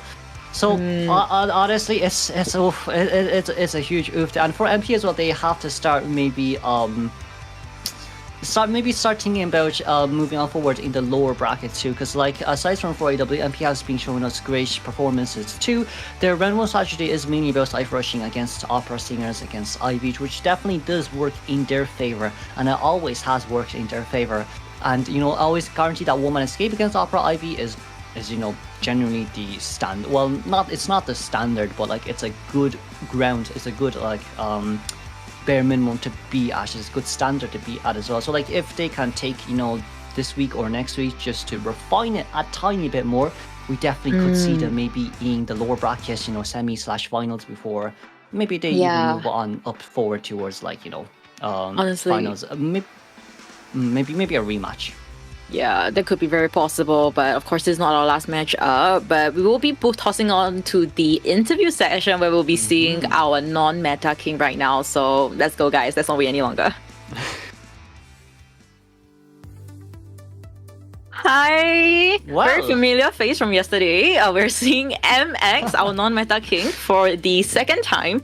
So MX, you know what? We were so hyped up about what happened in BO2 second half, but we have to ask first, how are you feeling right now? Not really happy. I'm not expected. Oh, you know, I'm not happy with the survival result. I think we do better. Oh, you guys felt that you guys didn't do very well. My hunter is still I mean, you did the best you can, especially with that lucky guy Needle as well. That lucky guy Needle early game was a little bit unfortunate against the Opera Senior too. But look, you at least contained for 60 seconds and still managed to get the tie there. So like with lucky guy no items against Opera Singer, that's still something to be applauding for. And you know, especially with your flywheel as well at double 11 dropping down that palace, that was game changing. Which, well, like the only unfortunate part is, you know, Opera was just too fast. But you know, you still did very well even in such a bad situation like that. But you know, what were your feelings when you got that needle? We know that you were, you know, a little bit disappointed, but that wasn't really your fault too. When I joined the game, I saw the spawn. I know it's going to chase me. So I'm like, give me the thing I want. And when I get in and I get a needle, I was like, okay, I'm screwed. Okay, you know what? I will just try my best. Yeah, you definitely did try your best there, and the fact that the survivors were able to come back afterwards, and it was just incredible. And also when it came to BO2 second half, were you guys actually expecting Hershen to just tie things out? Were you guys expecting him to hit the seer at the end? Before the game started, I was talking to Hershen and I was talking to her, you can try your best. It's a tie, it's okay, we can go for another BO3. Hershen told me, like, I'm going for a win, I'm not here for a time. Yeah, so I know he's ready for it. He's ready for the win. All right.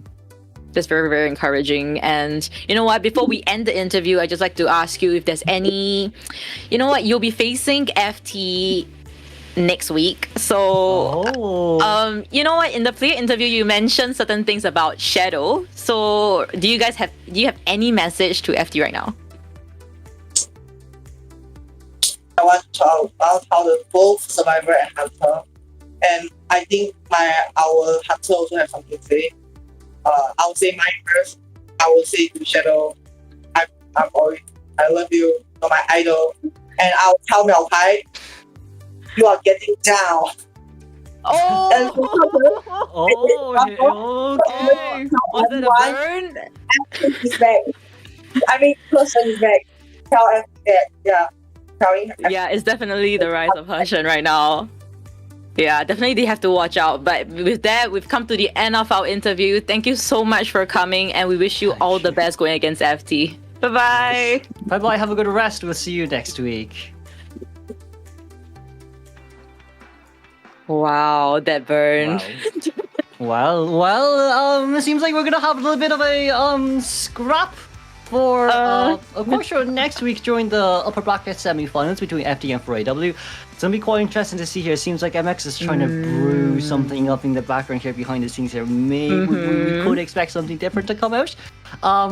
But you know, as he said as well, okay, it was a little bit disappointing for game 2 for him, but there's nothing you can do against the 50-50 needle. So Yeah, at the end of the day, exactly. yeah. I'm not too sure what he's upset about. I mean, if it was me, I would have been like dead at the moment. Like I'm just lying on the floor, Yeah. dead. Just kill me then. Just kill me then. More person. Yeah, Yeah, and I Goodbye. think one thing that is really, really nice about Team 4AW Survivors is that they really just trust their hunter, Hershen. Like, regardless of every situation, what hunter Hershen wants to pick, that time, I mean, yesterday when he wants to pick a geisha, MX have been really supportive of whatever he wants to do. And also him also talking about the rise of Hershen, I think it's really important and something we should look out for. But this will be the end of the matchup number 2. We'll be moving on to matchup number 3. But before that, we'll be having a short break. So sit back, guys. Don't go anywhere.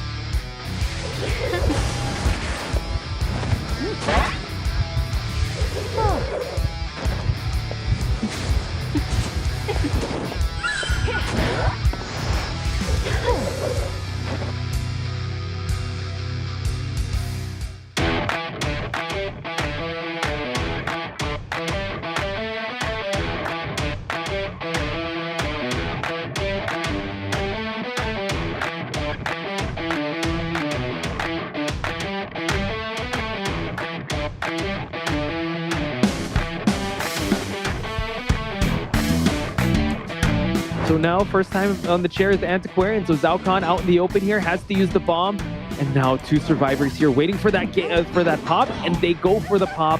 I like the discipline. They're not really forcing the execute just yet. They're removing their leeches and forcing them to chase Zalcon. Unable to get it, but still it works out all well. He's already here at the palleted area. The puppet there, because obviously he's going to go for the main body ghost step. And we see the bot camping the pallet here. He's going to blink through the pallet and use that to secure the down here. So Troller has already bitten onto Skyfall. We're going to see. This has to be very delicate how he's going to deal with his rescue, but a chair hit for him to get a clean rescue. And now we're going to see a body block happen as well to grant safe. With that, how fast the Survivors moving along, that would have been a 3-star count 100%. But with the Survivors in a winning position now, the Puppeteer needs to make sure they get out of range of the Clerk so they don't reset the swing, which they actually did. But the Clerk didn't go for the swing. I guess they thought it wasn't going to be back in time. But now Mind Game here.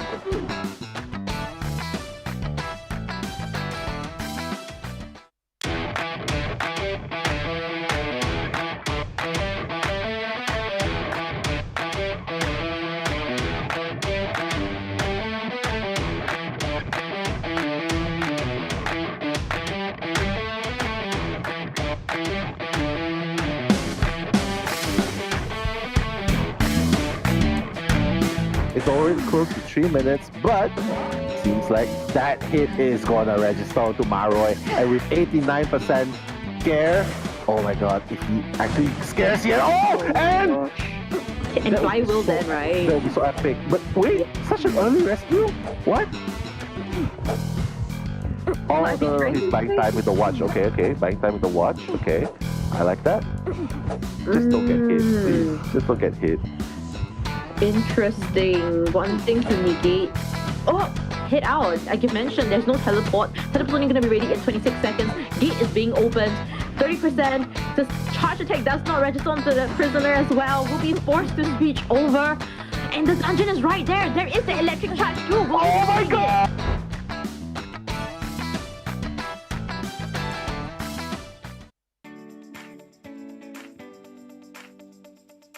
Hello guys, MX here. I'm from Team 4AW. I'm captain of the team and I also play as the survivor in the team. Hi, I'm TG from Team Emperor. Hello everyone, I'm the survival player Yash from Team Future. Hello, I'm Capgun, the survivor of the H team. Hello everyone, I'm LC, the survivor from MB team. I am Boyman, the survivor of NG team. Hello everyone, I'm Midori from Team RS. Hello everyone, I'm Yuki from Team Utopia and I am a survivor player. I feel proud to have qualified with my teammates. I think it's cool. Get to play my little Emma here. I feel excited. I know that the war is coming. I feel excited when advancing to the playoffs, and I cannot wait to fight against the other teams. Actually, our goal is top 8, but for now, we want to go as far as we can and do our best. My goal always is win this tournament and to play my best in every match. My goal is to be champion of IVC. Our goal as a team is to make it as far as possible and showcase our skills in this game. You're more likely to play something different, like non-meta, like I think my team has the advantage of good communication and planning. I think after the joining of the experienced hunter Miao Pai, my team has quite an advantage in both factions. Survivor have a good teamwork and Hunter can chase really well. Probably Team FD. Being from Team FD last year, I know that they are a very strong team and they are very well-rounded, so we'll definitely be worried about them. I think it's EMP because they have hunter that's directly from China. So they will be so strong team.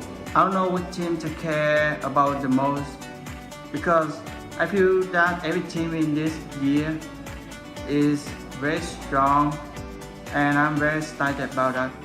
Definitely is Team FT because their hunter and survivor are very strong. I want to say like, good luck and have fun. to say to FT Shadow, you are my idol.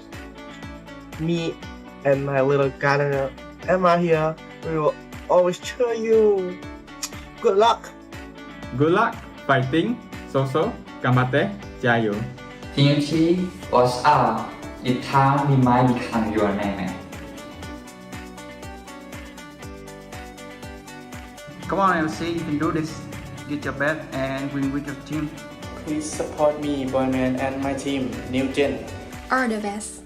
Thanks for everyone's support. Yeah, we hope you continue to support us. Thank you.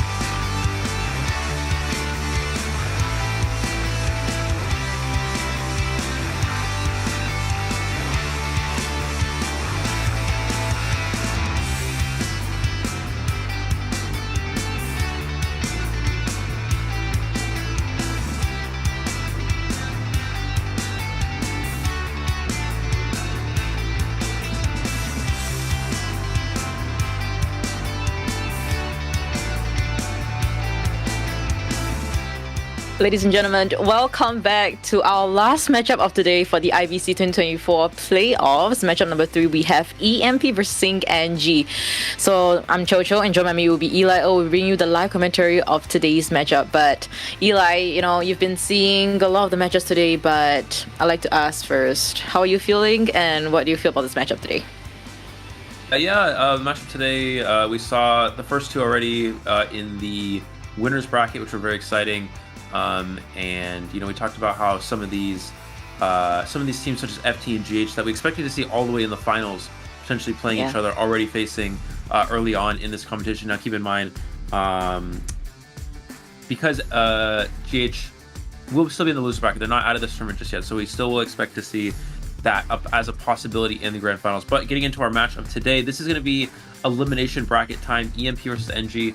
The loser of this match will be sent home, and the winner will stay in this competition. So this is a really important game for both of these teams. Getting into the lineup here, we do have EMP, Momoka, GT, Xiaoclan, Skyfall, Glucose, and Morant. We did see the EMT team play, I believe was it yesterday or the day before? I can't recall off the top of my head, but they had a pretty good match, but ultimately did fall in their match. And we also have the NG lineup here. Chocho, why don't you take us through it?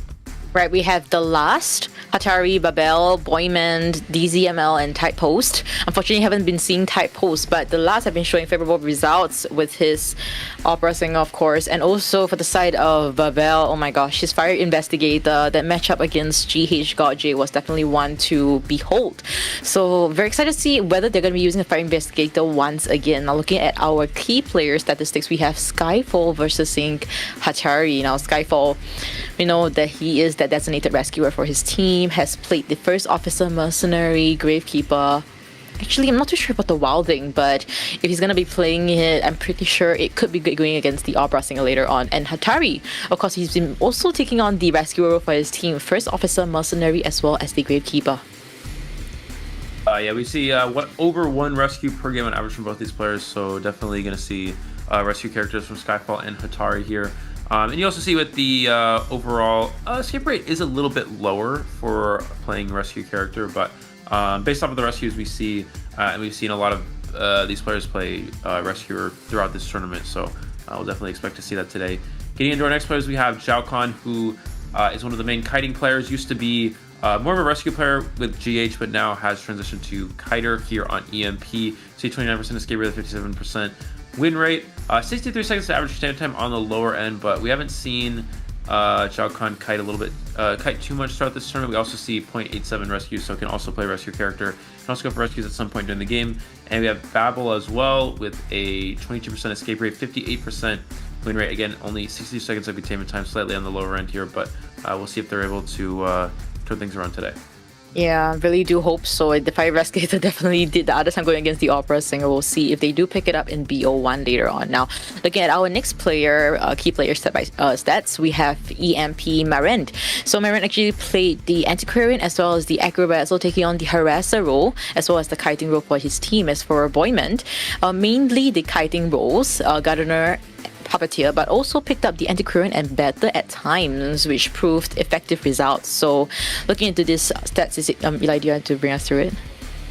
Yeah, so we see what looks to be like a very decoding-oriented statistics from Rant here, which, we do see listed as mechanical. We haven't really seen that in this tournament. And then also for Boy M here, we have, 28% escape rate with a 56% win rate, and 79 seconds of containment time, which is definitely above average, so pretty nice to see that there. As for GT, I don't know if we'll actually see Doctor get played. I hope not, because you'd think EMP would want to win the game, not play Doctor. But we have a 26% overall escape rate with a 58% win rate, only 60 seconds of containment time as well. But as for DZML, 20% escape rate, 50% win rate, and 64 seconds of containment time listed as Puppeteer, which is a character that we've seen be quite common throughout the majority of this tournament and in the current meta for dealing with mostly Opera Singer. Yeah, and GT also played other characters such as the Coordinator, Psycho, Composer, as well as the Seer, and DZML mainly on that Prisoner in BO1 and 2. Now looking at our Hunter play statistics over here, we see both wax artists rather intimidating, I would say. Momoka, of course, had been showing relatively amazing IV gameplays, but unfortunately when it comes to a late game against FT, he wasn't able to overcome what they had over there. But the fact that he was able to tie against FT survivors in BO1 and 2, it seems to be that he is relatively quite strong and in his IV, and of course he does have the opera singer. As for the last, of course, the only hunter that we've been seeing right now, I haven't been seeing tadpoles at all. He plays the opera singer IV N as well as the breaking wheel. However, the N got a forest gate going against GH survivors. We are going to see Moonlit River Park is the map of choice here. So Leo's Memory is the first band for EMP. Yeah, from Momoka we've seen really good performances. As you saw, 99% hunter win rate, which means that they're winning 99 out of 100 games, not including ties. So yeah, that's crazy. Pretty good, I have to say. Dude, you know what? We've been seeing BO1 Moonlit River Park for all 3 matchups today. Is there something going on? Like, are they trying to just force out the opera singer and not wanting the IV to be played out in BO1 such that they can ban it out in BO2 later on? I feel like that's the game plan that they're all going for. Yeah, I mean, IV's not particularly good on large maps. Or, I mean, IV's playable on any map, but large maps is a little bit more challenging, making it harder to pressure Cypher machines, so in the early game especially. So, yeah, I mean, ideally, a lot of teams, I guess, would rather play against the opera singer early on, and having a map like Moonlit River Park definitely will encourage the opposing hunter to play opera singer rather than IV. Yeah, actually quite interested to see why NG actually picked the Moonlit River Park. Whether it's gonna be up to their own advantage, such that it will be shown later on in the results, or if not, EMP is able to capitalize the fact that they are actually also able to play at the Moonlit River Park. So, you know what? We actually saw one amazing play by FT survivors, specifically RD, kiting at just one side of the map effectively and managed to kite out 3 ciphers, forced out the blink, and used up his 3 patient hooks effectively. So coming into this BO1 matchup, I feel like, I've mentioned it to Kuro too, every single matchup is just going to be compared to that right now, and he really did demonstrate that perfect kite that we've always wanted to see. So coming into this EMP, is there any potential player in our heads that could potentially kite out how Adi did? Well, I honestly, I'm not sure off the top of my head, but we're gonna have to see. Maybe Zhao Khan. We've seen this player be very strong throughout the majority of competitive in Southeast Asia. We've seen him, back with GH, even when playing Rescuer, still was able to kite quite effectively. So, but we'll have to see. It looks like we're gonna see Prisoner and Coordinator first. We've actually seen a lot of Prisoner bans early on, which personally is not a character that we see getting banned that often. A lot of teams don't mind just giving up Prisoner and letting them take it in the first 2. But it looks like really try to avoid dealing with the Prisoner. And Prisoner is a character we've seen be pretty good against IV because you're allowed. It makes it so you can connect to Cypher machines that have the tombstones on them, and you can finish those Cypher machines or put progress into those ciphers, even if the tombstone is essentially guarding that Cypher machine. So that's something that we've seen being utilized against a lot of IVs. But with this Prisoner ban, could be indication of an IV even on Moonlit here. Although NG did choose Moonlit, so it wouldn't really make sense to play IV, but I guess we'll have to see. It looks like we're going to see Patient and the Puppeteer as well here. And they actually had an opportunity to go Mercenary or Wildling, which are both considerably stronger rescuers than Officer on a large map like Moonlit, but they're actually going to go for the Officer instead here. Yeah, relatively interesting. I was actually having the same sentiments as you. I mean, they're just literally better going against the hunters that the last is going to pick here, potentially the opera singer. And yeah, actually the last actually left out the priestess out, so they're just going to capitalize on that. So seems like they might focus a little bit more on the support when it comes to the portals appearing at the center. So we'll see how GT's portals will be. I feel like this might be his first time playing that priestess in the playoffs. So very excited to see how his performance is going to be. And Zhao Khan will be on that Patient. So you might be right on that Adi Patient 3 Cypher Kite plus that blink forced out. It could be possible here. Yeah, definitely. We're going to see the Opera Singer here as well. So yeah, the Prisoner Band being a little bit interesting with the Opera, but it looks like that's going to be a character that the last does not want to have to deal with here. Also, apologies, guys, if I stutter over my own words today. I've been under the weather. I've kind of come to the realization that I have the immune system of an ant. So what I mean by that is that if you guys notice, I get sick a lot, right? And it's not that I don't take care of myself. It's just that my immune system is just like not It's because at the I know average why. level of most humans, right? But I know why. Oh, do you? Yeah, because you keep drinking cold water to like, and then you say like, oh yeah, I'm like throwing all up the water that I'm trying to hydrate myself with. Hold on. Okay. So according to Chocho, people are supposed to drink hot water. Not hot, just warm. Okay, whatever. Right. But where I'm from, okay, in the U.S., a lot of us drink cold water. So anybody who's watching from the U.S., please back me up here. Don't take Chocho's side just because it's her. That's yeah. No, Anyway. they're not taking my side just because like it's me. What are you trying to say? What are you trying to say? You know, they will genuinely take your side over me just for the heck of it. Just for the heck of it. No, guys, I'm right. I'm an Asian household. You know I'm right. But anyways, we'll head back to this conversation probably later on. So this will be Moonlit River Park round 1. First up between NG's Hunter, the last, going against EMP Survivors. I'm Chocho. Join by me will be Eli O. We'll be bringing you the live commentary of this matchup. Yes, mate.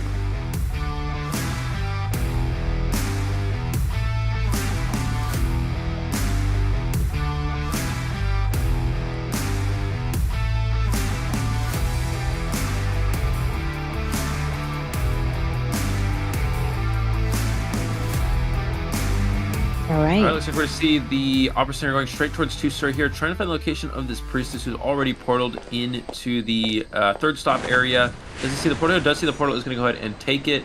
But priestess already some good distance here.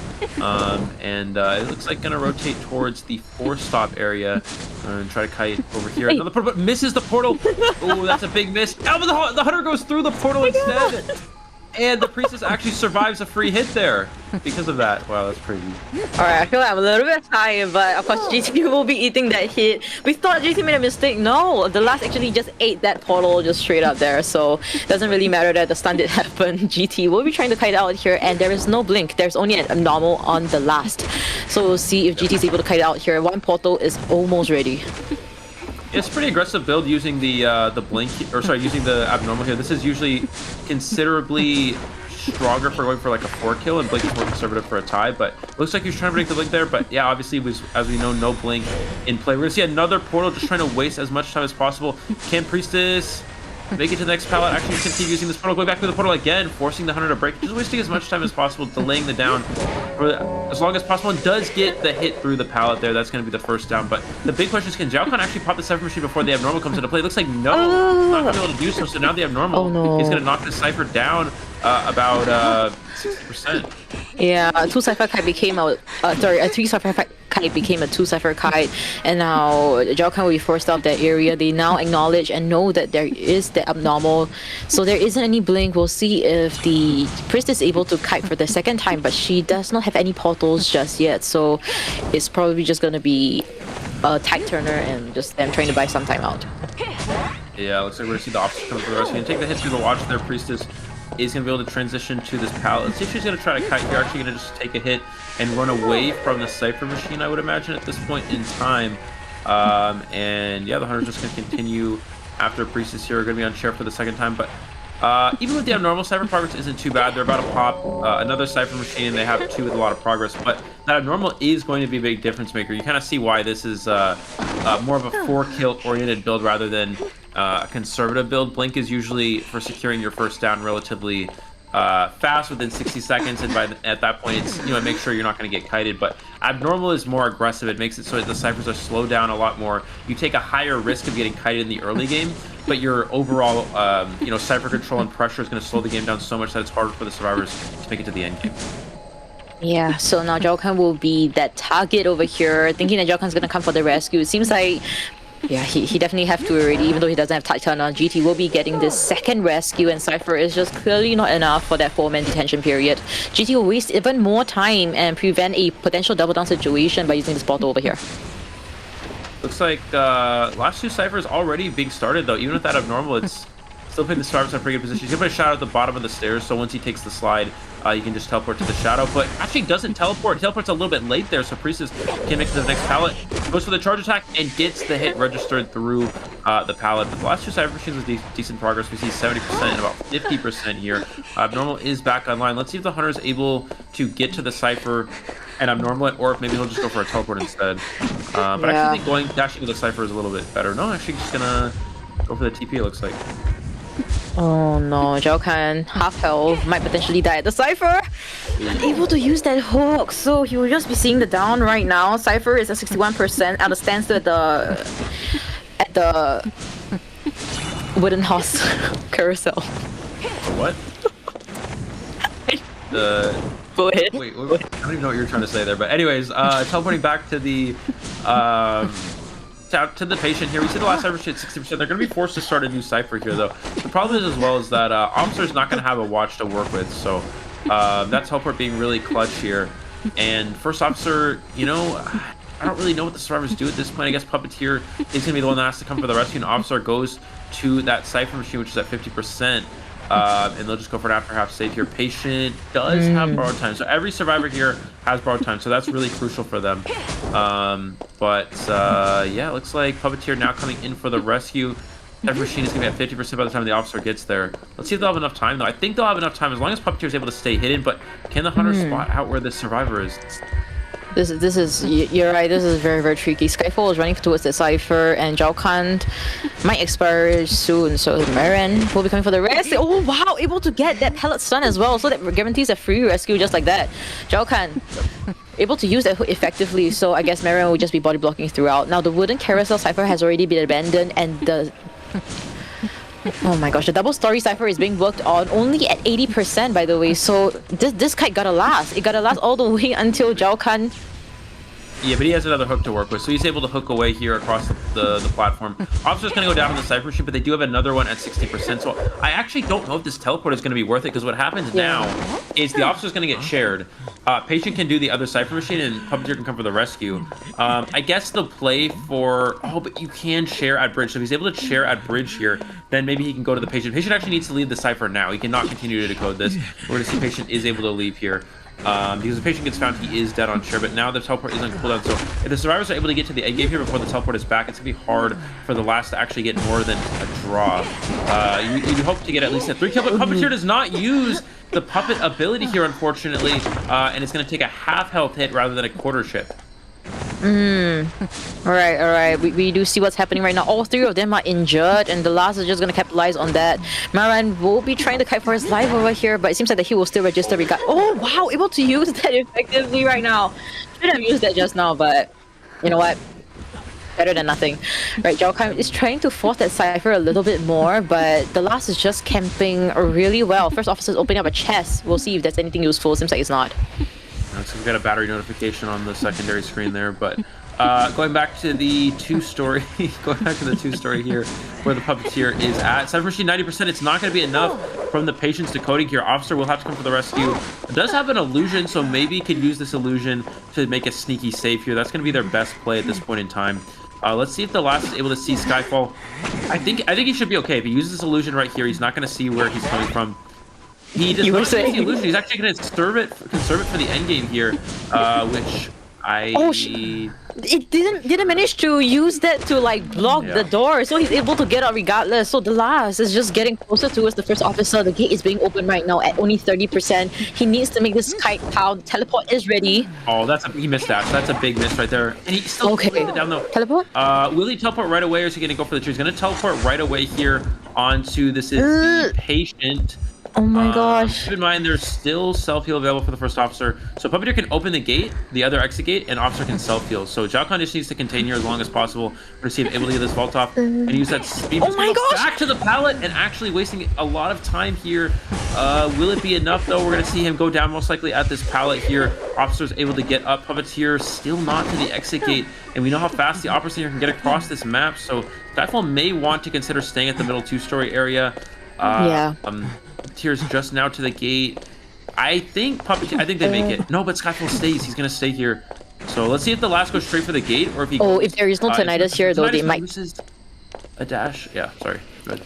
No. I mean, there isn't any tinnitus, so Marin just gonna not. They think that he will make it, but he actually made a mistake in the Shadow Leap, right? Yeah. Oh no. Oh. Maybe? No, did he close it? Alright, they didn't. So he's going to get the down onto the Puppeteer. And Patient is, of course, dead on share. So, I think that if Puppeteer had continued to push the exit gate and Skyfall immediately pushed the gate, they would have had a tied game.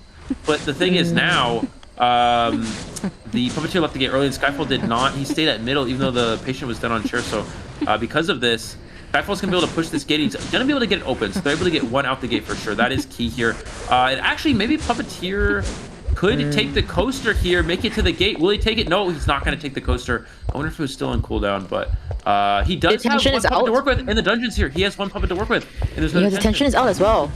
This should be guaranteed. He could make it. No, he isn't. Oh my gosh! Will make it here. Yeah. All right, you cute. You got it. Yeah. There we go. So a little bit exciting. A little bit exciting. Puppeteer walking animation kind of funny. Like bro's just like funny. going along.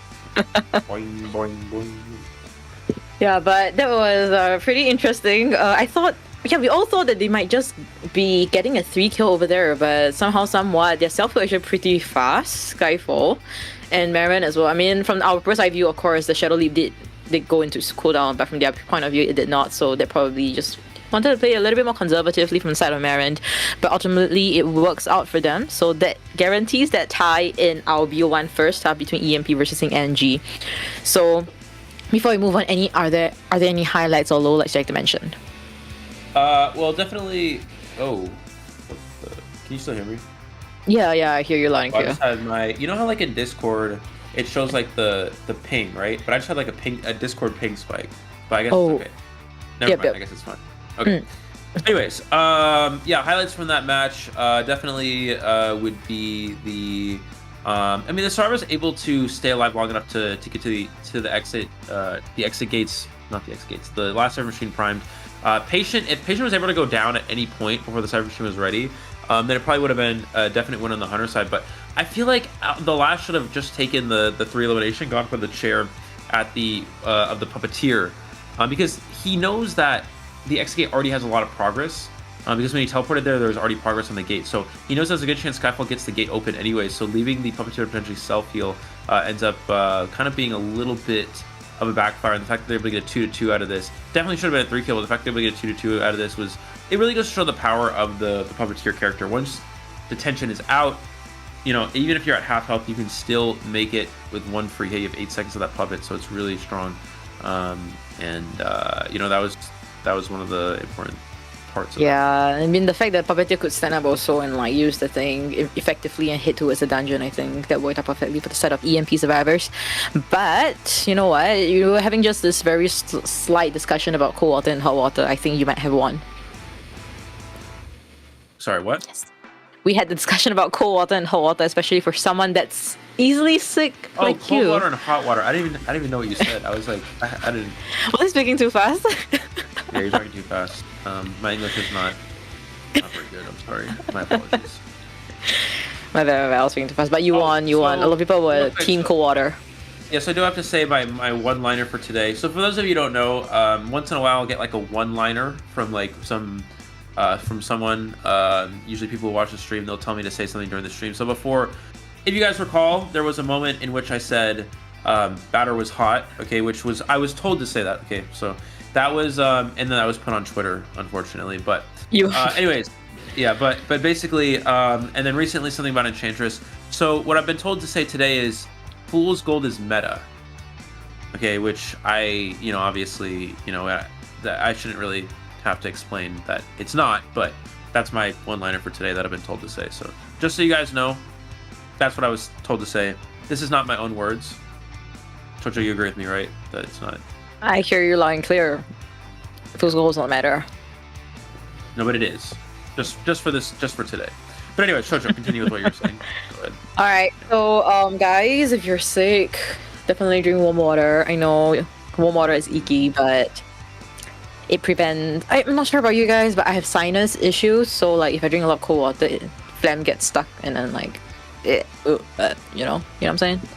But you know what I'm saying. You know what I'm saying. Honestly, I feel like today has been such a long day.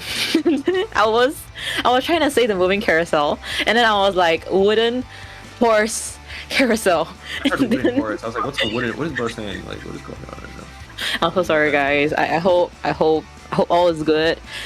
And also that Priestess Portal by GT, man, that was honestly really surprising. I didn't expect the hunter to like hint. I'm not too sure because of the terrain that like he's just gonna go there and then he just makes me slip by. But that was interesting. Yeah, I mean I get the idea, but it wasn't executed, so it's alright. It's very rare to see Priestess anyways. Yeah, I think Pro was trying to do the long portal through the to the other part of the platform. That is a hard portal to do. You have to get a very specific angle, and sometimes if you do miss, then it does. It does that.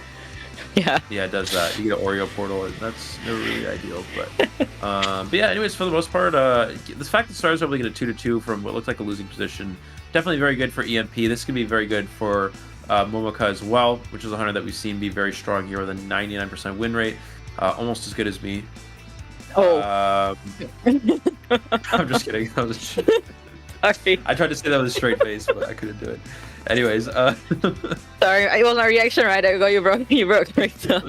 I was trying to be as serious as possible when I said that, but I lasted for like 2 seconds when I said it, and then I couldn't do it anymore. Anyways, great, I guess.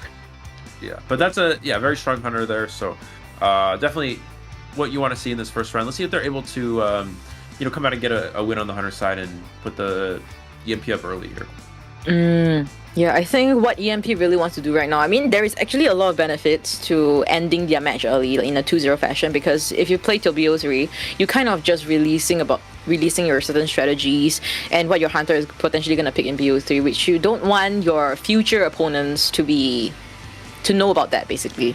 But then again, this is that do or die situation that we've been talking about.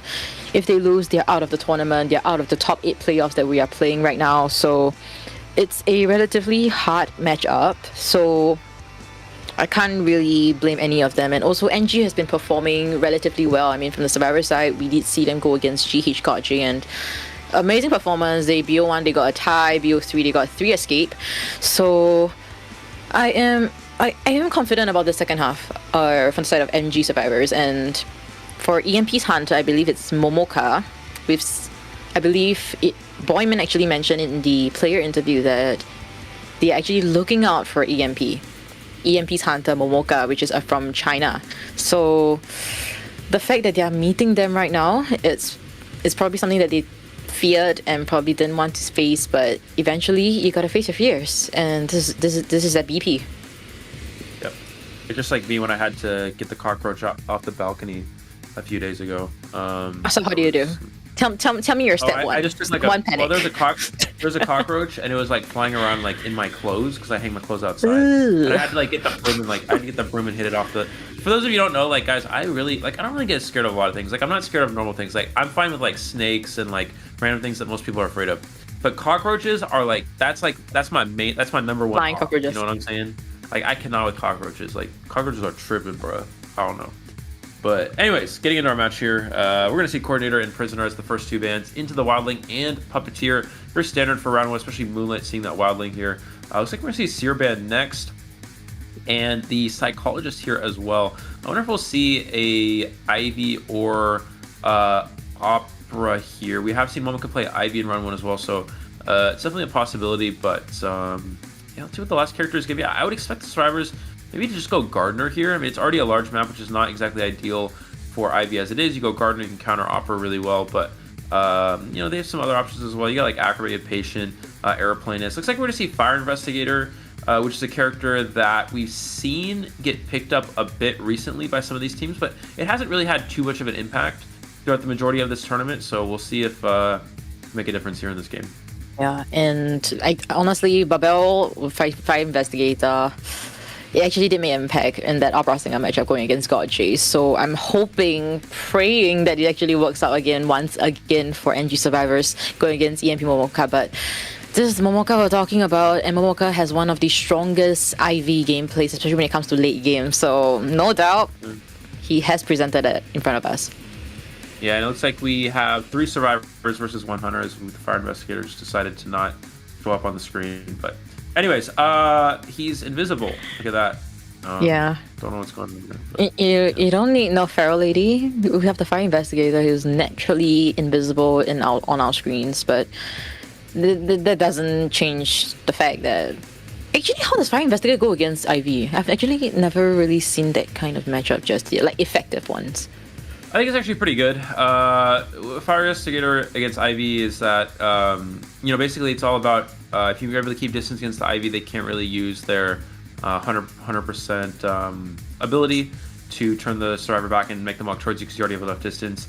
And using the airbags to slow down the hunter can be very good for making distance as well. So we've seen Fire Investigator be pretty useful against Ivy, and also in this two-story area as well.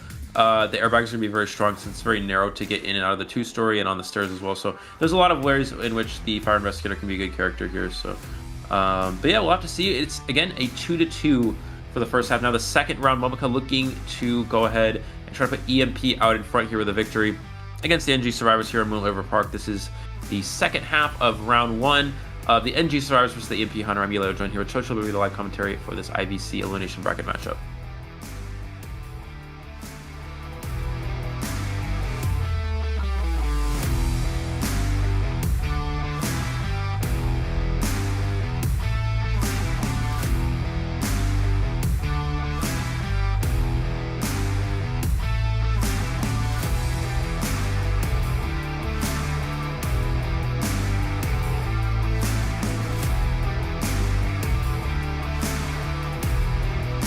Alright, so it seems like Momoka is gonna hit straight for that person at the moving carousel. It seems like, oh, we'll be possessing the person at the near the date carousel, I believe, and now Boyman will be getting chased here. Yeah, I gotta go ahead and bring the ghost immediately to the puppeteer here. Not really going for much cipher pressure, just going straight into the chase. And, unfortunately on Mula, it's one of those maps where it's difficult to create a lot of cipher pressure because of how far apart the cipher machines are spread out here. We're gonna see an early ghost here onto the puppeteer, able to get a 40% mark there, and still has the main body ghost to work with here. Let's see if they're able potentially mind game here. Nope, not getting fooled by this. Puppeteer now going to transition towards the tent area. We're going to see up to 100%, but was able to use the puppet to not give a hit there. That's exactly how you're supposed to play Puppeteer against this hunter. Yeah, Boyman able to effectively go against Momoka's Ivy and Hatari. Seems like he will be pressured at the cipher. Yeah, looks like, just slowing down the cipher progress here. And yeah, we're gonna see the hunter try to ghost off this puppeteer. This puppeteer is about to get ghosted, just like Chocho ghosts my DMs, but okay. Anyways, but back into the chase here. We're gonna see up to 80% on the puppeteer, up to 90% here is gonna get no, not able to get the stun here. We're gonna see him transition away again, using that puppet again to avoid the 100% here. We just have the blink to work with here. Here's the blink. Does have another puppet to avoid yet another hit here, and 2 cypher machines already about to pop, but 50% onto the Wildling Cypher. A little bit slower here because of that Cypher control, but already a really good start here for the survivors.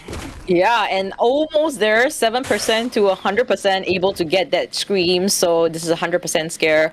But still able to establish that distance, so we'll be seeing Boyman down at this corner, but that is completely enough already, I believe. 2.5 ciphers. Yeah, so it looks like it's going to be a good position for the survivors, but unfortunately the Wildling Cypher machine, as we know, is a bit behind due to the fact of that cipher control of the Ivy. And now this is where things get interesting because the hunter can pressure the another thing about this Fire Investigator as well is that you can use the speed boost with the balloon to get out of range of the ghost, so they can't tombstone you, although the Fire Investigator ends up running back into the cipher machine, so it ends up not mattering, but almost able to do that there. We're going to see him try to go for the Wildling, going to go for the rescue, does get the save, gets the body block as well. Beautiful rescue from the Wildling here, and that's going to allow the Puppeteer to make some more distance here, and NG, yeah, looking really good so far. We're going to see, but does use the boar a little bit too late here. It's going to be a double hit on the Wildling. Yeah, so, I mean, Boyman is just gonna down, not gonna down, but he's just gonna hide it out over here, and luckily there isn't any basement over here. Balding is still on the ground. We do see that whistle, but cancelled because he realized the hunter is just right behind him. Yeah, absolutely. Puppeteer all the way up to 92%. Let's see if he's able to stay alive a little bit longer. Still has one ability to work with. He's gonna use the ability a bit early here. We see the Ivy not gonna look at the Puppeteer, so he doesn't want him to get to 100% for free here. He's just going to wait for him to drop down to the regular form, and he's going to be able to secure the down. But already we see the last few Cypher Machines almost ready to be primed here. No Tide Turtle left to work with, but we should see at least one more rescue here from the Wildling, I would imagine. Yeah, or somebody. Psycho was able to Wi-Fi heal the Hatari, so Hatari can come for this rescue. I'm not sure if there's any push is gonna happen, and 100% scare, but not really distracted here, Momoka. So last two ciphers, 66 and 69. The 66, in fact, is this one right next to the chair. So probably won't be seeing that done anytime soon. So a rescue and potentially a body block situation should be coming. Yeah, let's see, the cipher machine. And the cipher machine is also not blocked by the tombstone. He's able to get, okay, so now he's able to block it off here to slow down the coding a little bit, but we're gonna see Wildling is able to get the save here onto the Puppeteer again. Puppeteer will be able to absorb another hit with the chip, but no, is he gonna go to the last cipher? He's gonna go to the cipher and stand on it with the main body here. It's gonna abnormal, which I'm not sure if this is going to be enough here. The cipher. Oh my G! Psychologist. Can they get it off in time here? Yes. Looks like no. Oh. No. Dude, if that worked out though, oh my gosh. Would have been game-changing. But Boyman, seems like the scream did not really register onto the Puppeteer, but the down will still be seen here. Hatari, if he's able to get the push here though. Relatively tough. Oh, he got 200%. Yeah, he got 200%, so he's not able to get that. And this is where things can actually get a little bit interesting. If the Hunter's able to pressure off these cipher machines and continuously abnormal, we've seen a lot of Ivy players do this. Where they go into abnormal and they continuously just pressure. It's sort of played like a Dream Witch abnormal, where you go around the map constantly pushing the survivors off the cipher machines at abnormal over and over and over, and slowly wear the survivors out of items and wear down their health as well. So that could be the idea here. We're gonna see the teleport onto the Psychologist, and this is exactly what we're talking about. So Psychologist is now gonna take a hit here. He can now just teleport back to the cipher yet again, and we'll just continue to see this cycle. Now, you have to be careful the bridge cipher. That one is almost primed. It's at 85%. And it looks like he's gonna let them prime it potentially here. 86. Oh, at normal is in about 9 seconds. Can he make it towards that cipher? I don't think. Seems like he probably won't. He's just gonna pop it. And we're gonna go to the end game here. That abnormal is now going to be useless for the rest of this match. The Hunter really needed to pressure down that last cipher machine, so they would be able to use the abnormal here. Wildling is going to get the Hunter full presence here and gets the board canceled with that full presence. And this game is not over yet. Ivy still has the ability to move the Ghost to the exit gate, try to secure one more kill again. If Homecook is able to get a 3 elimination here, this will be a win in the round number 1 for Team EMP. Wow. 40% on the gate. I don't think they're going to make it. He needs to bring the Ghost straight to the gate. You cannot go too far away from the gate here. Can he make it? 80%? 90%? Alright, so... There's a teleport. Does he get the full presence in time? It looks like no, he's not able to do so. And the other exit gate's going to open as well. And this is going to be 2 survivors out the gate. It looks like if he had went straight to the first stop gate, he would have actually been able to secure a kill on the Psychologist. But yeah, not gonna be able to get that in time. That's gonna be a 4-4 for the first round. Yeah, 4-4. So yeah, things are looking slightly tight for both sides. But you know what? We just gotta remind ourselves this is actually NG's map selection at Bullet River Park. So the fact that they didn't get the advantage that they initially wanted means that the later on is gonna be a lot tougher for them. EMP is gonna be having the map selection and BO2. Yeah. By the way, the chat actually liked my ghost joke. Although it wasn't actually a joke. Chocho does ghost me, but it's okay. Anyways, I sent you a message on Instagram and you respond like 48 hours later, like, what the heck? I'm just like not on Instagram. I'm just not very on Instagram. Yeah, I just don't use social media. I use TikTok, so you know what? Yeah. Bro's actually a good student. Like, she actually does her homework and stuff and doesn't use social media. So, but you at least try, right? You wear those specs. Yeah. You try with those specs, I try to but do it in school. You try to do something, but yeah, not sure if actually. Anyways, working out. getting into our match stats here, we're gonna see the Puppeteer 133 seconds. Great job against the Ivy. Really wasting a lot of time there. Ivy really looked to be in a position where they could have won that game. It was just a little bit of missed timing on the exit gate. He was able to get the Puppeteer like a second sooner. Would have had the elimination there. It's not the Puppeteer. The Fire Investigator a second sooner would have had a 3 kill, or a second sooner onto the Psychologist, or a couple seconds sooner would have had the kill there, and it would have been the win for EMP in round number 1. But now we're gonna have a tied game for the first round, and yeah, just like that, the EMP Hunter Momoka still has not dropped a game yet, but had some pretty close calls. So these survivors seem to be well prepared against them. Yeah, definitely. So I'm actually excited to see how Momoka is going to perform later on, but for sure, NG is going to be banning out Momoka's IV. I don't really want to deal with that anymore. And the fact that Momoka was actually quite confident to play the IV in the Moonlit Burial Park, which is a relatively big map, just shows how confident she is with that character. But only securing a tie, I think Momoka is kind of not really satisfied with the results. Yeah, it definitely looked like it could have been a position in which the Hunter could have definitely gone for a win. I mean, the survivors had such a great position. They look like they might have been able to potentially get to a 4-survivor endgame, but even just a tie here, and that's Moonlit River Park as well. This is a smaller map. There's a good chance that the Ivy is able to win from this position. But the fact that the Ghost takes so long to get the Exegates and get between those ciphers, I think Momoka left if they didn't leave the bridge cipher for so long, I think it would have been okay. But the problem is they left the bridge cipher for a while and they let them prime it. If Momoka continued to camp the bridge cipher machine after hitting the psychologist, wait for the abnormal, then abnormal that cipher machine again, I think they could have actually won the game. But there was just a few things that had to go into the survivor's favor there, and it actually did. Yeah, so I mean, it really depends on who really capitalizes on whose mistakes, and I feel like Momoka was able to use the skills to kind of negate certain things that the Wilding could have done. So I think really a good job well done over there. And yeah, if really though DZML, the psychologist, was able to Wi-Fi heal the puppeteer at that point in time, might potentially be game changing and cause a potential 4-man detention period. But yeah, Momoka was actually relatively smart and really followed very closely right behind the boy man, which was the puppeteer. Yeah, so looking at this, it looks like yeah,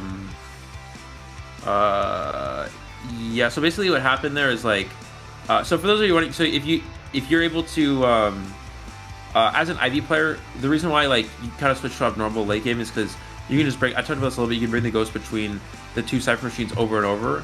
And as long as you're able to, like, sort of similar to Dream, which you have, like, the main body camping one cipher and, like, the ghost camping something else, you can go between those ciphers, and you can just abnormal over and over. So that's kind of what the strategy was. But the problem is, like, once you leave the cipher machine alone for too long, it allows them to prime it. Then you get to the end game, and then you have abnormal and end game, and abnormal, of course, in the end game is completely useless. So that's where it sort of backfired. Yeah. It is the case, but actually, Eli, I kind of need your help about something. I feel I've asked this about you before, but you know what? Just for the record, because I do have Crow and my replies on this. You know what? We've actually talked about all-star players, right? All-star team, all-star players. The 4-survivor 1 hunter, just their performance in IVC playoffs. Can I have like your best 4 all-star survivor player and your 1 all-star hunter? Just for the record. So I could use it for comparison. I would say for survivors, it would be probably. Yeah, I'm ready.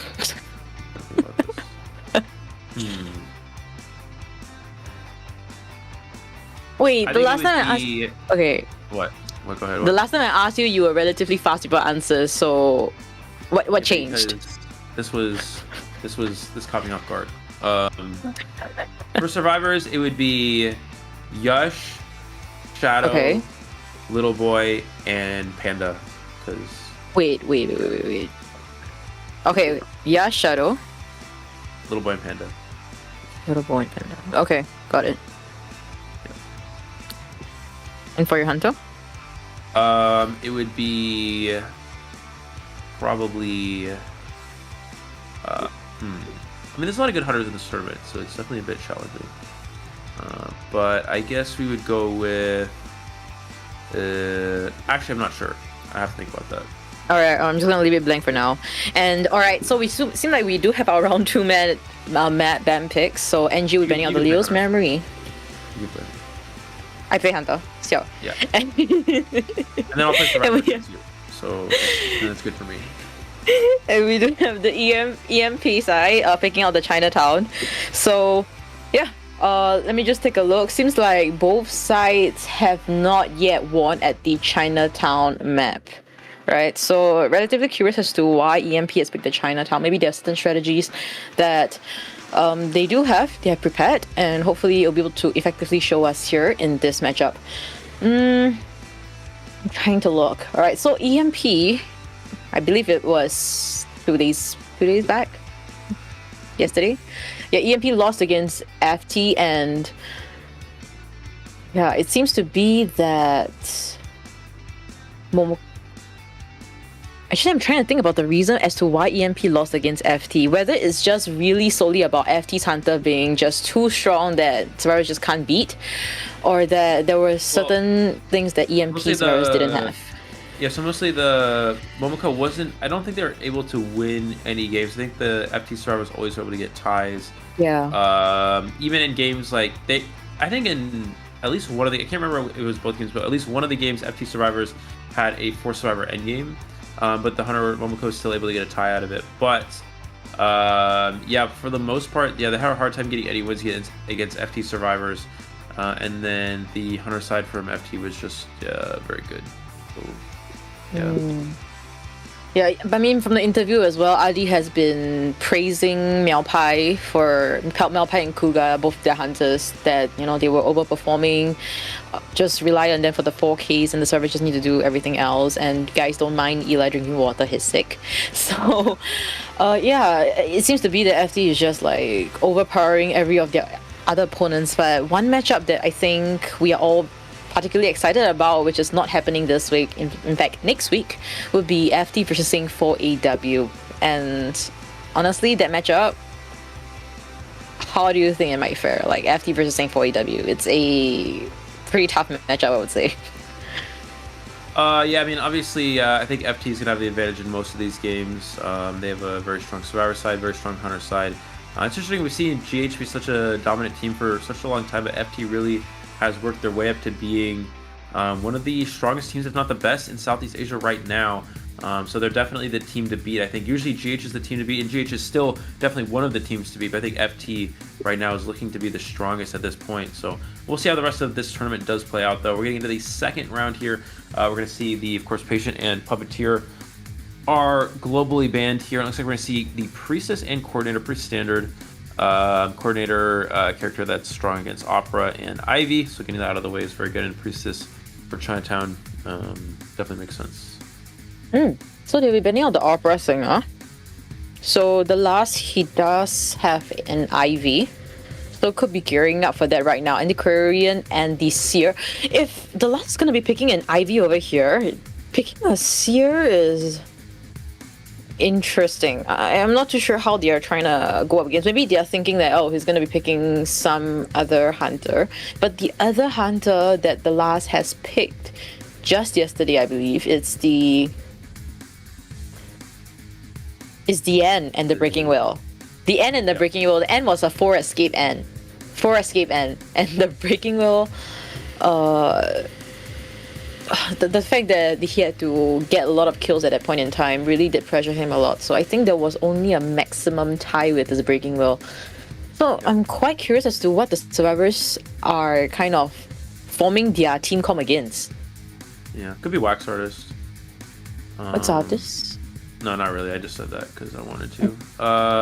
But let's see what the last character is here. It looks like it's going to be Airplanist, and you could play Wax Artist against this team comp. I would, to be honest, but I think the Composer ban here definitely indicates Ivy. Composer is a character that we'd usually see similar to something like Prisoner. It's one of those characters you'd ban if you wanted to play the Ivy character here. So maybe we'll see Ivy here from the last. Obviously, that is, you know, for rounds 1 and 2, we pretty much always see Opera and Ivy. And round 3 is really where things get interesting with unique hunter picks. So I think it's probably what we'll see here at this point. Alright, so while the Survivors are just gearing up, we do have Zhao Kan on the Aeroplanist GT Seer, Marant, Anti-Courier, and Skyfall Mercenary. very standard. Nothing new from the side of their survivors when it comes to who's playing which character. And from the last, seems like he will be confirming that pick on that IV. I'm not sure if it's like UMP wanting that IV, wanting to face up an IV, just picking up the Seer first, or they just want a very stable team comp. Yeah, I mean, I think EMP knows that. I think going into this matchup, EMP has a slight advantage due to the fact they have a lot of experienced players with Skyfall and Jawcon, and they also have very good Hunter side as well. So I think the idea is they just want to, be as consistent as possible, make sure they don't drop any games here, and just try to win things here in the long run. So looks like we're going to see a Seer spawning directly into Hotel here, and this definitely gives a optimal first chase target. Interesting spawn from the Ivy. I would have expected to see a spawn in the top left corner. That way they'd be close to 3 survivors. They could pressure those Cypher machines super early and also block off the Seer Cypher machine. But instead spawning at the bottom part here, so I'm not really sure the strategy here, but we'll have to see where they opt to go first. If they go just straight into the Seer chase, or actually go to pressure Cypher machines first. Alright, so this is that matchup. This is BO2 first half at Chinatown between EMP survivors versus NG's Hunter, the last. I'm Jojo, joined by me will be Eli O, who will bring you the live commentary of this matchup.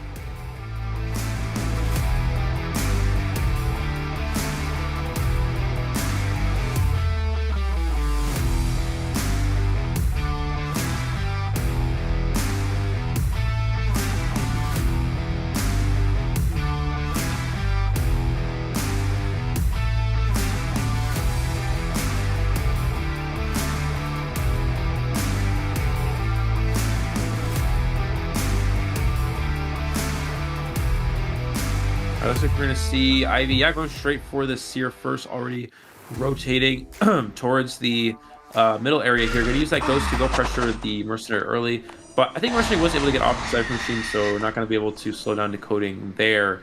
And Seer all the way in the back part of the map here. Looks like finally has caught sight of the Seer, but yeah, the Mercenary getting off the Cypher machine early is great for them. The Cypher Apartment is going to be intact here, and he's going to be able to teleport onto the Seer and commit to that chase if he wants to, or he can just walk here, which we've seen that as well here.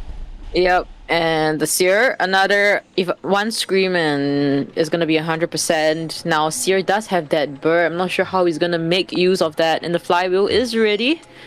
So he's able to Flywheel this Scream. It would be the perfect opportunity to kite it out a lot longer than what he has right now. Oh, yeah, he's gonna use the Owl a bit early. I think he's trying to get to 100% here, but the Owl will expire soon. Can he use a Flywheel to potentially avoid this hit? He'll still the hit, and also is still at 84% here. So this is a pretty good start here for the last, able to get an early hit and also leaving a lot of percentage on that Seer here.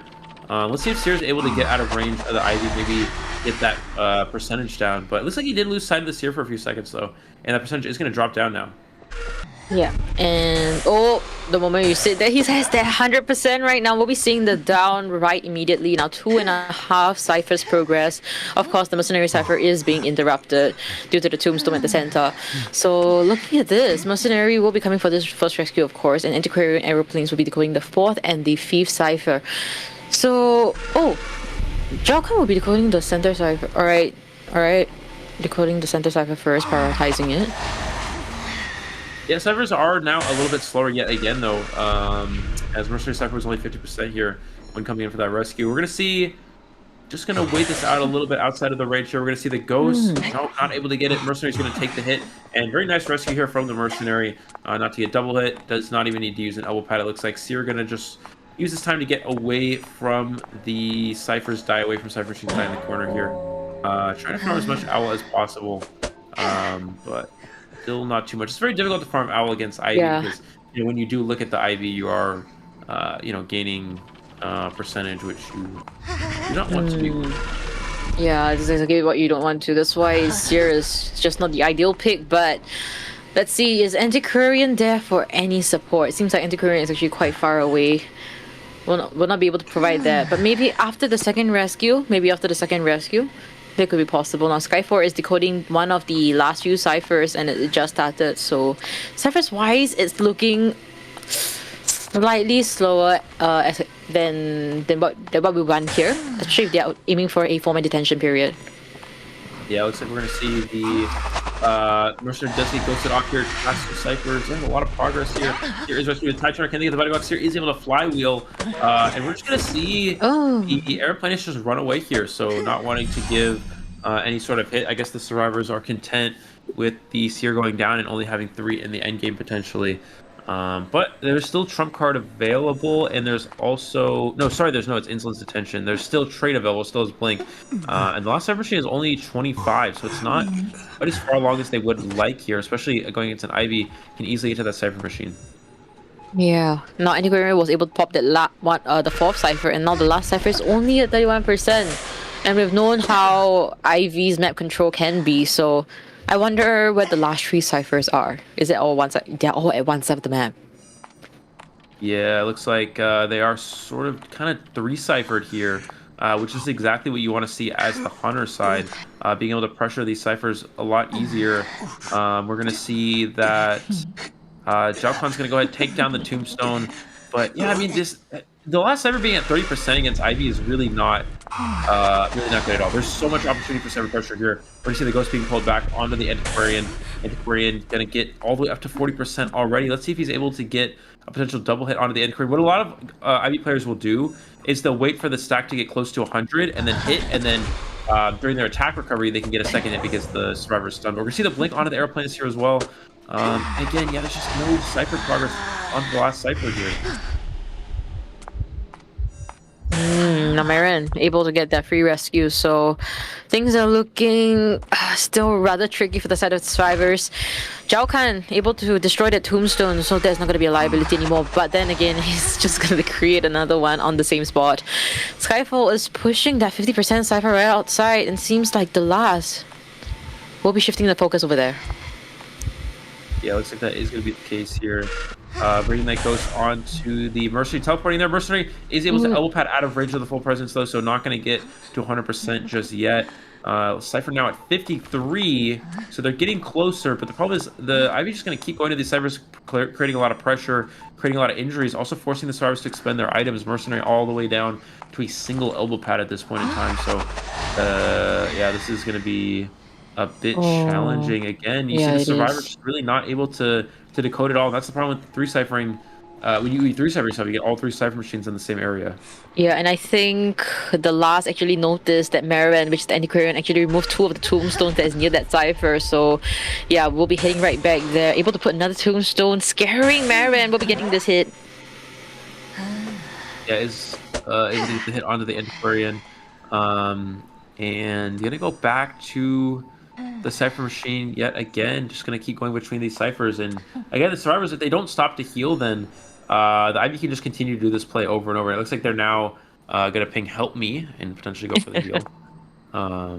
Yeah, in a random match, you'll help me, but there's nothing gonna happen to you. Yeah, you won't be able to get the help that you need. So now Skyfall will be pressuring at one of these ciphers, just providing that tinnitus so that Hunter is still pressured. Now, seems like the last knows that what's healing is what they're gonna prioritize, and tinnitus has been propped up here. Does see the both of them, so the healing, one of them was healed up. Oh, is able to get to the 100% onto the Antiquarian there. Was not able to use Flywheel to avoid that. And the Antiquarian, again, back to where they were just at with everybody injured. And this is just kind of how Ivy is. You can just continuously move around the map over and over and over and over. And this is why this Hunter has become one of the strongest Hunters in the game. It's just so hard for a lot of players to deal with. This is just really difficult right now, and seems like they have the opportunity to heal each other up right now. Antiquarian once again healed for the second time. Will aeroplanes be able to receive that full heal too? Skyfall is the focus point right now, and oh my gosh, 99%. But don't want to play with them right now.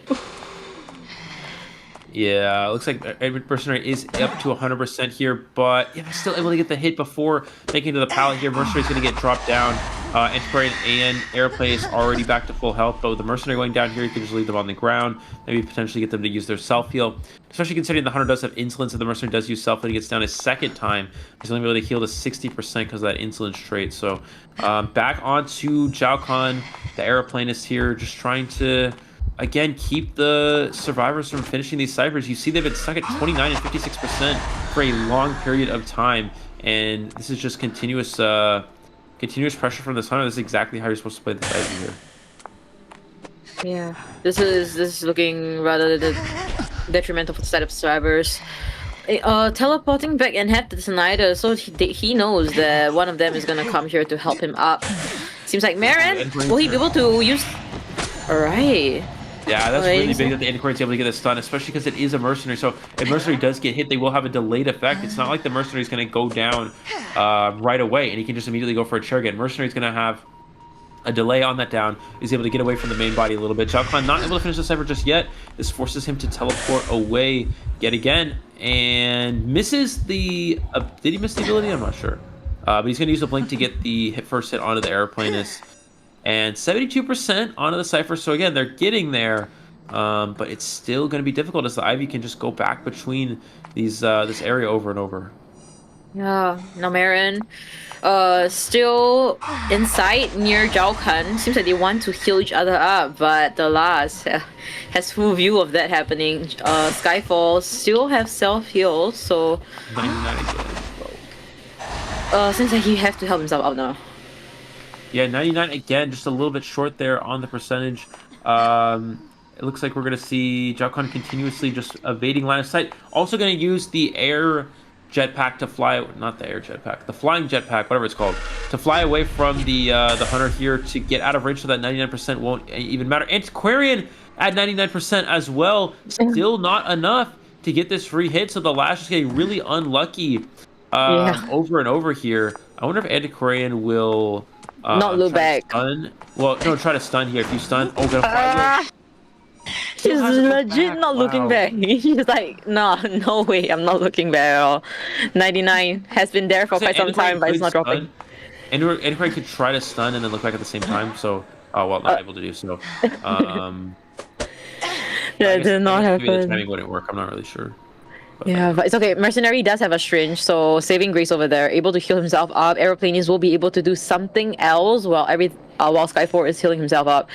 Oh, opening the chest. So is there anything useful over here? Seems like he will give up on opening it. Was not able to finish the chest opening progress there. As the ghost is down there. And survivors, yeah, just able to heal up. Mercenary able to use that syringe to heal back up again. And the last doing everything they can to try to, slow this game down to a halt. But the survivors, they're continuously, healing up and resetting position, getting new items. And that's exactly what you're supposed to do against Ivy. Now he's going to search a chest. Airplanist is not able to get ghosted yet. As you see the mark above the airplanist's head, he's not able to get ghosted. He's going to cancel the chest opening, though. All right. Really just preventing them from getting any items from the chest.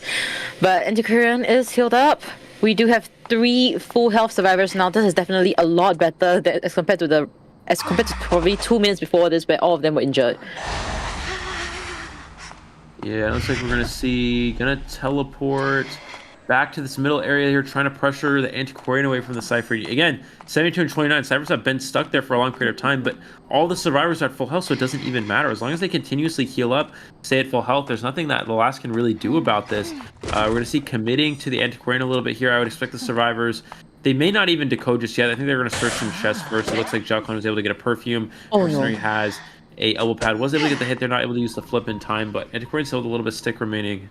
And yeah, again, even one injury here, I don't think it's going to be enough as long as the survivors continue to play this as well as they have. We see 2% more added. Yeah. I was going to say that. 2% more, and there we go. He is interrupted at the Cypher. All right, Aeroplanes is healing up the Antiquarian, so they're just really playing that healing game. And the last, I'm just curious. I mean, playing the long game like that, is it going to hurt the Hunter more or the survivors? I think here it's going to be... it's going to be better for the survivors here because it allows them to continuously... Again, you see the Antiquarian now back to full health. Survivors are able to continuously get items. At this rate, we might run out of chests on the map. I don't even know. Mercenary... Maybe we'll use an elbow pad to avoid a hit here. Will we see it, or will we see him just take the hit? It looks like he may just conserve this elbow pad and is going to take this hit instead here. Yeah, the last back to Cypher pressure, 40% onto Moran's Cypher. And where's he going to go? He's going to go to that Cypher machine. And we got to see the airplanist pressure the one at Hotel here. But it looks like he's taking the tombstone first. 76, 77, 78. Yeah, they have 2 ciphers here. They're gonna be okay. Yeah. All right, so Zhao Khan able to push a cipher is at 90% now. So close yet so far. 99% again. Yeah, another 99 here. We're gonna see that cipher machine from the Antiquarian, I believe, or they may just heal the mercenary first. Nope, Antiquarian gonna continue to decode up to 60% now. Mercenary may just go to the exegate, and we may see the airplanist continue on the Opening chest? cipher. Oh, okay. No, It seems like Zhao Khan is just being a little bit wary right now. Doesn't really want to go straight for that cipher. Probably gonna wait for the Ostracon to be ready to be removed. No, he's just gonna hit away from that. What do you call it? Ostracon? Isn't that what's it called? Oh. Okay, Yeah, just probably Tombstone. Tombstone it is. Yeah. That's Yeah. too much advanced English for me. We're gonna see the hit onto the airplanist here, and he's gonna Skyfall! transition away, teleporting to Skyfall. Actually, gets the pallet stun. That's a big missed hit there. If he got the hit on the Antiquarian, actually, there might have been a chance for the last to maybe take advantage of that position because Skyfall would have actually gone down, and airplanist was injured. But now I don't know if it's actually gonna matter. The Antiquarian will most likely take down. Nope, just gonna continue to code. Not actually gonna take down the Tombstone. We're gonna see the last teleport onto the Antiquarian. Only 57% here onto the cipher machines are still not quite ready. This might be the longest IV matchup yet. Now getting that hit through that pallet regardless. Now one of them is down, 2 of them are injured on the ground. Now Zhao Khan unable to heal him up in time, and there is an insta fill on Skyfall. Yeah, we're gonna see. It's able to get the down on the airplanes, and all of a sudden, this game might actually have worked into the Hunter's favor, although Mercenary does not have self heal. So interested. Maybe he thinks the Mercenary does have self. He's gonna chair the Mercenary. I mean, EMP looked to be doing so well, and just in front, just a blink of an eye, it's right back into the Hunter's favor here. They can get the double chair here. The Cypher Machine is not going to be ready, and Antiquarian can no longer actually rescue. So all of a sudden, this looks like a potential winning position. I think he should share the airplanist, though. You don't want to let the airplanist self-heal here. Gonna go ahead and share this airplanist. And now Antiquarian will try to prime the Cypher Machine. Should be able to pop it, but he can just bring the ghost to the Antiquarian, teleport to the Antiquarian, and blink them with detention for the kill. As long as he's able to chair airplanist without them struggling free. And they are able to get the chair, so now he can just teleport onto the Antiquarian here and go for the 4 kill. Wow. Oh, but he teleported the wrong tombstone. Yeah. He does have a scream. Oh. He does have a stick, he does have a flywheel. Can he make this work? Oh, he's just gonna run away. Both gates are not open. Dungeon is, I don't think, anywhere near here. Is it at the corner? It is in the corner. Correct. Doesn't matter. The blink hit does connect, and that guarantees that 5 point for Team NG. And that was a 16-minute matchup. IV1. Yeah. IV. Yeah, what a log in. That looked to be going really well for EMP. They're able to continuously get the kills over and over, which is exactly how they're supposed to play the match at that point. Everything was going really well for them, but then at one point, they was able to see that hit onto the Mercenary, and then we had an injured the airplanist go down because the airplanist was injured. They didn't stop to heal the Mercenary or the airplanist. They just really tried to rush that Cypher Machine toward the end. They were continuously going for that heal over and over and over. And at one point, they just stopped at the end when the Cypher was like 90%. I guess they thought they could get it all the way primed, but they actually stopped at one point or they didn't stop to heal there, and it worked out in the Hunter's favor there. Yeah, that was such a long match. Oh my gosh, look at this. The Cypher basically just went on a standstill when it came to the last Cypher. I'm not even sure why is there an orange line over there. What does that mean? Sorry? Orange line? Like, I mean, looking at the decoding acceleration graph. I guess they just didn't decode during that period of time. Basically, it was stagnant. It was stagnant for that long, guys. So the players really tried their best, and I guess which part was it? Like, they were full health, and suddenly was it because Skyfall took that hit and that was GG from there onwards? Yeah, Mercenary got that hit, and then also the survivors were not able to heal the airplanist as well. They tried to rush the Cypher a little bit at the end with the airplanist and the Mercenary being injured, and that's when things sort of spiraled into the Hunter's favor. He was able to get the hit onto the Mercenary and then down the airplanist. If they were to heal those survivors, if they stopped to heal first, I think they would have been perfectly fine. But they kind of rushed a little bit there and ended up backfiring. Yeah, and I really this matchup itself really just tells us one thing. That Cypher management is actually really important. You don't really want to place yourself, your team in a situation where like 3 Cyphers is at one side of the map. Yeah, and considering that Zhao Kan and Skyfall has been veterans when it comes to, tournaments, mistakes like this shouldn't have been made. But the fact that the last was able to capitalize on these missteps for his own advantage, I think that was extremely perfect. Even though he was unable to snowball as well, he was still able to capitalize on certain mistakes here and there towards the end. Yeah, absolutely. And yeah, just like that, it's going to be a 5-0 game. What looked to be super close there. We're going to see EMP, which I think the team we expected to have a bit of an advantage in this match is now on the back foot here. And it's going to be on Momoka to see if they're able to get a 4-kill in response. Now, Momoka, of course, as we know, does have a 99% win rate. So that's very good. But getting a 4-kill is not easy, especially in a tournament setting like this. They still do have either Opera or Ivy to work with. I think the best case for the survivors is actually to ban Ivy, because Opera is such a is a little bit more Ivy has the most win potential, right? So the chance of getting a 4-kill is more likely with Ivy. So I think you just ban Ivy, take Opera here, just try to counter Opera as best as possible and just go for the tie against the Opera Singer. All right. So just banning out the Ivy, picking the Opera Singer from the side of Momoka. And honestly, from the side of Momoka, we've only been seeing these 2 characters. He actually hasn't played his BO3 yet, so this will probably be his first time, which means that in BO3, I mean, if not BO2, he's not going to show it. BO3 will be seeing what is his 3rd Hunter pick, which I'm personally very excited about, because currently seems like both Hunters seems to be he's pretty proficient with both. So yeah, we'll see what he's going to pick in BO3. But coming back to this, we are in BO2 second half, where we'll be seeing EMP's Hunter Momoka going against NG Survivors. And I'm secretly hoping for Babel to pick a Fire Investigator. I guess we'll have to see. But I think here, definitely just banning the Ivy here is the best play. And then, they still have characters like Gardner. I don't even think Gardner was picked, so Gardner should be available here for an early pick. Gardner's become more of a round 2 character, because playing Gardner against Ivy is not very strong, but it's very good against Opera. So if you're able to, ban Ivy in round number 2 and pick the Gardner to go against the Opera, that can be, quite good for the survivors. Yeah.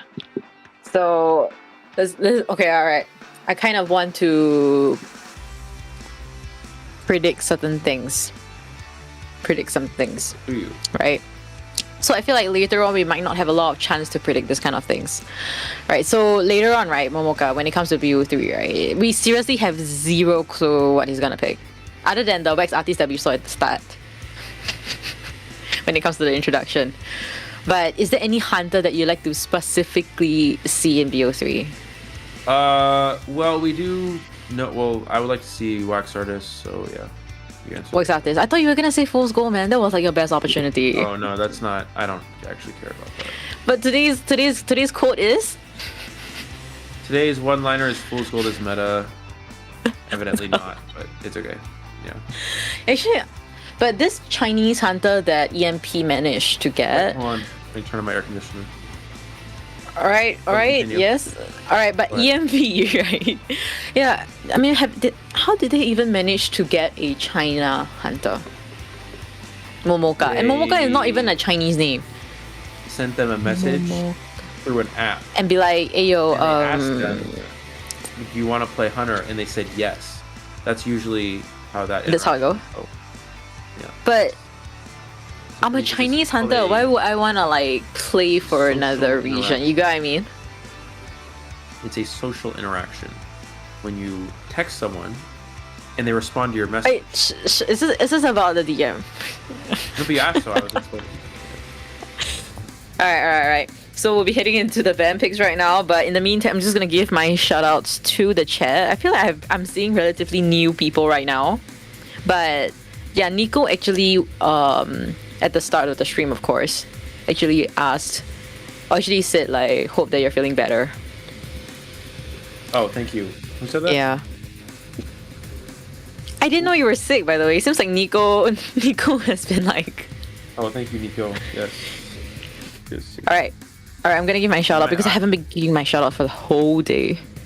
Okay, go ahead. Alright, so... Alright, hi, 没有名字.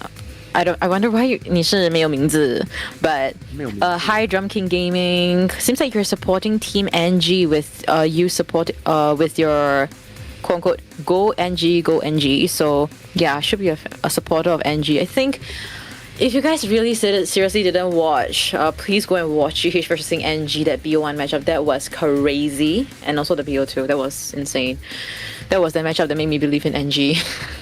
I was like. New generation, yep. That's why you guys are Team NG. And also to everyone else here, gaming alive. Hello, Cupidity. You know, this is the thing with you and I. We can't pronounce things. I can. You can? No. Yeah. Occasionally. Yeah, and also well, you guys are having a great time here. Currently, it's relatively early at Eli's time, right? Yeah, you're 9:11. It is 9 p.m. approximately, around that. Yeah, it's currently 10 p.m. Let us know what's your time zone because this is getting relatively longer than we expected. But hopefully all of you guys are fine. You school tomorrow? No, I don't have school tomorrow. Okay, to whoever's is watching it from... You have? Yeah. Hopefully it's not an early class. Guys, if you guys have school tomorrow, work tomorrow at relatively early timings, please go and sleep, go and rest. Yeah. Yeah, although this is that do or die matchup that we have to see here between EMP versus NG, your sleep matters more. It helps your mental health and makes you feel better in the morning rather than feeling like a corpse, because I felt like that before. Yeah. Anyways, looks like we're going to see the Gardener is chosen here, and of course we will see Officer. Actually, Painter as well, which is not really a character that we see get utilized as much here in the current meta. But yeah, it's going to be a Painter, and we also have an invisible Fire Investigator. So Fire Investigator stays invisible through this event. I guess he doesn't exist yet. I'm not really sure, but yeah, interesting. Yeah, actually, today we actually saw MX actually pick out the Painter and CZ playing the Gardener, going against an opera singer at Mulivero Park, and it somehow worked. It bought out time, and they just needed a little bit more time, like 2 more seconds, and the Cyphers will be primed for a 4-man detention period. But unfortunately, the Hunter was brutal, Bling hit, and CZ was down. So, yeah, I think it may work out. I feel like NG might have watched that matchup. 4AW matchup that we had in matchup number 2, but we'll see how the execution is, because execution is a completely different thing. Now Momoka will be spawning next to where the mercenary is, inside the lion cage area, and we do have 2 potential chasers, Gardener or the Painter. But Eli, which one do you think is a better option? Probably Painter. We see Gardener being a very strong character against the Opera Singer, especially if you chase Gardener first. It's not ideal, since Gardener will start out with the bubble, so it's better to chase a character that is not Gardener, so you don't have to worry about the bubble. So going for the Painter first and then maybe chasing the Gardener later in the game is better because the bubble will have already expired. So that definitely, I would imagine, is the game plan, but we'll have to see. Could even go and pressure the Mercenary early as well. But yeah, this is the second half of the second round of EMP Hunter vs NG Survivors. I'm Eli, joined here with Chocho bringing live commentary for this IVC matchup.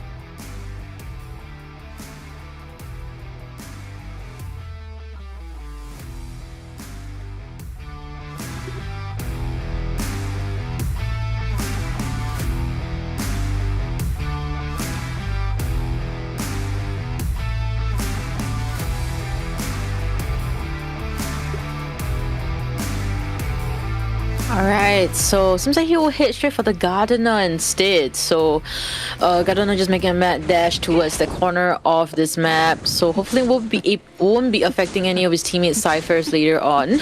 So Boyman does have a flywheel and a 9, but the tools wise he only has that box that he can destroy the chest with. So this will really be solely on his solo kiting skills. Yeah, we're gonna see, just gonna keep transitioning towards this area. I've seen a lot of Gardener players in rank, like to pallet camp, because they think they're safe with their bubble. But in fact, not pallet pallet camping and just dropping pallets normally, and kiting as long as possible, so you can actually buy more time is actually better. And we see Boy M doing that. We see the able to avoid the hit there. Excellent job. We're going to see this next pallet get utilized, just using these pallets perfectly here. Wasting as much time as possible. We also see the abnormal here from Momoka as well, knowing that they have to go for a 4 kill. We see the hit before the bubble is activated here. That veterans bonus gonna allow some distance here, but yeah, I don't know if the Opera Singer is gonna have much opportunity for an abnormal. As long as the Gardener dies away from Cyphers, abnormal ends up being quite useless. Yeah. Able to generate the bubble this time around, but would it be enough to enter the pallet? Yeah, running to a bit of a tough area here. This is going to be the down onto the Gardener. Pretty good Cypher progress so far, though, and again, died far enough away from Cyphers where I don't think abnormal will have too much of an impact. But yeah. Alright, so it looks like the Cyphers, I mean, the slow one seems to be, of course, the Mercenaries, so I'm just saying, stay put, I'm coming. We should will be coming for the rescue. Now, hopefully, this time around, the survivors have a better, not crisis management, Cypher management later on. Now, able to get a relatively free rescue, so this body block actually does help Boyman gather that distance, and I'm not sure whether the bubble would be ready this time around. And it looks like we're going to see the bubble is not able to be activated in time here. And yeah, the Cypher's now a bit slower here. That's just the power of that abnormal. It goes from what looks like a good first kite to actually not really being enough. And I actually think abnormal Ivy could, or abnormal Opera could be a very common incoming meta. We've seen it being utilized a little bit more and more here and there, and now a lot of these hunters have started to utilize it. I think it's actually the correct play. Blink Opera Singer is more of a tie build, and using abnormal, because for the most part, Opera is almost never going to lose just because it's such a strong chase hunter. So you don't really need to play too conservatively with Blink. You can take that risk by using abnormal, and it's been working out really well for a lot of these players.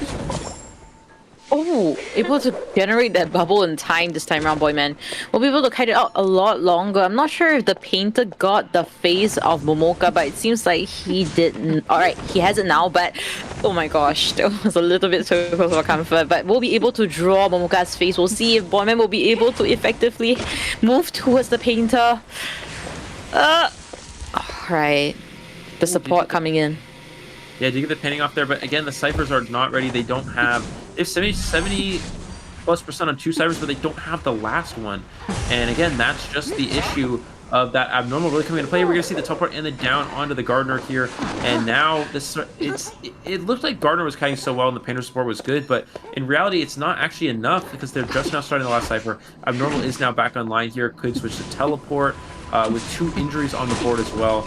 This is a great position for the hunter. We're going to see the abnormal yet again, knocking down that Cypher progress even more. Yeah, and now I'm guessing that Mercenary is opening the chest, of course, and Painter is getting some heals from Babel. He has the Tinnitus being propped out here. I'm not sure if Momoka will be able to sense out where they are exactly, destroying with that charge attack. Right, so Mercenary is the only one that's decoding right now, and it's still 2 Cyphers left. The 5th Cypher barely touched.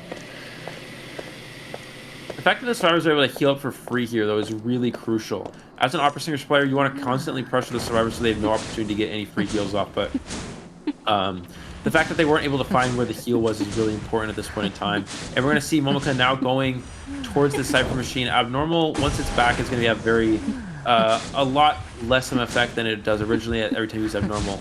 The percentage that you reduce will go down over time, so we may want to see a switch to teleport at some point here. Painter does have one more painting to work with. He's going to use that painting just to buy some distance here, transitioning back away. The last Cypher Machine at 70% though, and Momoka is not pressuring it at all here. Wow, alright, so playing a little bit conservative over here, and the fly will... and this hits the registers regardless. DZML trying to kite over at this very small, short pellet area. I'm not sure if it's gonna work out. Alright. Okay, the problem here is that Painter doesn't have borrowed time. A lot of these survivors do not bring. Oh, sorry, I'm tripping. They still have one more Cypher Machine to go. I keep forgetting how much that abnormal has an impact here. It feels like that should be the last Cypher, but those two abnormals have essentially knocked down 100% progress throughout the majority of this game. And just like that, this makes it so Momoka can actually just go to this Cypher Machine. Could abnormal this one. If this is 56%, they may want to consider it, or they may want to hold their trade for a potential teleport here. Let's see, Fire Investigator using the bomb, but not able to use it. Not the bomb, the ball, not able to use it in time to get away there. And again, that's another instance in which Fire Investigators just really had a hard time against these hunters. So a lot of teams have been trying to utilize it, but it hasn't been working out too well. And we do see the abnormal yet again here, knocking down 24% off of the Cypher Machine. And I think that might be the last abnormal from Momokai. I think we'll see a potential teleport switch at some point soon. Yeah, the struggle is definitely real here. Now Hatari, able to put up the perfume and will be able to slam that pellet down, so things should be looking relatively...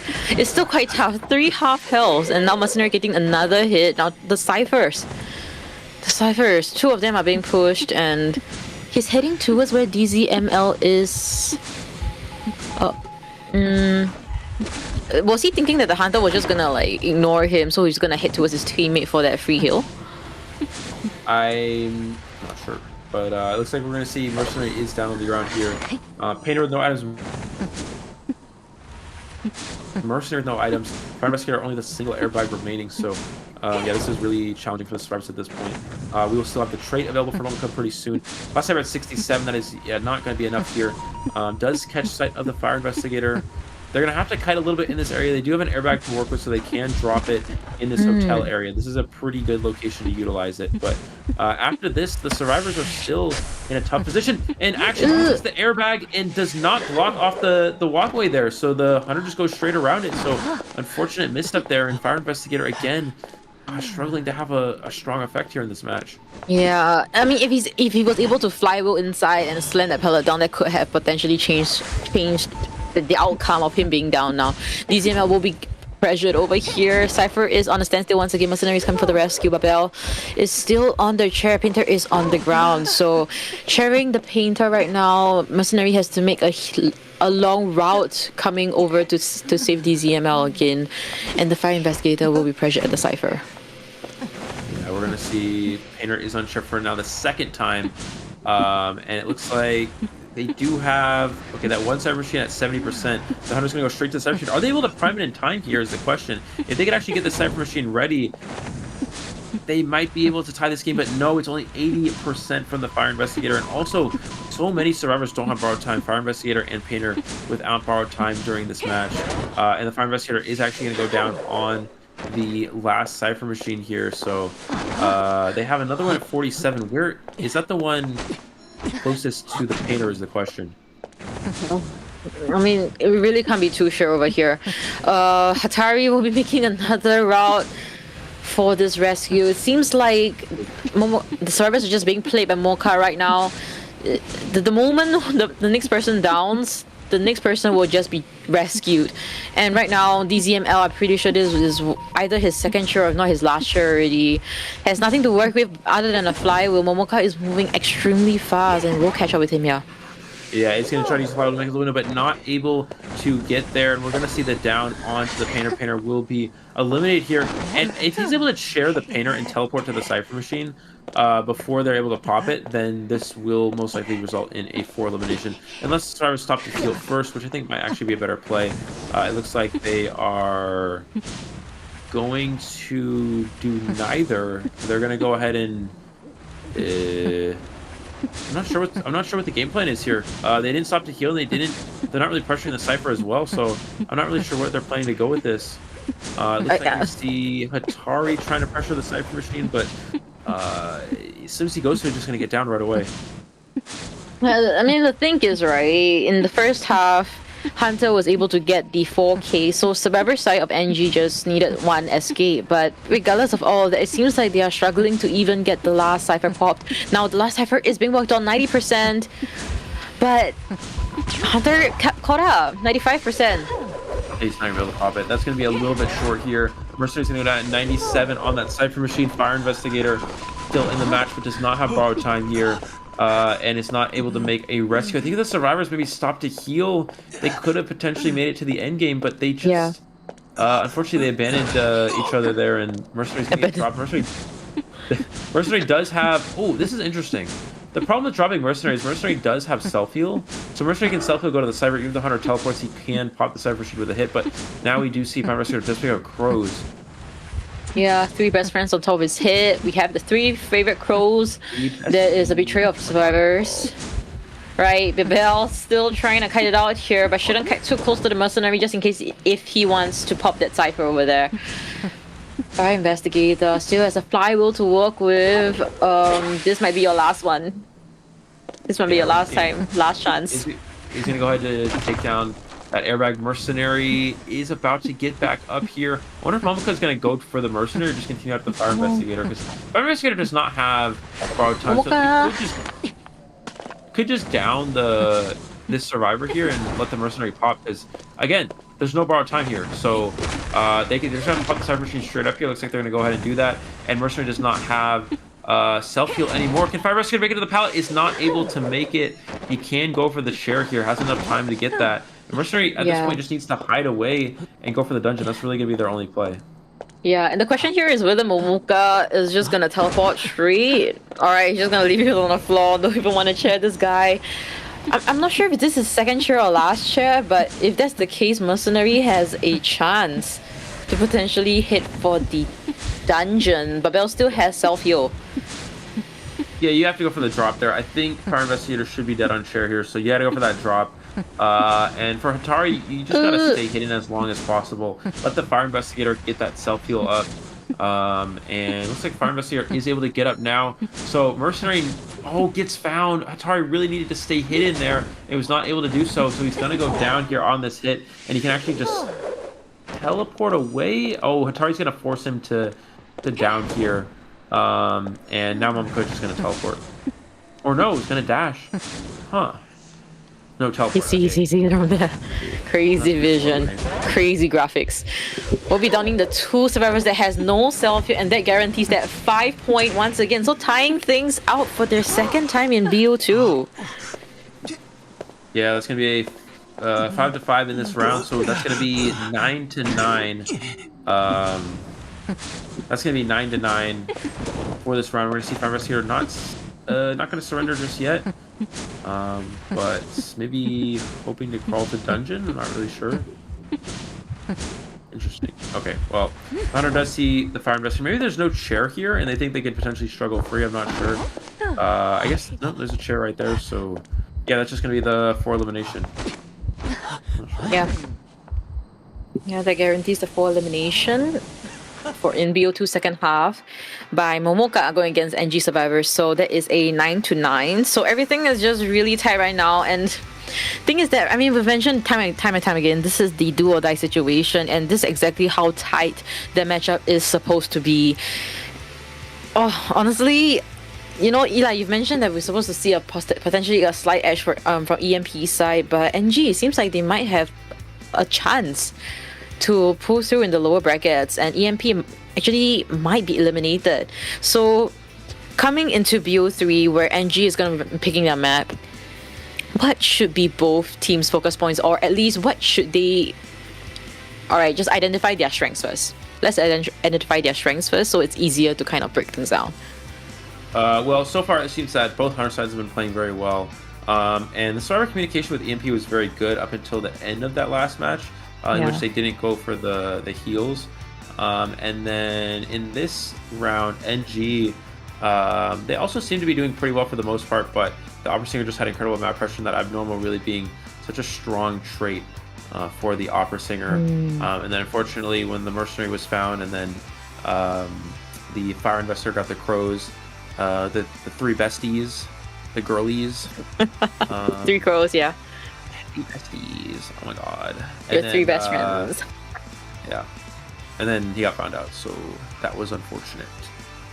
Yeah, it's just a series of unfortunate events, and yeah, you've mentioned how both sides' Hunter has been relatively consistent. The fact that they were tying things out in BO1, and when it come to BO2, both sides got 4K. So it's just really tough to see who is potentially gonna have the edge in these things. But then again, NG is kind of facing their fears right now because they really respected EMP's Hunter Momoka, and the fact that NG's Hunter is actually able to perform relatively well going against EMP survivors also shows that the last might stand a chance coming to BO3. So here's the thing. We have no idea what Momoka's BO3 Hunter is going to be, but we've been seeing the last play BO3 over and over again. And he's played N and Breaking Well. Let's just eliminate the N portion because he got a 4 skip against GS Survivor. So I'm just going to exclude that from the equation. He has a Breaking Well. Yep. So from... And Momoka Wax Artist. So. He has Wax Artist too, but we're not too sure how proficient he is since the last time we saw him. No, but Momoka has Wax Artist. Right? I don't know. I literally didn't... we haven't seen... I literally have not seen his Wax Artist. So I don't know how... Yeah, I don't know how strong... I literally don't know how strong the Wax Artist is. And you as a Wax Artist main last time. Actually, is it still now? I don't really main hunters. I just play what's best for the situation and the team comp and stuff like that. Right, I mean, you play Wax Artist before. If they both play Wax Artist, you will be able to tell who plays the better Wax Artist, because when it comes to details, I feel like hunters definitely do need them, and also Hunter Sense. And Hunter Sense, it sounds like Spidey Sense, but anyways. Yeah, I think... Continue. Anyways. You distracted me, bruh. Go on, girl. Alright. Go on. I'm not sure anymore. The thing is that we were able to see both sides flourish as both survivors and hunters when they were going against different teams. But now coming into this lower bracket, both sides seems to be relatively same skill level, and I don't really want any team to be eliminated right now. I mean, it seems like both sides have chance to go further in the lower brackets, but this is just gonna be down to the nitty-gritties already. Who is gonna be the first one that slips up? Who has the lower or less stamina as compared to the other team? So for me, I still feel slightly confident about NG. But what about you? Yeah, I mean, so far it's looking like it's a very even match so far. We see, tied rounds for both of them. It looked like in the first round that both teams only barely managed to tie in the first round. Like, it was it came down to a matter of seconds, right? And it actually looked like the last had a 3-kill, but got a little bit overly aggressive and abandoned the Puppeteer, allowing them to get dungeon. And then in the next round here, again, it looked like both teams, survivors were doing well, but then the hunters were able to play a really strong endgame and get a 4 elimination. So it looks super even thus far. So I would say that it's really hard to tell. I think going into this match, we thought EMP had a slight advantage, but for the most part, it looks like a 50-50 right now. Yeah, it's a 50-50 right now. So from the side of EMP survivors, first thing they need to focus on would definitely be Cypher management. They need to ensure that the Cyphers are no longer in the situation where the survivor side are compromised, and everything just goes down here from there.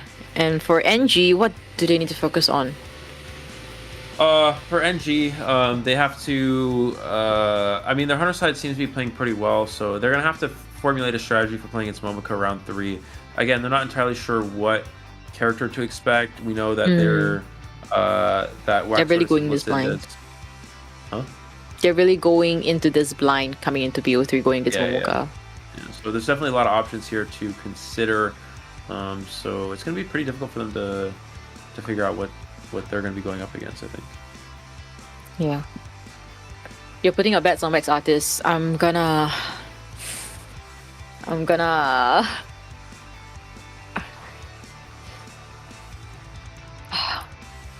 go for, depending on the map, I'm gonna go for Geisha. Depending on the map, but I'm gonna go for Geisha. Why? I don't know, sometimes surprise pick like that, and also Geisha really tests on... Okay, when you kite Geisha, right, is tight kiting the solution? Are you asking me, or are you... Yeah, I'm asking you right now. As a Geisha, do you think tight kiting is a solution? Well, you you're a Survivor player, Chocho. What is your opinion on that? Actually, My I'm curious, opinion? Chocho, what is Okay, I'm gonna be really honest. I suck at kiting geisha. Like, something about me and geisha just doesn't link up well, and I hate another hunter that I really, really hate. I feel like majority of probably won't understand this. I can't kite Percy. You can go ask Night Owl. You can go ask people I've played rank with before in the past. Every other hunter relatively okay, but the moment Percy appears, you see me insta down. I just can't kite that guy, man. Yeah. Well, I don't know why. He's other hunters too, but it's okay. I don't know. I just don't know why I can't kite Percy. Like, I literally went to look at footages and I'm like, okay, yeah, you kite like that, and I just can't replicate anything. I don't know why.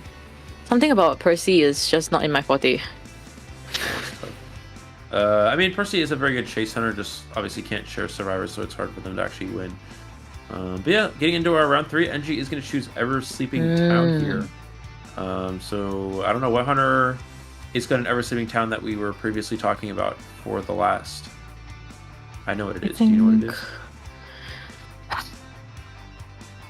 I just hope that if circular. EMP really wants to win, please don't pick an end, man. It's circular and it rolls a lot and it goes very fast. Breaking Will. Yep. Wait, you have to describe it. Just tell me. You're the one who mentioned it first. You're the one who said, "Oh, this hunter plays Breaking Wheel round 3," and now they pick a Breaking Wheel map. So Okay. The thing is that the last played N at Ever Sleeping Town. Yeah, but this is not a great end map, and I think after the last result, we'll probably see Breaking Wheel here, especially considering how both hunters have been playing. I think it's gonna be better to play an aggressive hunter like Breaking Wheel. Yeah.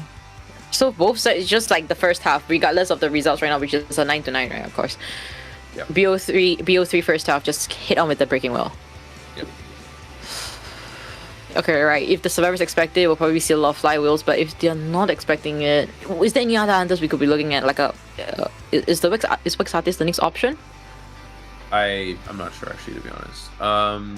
I would imagine like the reason why you pick this map is because since we did see Breaking Wheel from them before, it would make sense for picking Ever Sleeping Town here. There's gonna be a map that's gonna be best for their hunter faction, and oh my god, my head hurts. That's gonna be best for their hunter faction, and Breaking Wheel seems to be the best character for Ever Sleeping here. So. All right, so hopefully, all right. I'm just gonna like write down just in case I forget because I forget things. So I have no book. But all right, coming into this Ever Sleeping Town. Well, I was gonna say, I also think N is not a good hunter for this round, especially because like the way both hunters have been playing, you don't want to play any hunter that's like too tie oriented. So if you play N, it's more of a tie hunter, and it gives Momoka a chance to just win on the hunter side. So I don't think N. I think N would not be a good character here at all. So I think it would definitely be. I know some people in chat are talking about it, but I think a higher win potential hunter would be better. Gamekeeper isn't bad, but it's slightly more tie oriented. Breaking Wheel would definitely be good.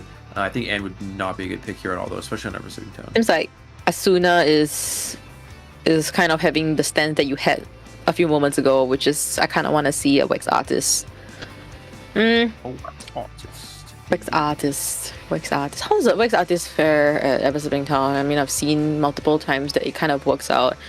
Yeah. But yeah, it's quite good. A lot of open areas. The alleyways are usually very long, so it's easy to hard for the survivors to dodge the wax in those areas. It's not that easy to break line of sight against wax artists on this map. So yeah, definitely wax, I would say, is good for Ever Sleeping. Yeah, and for the side of survivors, currently we are going to BO3, right? Which means that there is a total of 4 globally banned characters and 4 hunter bans. So a total of 8 survivor being banned out by the hunter later on. So the fact that their character pool is actually getting minimized gravely, right? So I'm just gonna like wait and see like what kind of strategies they still have or what kind of characters that they still have the back of their sleeve that they're not using, because thing is that we've been seeing that happen over and over again. I mean, similarly with MX, we didn't see the painter before this actually at all, like before any of this. So the fact that he picked that, and then like right before this in BO2, we also saw another painter, was interesting. So hopefully we'll be able to see more strategies like this. So it seems like EMP's Momoka will be up first. EMP actually chose their hunter to be up first, going against Angie, so that the survivors have lesser pressure, I presume. Yeah, I would imagine so. And this is where it's gonna be interesting. We'll see what Momoka has for round number 3. Let's see what they ban first as well. That could also be an indicator of what's to come here. Looks like, of course, Gardener, Painter, Wildling, and Puppeteer is globally banned. Here, it's gonna be Seer and Antiquarian first. So, yeah, definitely could be a Geisha. That's a pretty standard bans for Geisha. Chocho, you good? Yeah. Okay. Yeah, I'm good. I'm good. Thanks for asking. I'm fine. How you? I don't know. You started to like spasm out there. I don't know what's going on, but Spasm. I don't even know. You don't even know. I was mouthing words, but it's I. All right, we have the Seer Antiquarian band down here, and all right, Momo. Okay, I'm interested to see what Momoka's gonna pick here, but forward. I feel like I haven't seen a forward in the entire IVC playoffs right now. Forward and a psychologist. All right. Yep. Forward and psychologist. I've not seen Ford in a while. I feel like this character is very. I mean, obviously, it's not good against Opera Singer at all, and not very. We haven't really seen Ford being utilized against Ivy at all either. So Ford coming back into the meta for round 3. I mean, it makes sense. Like Ford is good against the majority of the hunters in this game, with the exception of those first 2. Looks like we'll see Acrobat as well. I guess they could be expecting a potential Dream Witch, although maybe they would have selected Mercenary instead. I'm not sure. Not sure if Momoka has that character as an option, but looks like we'll see Acrobat here. And for the last ban, do you think we'll see a batter here? Probably not, because probably not. Wax Artist is an option. Batter's not very good against Wax. Also, not very good against Stream, which we'll see Prospector ban last year. Yeah, so definitely could be a. It could still be Geisha technically, but looks like we're gonna see Fire Investigator again for the last character. So these teams really sticking with the Fire Investigator strat. See if it'll eventually work out here. Okay, it worked out the last time at Pacific Town, but this is not Opera Singer we're talking about. So I'm curious to see as to how this Fire Investigator, like you've mentioned, is gonna work out against whichever hunter Momoka's gonna pick. So you mentioned the Breaking Wheel. I mentioned the Geisha, and you also mentioned again the Wax Artist. We have 3 hunters on the table. We'll see if Momoka actually ends up taking one of it. And survivors are just gonna select their talents, confirming everything. We've been seeing multiple times where survivors just don't go for the 3 anymore, which we understand there are certain matters, certain characters you can go for that, but Yep. Right. And yeah, that's what we're talking about. Seeing, looks like the survivors were sort of preparing for that with the Acrobat and Psychologist here. Now, Fire Investigator against Dream Witch, I wonder how this interaction works. I guess in theory, if the balloon can like, or not the balloon, if the airbag can like block followers from walking through it, that could actually be really good because it forces you to switch to the follower to break the balloon and then switch back to the main, then send it out of range again, and then switch back to the main body. You know, so in reality, Fire Investigator could actually be quite good against Dream Witch. In theory, but I've never actually tested that interaction, so we'll have to see. Again, we have an invisible Fire Investigator in the ban pick screen here, but getting into our spawn location, looks like we're going to see the Fire Investigator over at the Fake Gate area. Psychologist in the middle here, Ford in middle 2-story, and Acrobat's going to take it over near Geisha. Yeah, this is a pretty important game here. Again, it's all tied up at 9-9, so Momoka's really going to try to continue with the momentum after that last 4 kill. All right, so very excited to see how this matchup is gonna go. Hopefully, things does work out for either sides. So this will be Everest Tipping Town round 3 first half, where things are still tied up 9-9. NG Survivors versus Team EMP's Hunter Momoka. I'm Jojo. Joining me will be Eli O. We'll be bringing you the live commentary of this matchup.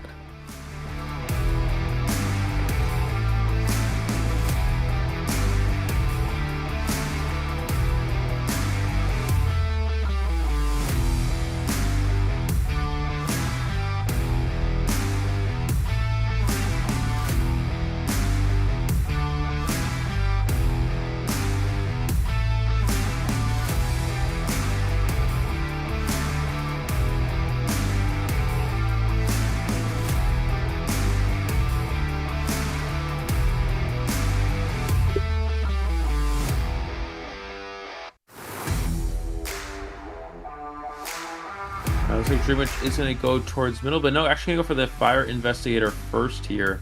as the first chase target. Immediately going to put a leech here, trying to trap the Fire Investigator, actually trapping themselves in this area. I'm not sure about this, but we do see the speed boost getting utilized to get out of range of the follower here. Let's see what they're able to do. Still having the 2 airbags. Circle, but misses the pallet stun and takes an early leech hit, and now the patroller is going to be available here. So I think the Fire Investigator should have maybe used an airbag to try to make some distance, but unfortunately wasn't able to do so. Also dropping a lot of pallets, but this is just going to play right into patroller. So I think Babel, unfortunately, a couple of missteps here may result in an early down. Yeah, and I'm not too sure if this is gonna work out. Oh my gosh, bad timing. And he's unable to bounce off the inflatables, it seems to be. And Babel will be seeing the chair for relatively fast, actually near the center at the same time. Hatari with the forward. Will he be able to get the stun? No, he's not gonna be able to with 2 followers here. You can use 1 follower to push the survivor away. And then you can pick up with the other one here. And yep, doing that perfectly there. We're going to see the survivor onto the rocket chair. And only 2 Cypher machines have progress. Looks like they started 2 extra Cypher, or one was the forwards, I guess, and one was the Fire Investigators. But yeah, they'll have 2 Cyphers almost done, but they're not going to have another Cypher machine after that. So the Cypher decoding progress is going to be very much behind here at this point in time. So Momoka off to a very good start here. Forward's going to come for the rescue. We see the hit there and the rescued survivor, but not able to avoid that hit. A leech. A spawn follower hit means that now the forward can get leeched, and we're going to see Fire Investigator down. We're going to see another leech to play onto the forward. Forward's not going to be able to decode until he gets healed or that leech removed. And look at that, they have 2 Cyphers done, but they have no progress on any other Cyphers at this point, and this is exactly where Dreamwitch is really going to thrive. Yeah, and Psychologists will be using the Wi-Fi heal to heal at the forward, so forward might be coming for the second rescue again, even though he does have that leech right behind him. We're almost going down there. If Forward went down there, I think that would have been game over. I think that would have just been a 4 kill, but Forward able to barely avoid that. That was super close. Now, trade swap should be available momentarily, so the Hunter can switch to Blink if they want to try to down this Forward, but yeah, that Forward getting out of range there was really game saving at this point. But again, the Cyphers are so far behind. We have 50% on a 3rd Cypher. They still have 2 full Cypher machines to go here. Okay, this is looking so tough. I'm not too sure how they're gonna play this out, but lucky for them at least. The center, there's only that double story Cypher, so kind of the map is actually playing towards them instead. But Boyman will be coming for this rescue. Forward is nowhere to be seen, so Babel will be relying on himself, able to propel himself forward, able to enter this safe area, but the blink. Oh, misses the blink though with that speed boost. And Fire Investigator maybe could try to cut. This gets the pallet drop as well. That is a big turn of events. This gives NG a small chance here to stay in this game. If Fire Investigator went down there, I think it probably still would have been a 4 kill with the way this game has been going. But Fire Investigator staying alive a little bit longer here. We're going to see the trap with the followers. And finally going down to the leech hit. But this gave them a little bit of time to heal up to full health. And also gave them some extra Cypher decoding progress. Yeah, so currently this is where Dreamwish is just gonna excel in. They have 3 Cyphers left. Momoka can just map control, change to Blink already, so when it comes to chasing, she's really, really strong. Alright, who's in the middle double story to it seems to be is Hatari, and Hatari just standing there. Waiting for the leech. See where the follower is going to come from, but actually drops into the follower. He's going to take the leech hit, I guess, instead of wanting to take the main follower hit, which makes sense. But last 2 Cyphers here, 28 and about 90%. So they're going to be down to 1 Cypher machine. But I don't know if they're going to really be able to do it. We're going to see the blink, and it is a leech down again. So that is actually ideal for the survivors, because now the leech is on cooldown for the next 33 seconds here, which means that he can't both the Cypher and the chair until another leech is available. Yeah, and Psychologist will be coming for the rescue, Sleepwalk coming, and last Cypher, 50%. Acrobat will be decoding that Cypher, but it's at the middle double story area where Momoka can easily camp. This is the Dreamwish specialty. Yeah, but the problem is there's no leech available, and this is why taking the leech is so important, because now they get an easy rescue, and there's nowhere to get, there's no opportunity to get a free hit onto the Psychologist because of that. So because of that leech down, that gives a free opportunity for the survivors to not take any damage here. We're going to see the Acrobat most likely pressure this Cypher machine here, and then Psychologist will open a new one. Psychologist now opening this S-Pallet Cypher machine now at 15% about. Oh my gosh. So they are having quite a similar problem that they had in the previous round in Chinatown, where their Cypher management seems to be a huge issue here. Momoka is able to capitalize on that. Hatari forced to use the ball to negate any free hits. So Psychologist just forcing the middle double story, the S pellet cipher, whereas the Acrobat is forcing the middle double story area cipher. Yeah, it looks like we're gonna see Acrobat does get body blocked by the main body there. Even if you use the bomb, if the main body is blocking the window, it will still block the Acrobat from bombing through the window there. We're gonna see drop a leash here. Can they get to that last cipher machine in time though? It looks like 84%, not quite enough here. I think they're going to be just a little bit short of popping the cipher machine. They're really going to try to push it here, but I don't think Psychologist actually makes this 97. Okay, they might be maybe going to try to take a hit. Yeah, and she doesn't have 3, so luckily she's full health. Yeah.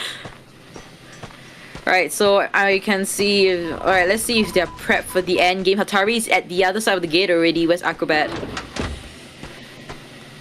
At the center. Yeah, they're gonna go for the cyber pop here. We're gonna see the Blink. Finally, the Blink able to avoid the hit. It gets that next pallet down. Again, Momoka looks to be in such a great position throughout the majority of this match, but the survivors have made it to the end game here with 3 survivor end game. We're gonna see the gate's gonna open. Get open in time. Can he get the gate open? He can't get the gate open in time before the leech gets dropped here. Can he squeeze it? This leech is now wasted. The leech will disappear, and this survivor's gonna make it out the gate, and they're gonna go straight for the dungeon. The dungeon is over at the fake gate area. OMG. The graveyard area. Psychologist should be able to beat the spawn follower here. I think it's just a foot race at this point. Wow. Are they able to make it? If they are able to make it to the dungeon, that's gonna be a 3 survivor escape for NG. No way. Well, I mean, this is the comeback of NG survivors, right? They're actually naturally surprising, right? Like that, and how did that go haywire? Was it because Momoka was just not having enough leeches in the match? Like, what was going on there, Eli? Well, downing the Ford able to take 2 leech hits was a really big difference. If Ford dies to any of the spawn followers there, then it would have definitely been a most likely a win. If the fire investigator went down to that blink, it probably would have been a win. If Ford went down in the alleyway where the psychologist was healing him, it would have been a win for the hunter. So everything, it's one of those games where survivors actually ended up making minimal mistakes, and when you make minimal mistakes against a Dream Witch, it's hard for the Dream Witch to capitalize and actually win. So yeah, everything definitely went well for the survivors there, and yeah, just like that, this is looking like NG might be on track to win this match. Yeah, I mean, definitely. Initially, everything, survivors, especially from the Team NG, everything was looking really down. From a tie to a 4K afterwards, and now coming back with a 3 escape, I think there's something that the last should capitalize on, and maybe shouldn't go for that end anymore, like what he did last time at this map. Just go for something safe. Just go for something safe. Get a tie, and that's that. And would actually be a safe hunter, but the problem is N is not very good at oversleeping town, so it's a bit challenging. It's a bit challenging to get a safe tie with N on this map. If it was something like Arms Factory Red Church, it would be a lot better. But now I'm not sure if he's going to want to actually play Breaking Wheel, just because you know, Breaking Wheel is a high risk, high reward hunter, since you only need to get a tie here. You know, it might not make a whole lot of sense. I'm not sure. Yeah, I mean, there's a lot of possibilities, but of course, the last himself has to weigh the pros and cons of which hunters that he's gonna pick later on. He's tried and tested certain hunters, so this is just solely up to him what he thinks would be the best option to go for the tie. So, finally able to see that light at the end of the tunnel for the side of Team NG, but for Team EMP, they have to get a 3K. No, they have to get a tied hunter game. The survivors of EMP need to get 3 escape. Right, yeah, 3 escape for a BO3 overtime, and then 4 escape. Okay, all right. Stakes are high. And the thing is that we've seen the last got 4 escape at Eversbing Town. So I really hope the best for Team NG, especially since right now I've been seeing a lot of surprise strategies and surprise miracles coming from Team NG. Hopefully they'll be able to last long in the lower brackets. And for Team EMP, of course, we do have the legendary Zhao Kan and of course Skyfall. So hopefully later on, when it comes to the second half of BO3, they will be able to shine accordingly. Yeah, definitely. Yeah, it really comes down to this. So now we have to see 3 escape here from EMP at least. And this is actually the first loss that we've seen from Momoka as well. So I mean, that match looked to be so good. The Cypher decoding progress was behind, and everything was going so well. But yeah, it's just at the end, the exit gate there, the Ford was able to get the gate open, get the leech out of play. Both stars are at the gate, and Psychologist set up really well for Dungeon. Everything went perfectly there for NG Survivors. So yeah. Yeah. Now that you mention it, right, we've never really seen BO3 Momoka, which means that potentially his BO3 Hunter might not be as strong as his BO1 and 2 Hunters. And also, FT Survivors, the maximum they could have gotten with Momoka was just a tie, and NG Survivors were able to get a 3 escape, considering such a fast down at the start by the Florine. The Fire Investigator. Fire Investigator. Yeah, definitely. I mean, it looked like it was a really fast down. Ford was almost down in the process, and there wasn't really opportunity for a rebound kite. Things were looking really good, but it was just missing the blink on the Fire Investigator, wasting a lot of time. Ford died to 2 leeches, so I was able to heal up and able to prime that Cypher Machine in time was what allowed them to get the win there. Yeah. So this will just be how it will be for second half, and there is that potential chance for an overtime. So definitely all hope is not lost for EMP Survivors as long as they try and keep towards what they need to do, and also pick a team comp that could potentially go for a 3 escape. Things may potentially work out for them. Really, it's just a test of stamina, and currently when it comes to how long these matches have been, and also the Survivors potentially playing rank just now, because this matchup was actually in the middle of rank towards the end. So if they played rank and now they are competing, when it comes to energy level, stamina, they might not last. Right? They might not last. So this is just a test, honestly. This is just a test whether they're actually geared up to last long in the lower brackets of IVC playoffs. Yeah, definitely.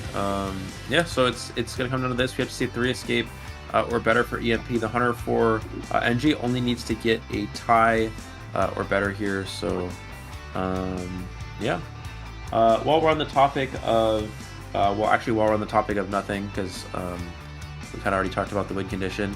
I learned today, this is slightly off topic, but something that I learned today is that, by the way, if you guys hear any background noise, it's my washing machine because it's really loud. But I learned that you can actually change the washing machine setting and make it the water warmer. And that, never mind. Okay, I don't work with washing machines, but I don't understand that. But you can just say, maybe people will understand the live chat. Yeah, and then I actually I'm able to, because I got a bunch of dirt on my clothes from playing baseball and stuff. Mm-hmm. And if you do a warm wash washing machine, it can help remove stains and stuff like that. Because the water is hotter, Was it like a discovery? You tried it today and it worked. Yeah, it worked. Yeah. I was just thinking about the washing machine because it's making a lot of noise, but I think it's since I have the that setting on Discord that doesn't pick up reduced background noise or whatever, it's not picking it up. So that's good. Yeah, I don't really hear it. I mean, good for you. What did I learn today? Let me try and think what did I learn today. Anything?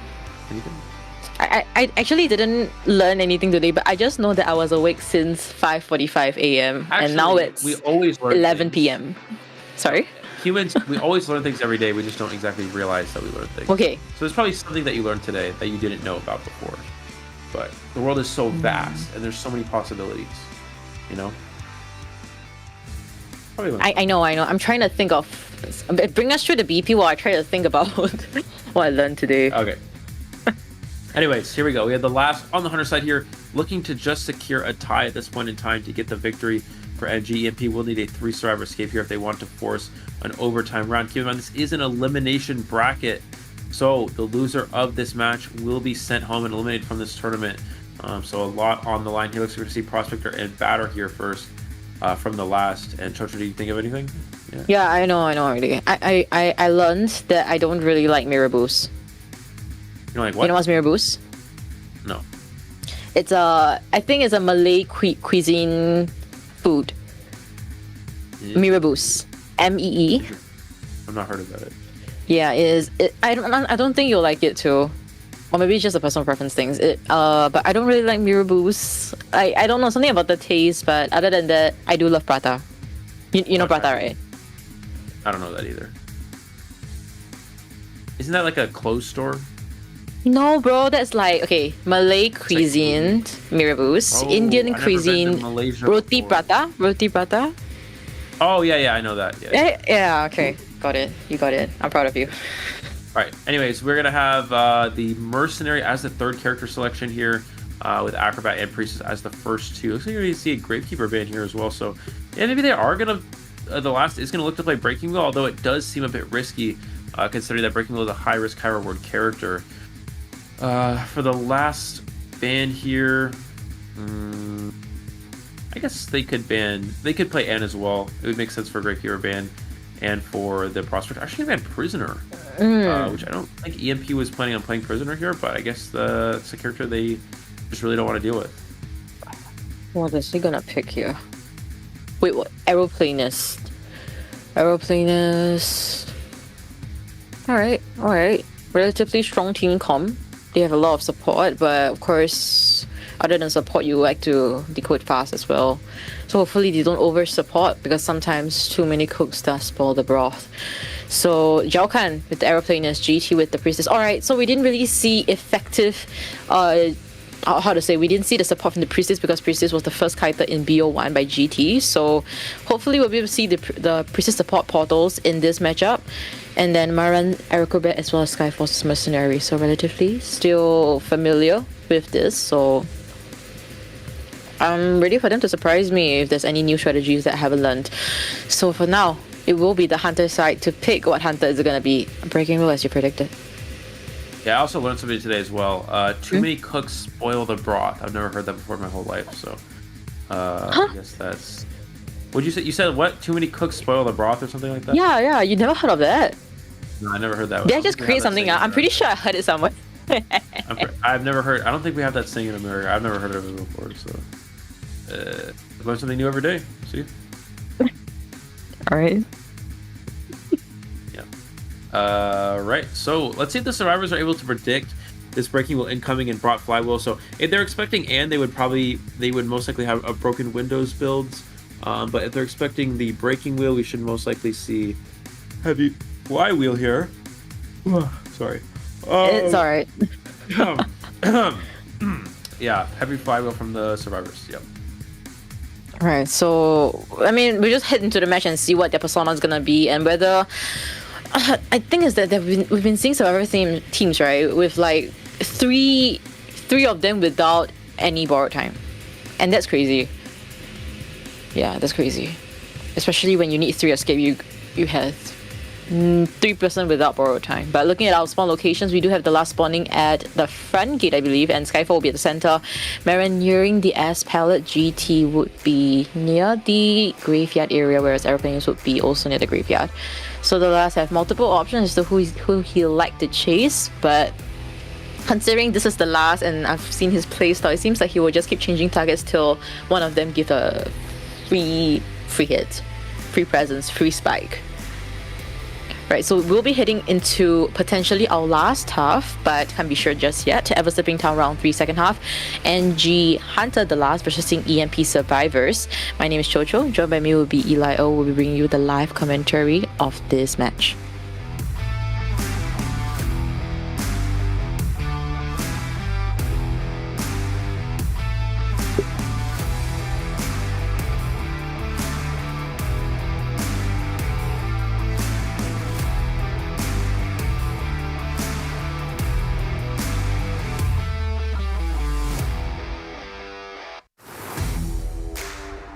Alright, let's see the breaking wheel is going to head towards middle here immediately, going actually towards graveyard.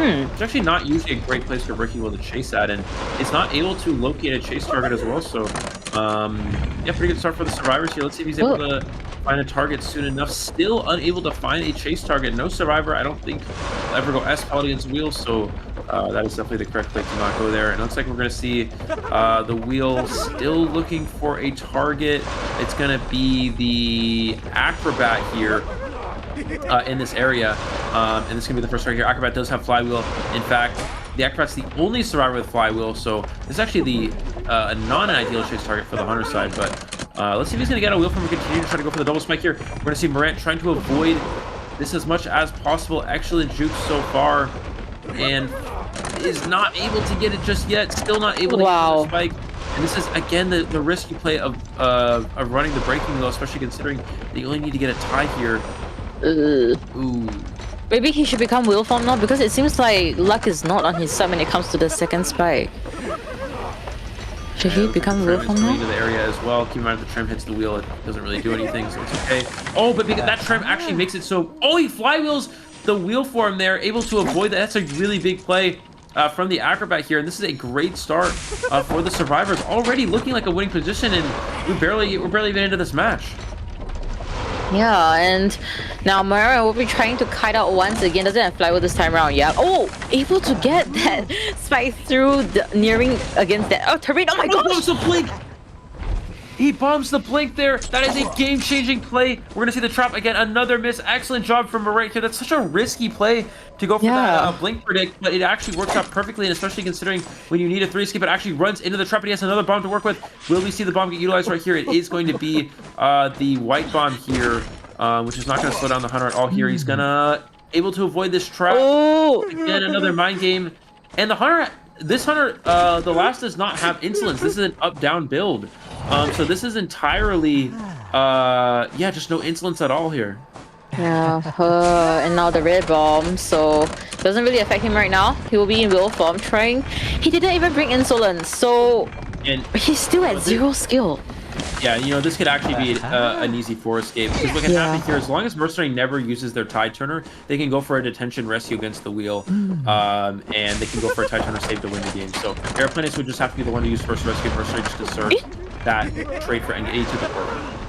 Yeah, you know what this is reminding me of? The XAWM matchup where he plays the breaking wheel at Ever Stepping Town, and this was like the same situation that he was facing, and people were like, what? But the last still trying to get something to happen. Now 4 ciphers was already done. Last cipher is at 50%. The last still at 0 presence. Skyfall is the only target over here now, and also not giving him a free spike. Yeah, excellent job from the Survivors again.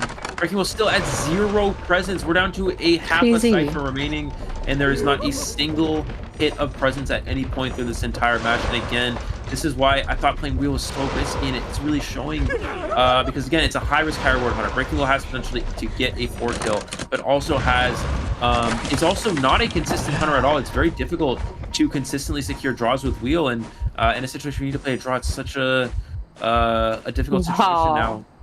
Getting stuck on a barrel here as well. Skyfall is able to get trapped here, and that's actually a big hit. And the reason why this is a big hit is because Skyfall now will not be able to go for a detention rescue.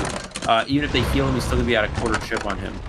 Yeah, and it's crazy. They have so much time on their hands that they could open up the 6 cipher and it's now done. They'll just pop it immediately. They don't care. They need a 4 escape, and like Eli mentioned, this is easily doable as long as Mercenary's injured and he has detention. Oh, Mercenary is injured. Yeah, but Airplanes, they could still make a rescue at some point. Let's see what the Acrobat basically needs to... Oh, is going to go down here to this blink. I was going to say, Acrobat needs to get close as possible to the X gate so they can't go for a Tide Turner rescue. He's actually going to chair... maybe a bit close here. Do they go for this? I do think this is worth it. You have 2 Tide Turners here. You have Mercy with 2 elbow pads, Airplanes with full abilities. You're right. It's worth it to go for this play. And I think it's a safe play as well. It's not like the breaking wheel can actually just down the Survivor when they get a wheel farm, because Airplanes can just jet back away, and Mercy can elbow pad away. And this is not second skill, by the way, guys. He has detention, but this is not second skill. Mercenary is coming. He's on his way on the bottom left. We do see him, and they're already setting up. Free rescue? It is a free rescue. Mercenary did waste an elbow pad, though. That's the problem. I guess the goal here, Acrobat, is, again, not full presence. Come in, go inside. Happen. Oh, he misses the portal, though. He tries to hit the portal with the Tide Turner effect. They might have enough time to make it out the exit gate here. It looks like he's going to really make it. Mercenary is going to make it through the dungeon. And that's going to be a 4 Survivor escape. The Breaking Wheel had to hit the portal there to prevent the Survivor from making it to the gate before Tide Turner ran out, but he actually hit the Survivor, and they're able to get 4 out the gate. An EMP with a come from behind victory, a 4 Survivor escape here against the Breaking Wheel.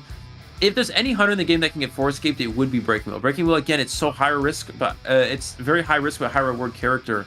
In a situation where it needs to be a tie, it seemed like maybe a risky play, and it ended up working out perfectly for EMP Survivors here.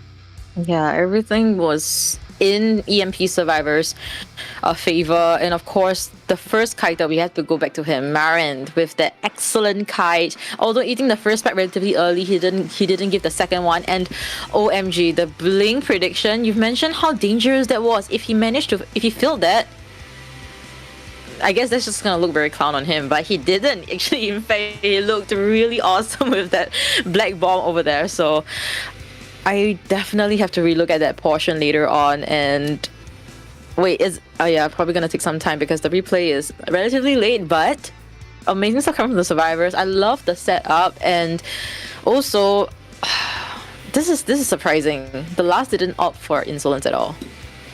Yep. Yeah, just playing a detention build there with confined space is interesting. You would expect it at least like insolence detention maybe. But yeah, instead just not bringing that at all here. And yeah, you see the Acrobat with 163 seconds of containment time there. Definitely the difference maker there, conserving those Titans for endgame as well. I think he had like 1 or 2 hits that entire match, right? He was able to hit the Mercenary one time, hit the Acrobat one time with detention, and then he hit the Acrobat with Titan at the end there, and that was it. Yeah, that was it. That was pretty much it. You literally summarized the number of it. Usually it's hard to summarize the number of hits Hunter gets in that match, but this one was interesting. It was very interesting. Survivor hits 15. I don't think that's right. Why does it say I think they count the spikes. Do they count the spikes? But even the spikes, I don't even think that's... Even the spikes, it wouldn't even be 15. There was only one... Let's see. Let me think. 1, 2... Let's say each spike counts as a full hit. That would have been 1, 2... wait a minute. 1, 2, 3, 6. It would have been 6. But plus the detention, right? Like after detention, the rescue, that spike. Yeah, including the hit. Way. So definitely not 15. I'm not really sure why it's 15, but Lies. Anyways, but in terms of actual hits of the Hunter actually hitting the survivors, it was actually 3. It was 3 hits during that game.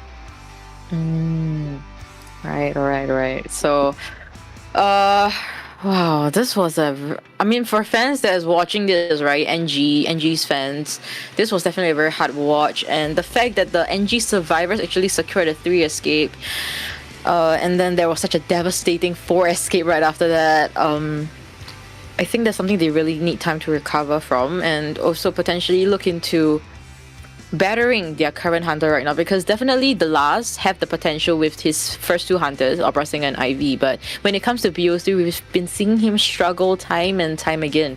So hopefully we'll be able to see a new generation from Team NG, of course, and just know that even though this is you guys being eliminated from IVC playoffs, this is definitely not your last. We do have COA that is coming on next year, so you do have the adequate time to prepare. And also do join IVA that will be coming on in December as well. Advertising, yeah. Yeah. It's kind of crazy to think about how in the first 2 rounds we see Opera Singer and Ivy being such strong characters, but then when the 2 actually get to the 3rd round and these other Hunters are forced to come out, that's when the survivors can actually start to win again. Because again, it's really hard to actually win against Ivy and Opera, and that's why this meta is so like it's very straightforward and a little bit not exactly unique, I guess is one way to put it. But unless you get to the 3rd round, and once we get to the 3rd round, then we get to see these unique character picks in which the survivors actually have a chance to go for wins, which we did see in this series. Right, so I'm actually relatively excited as to who will be our lucky interviewee, because of course after each winning matchup we will be having an interview with one of the players, and coming from EMP, I think this will be their first official player interview because this is their first win in playoffs. So any guesses, because currently we still have no idea. Yeah, I'm not sure. I'm not sure which players, because again, of course, our interview is conducted in English, so it'd have to be someone who has who's great English. Well, yeah, just not only good English, but also, you know, obviously it can be a bit in depth and a bit complicated sometimes, but especially, you know, we like to ask very strategic questions. But anyways, it looks like it might be Glucose, but we'll get to that in a second. Looks like we have our final results for this round. EMP winning the final round, tied for the first two, and then the final round 6-3 here. After a very close set here, 4-4, 5-5, and 6-3 final.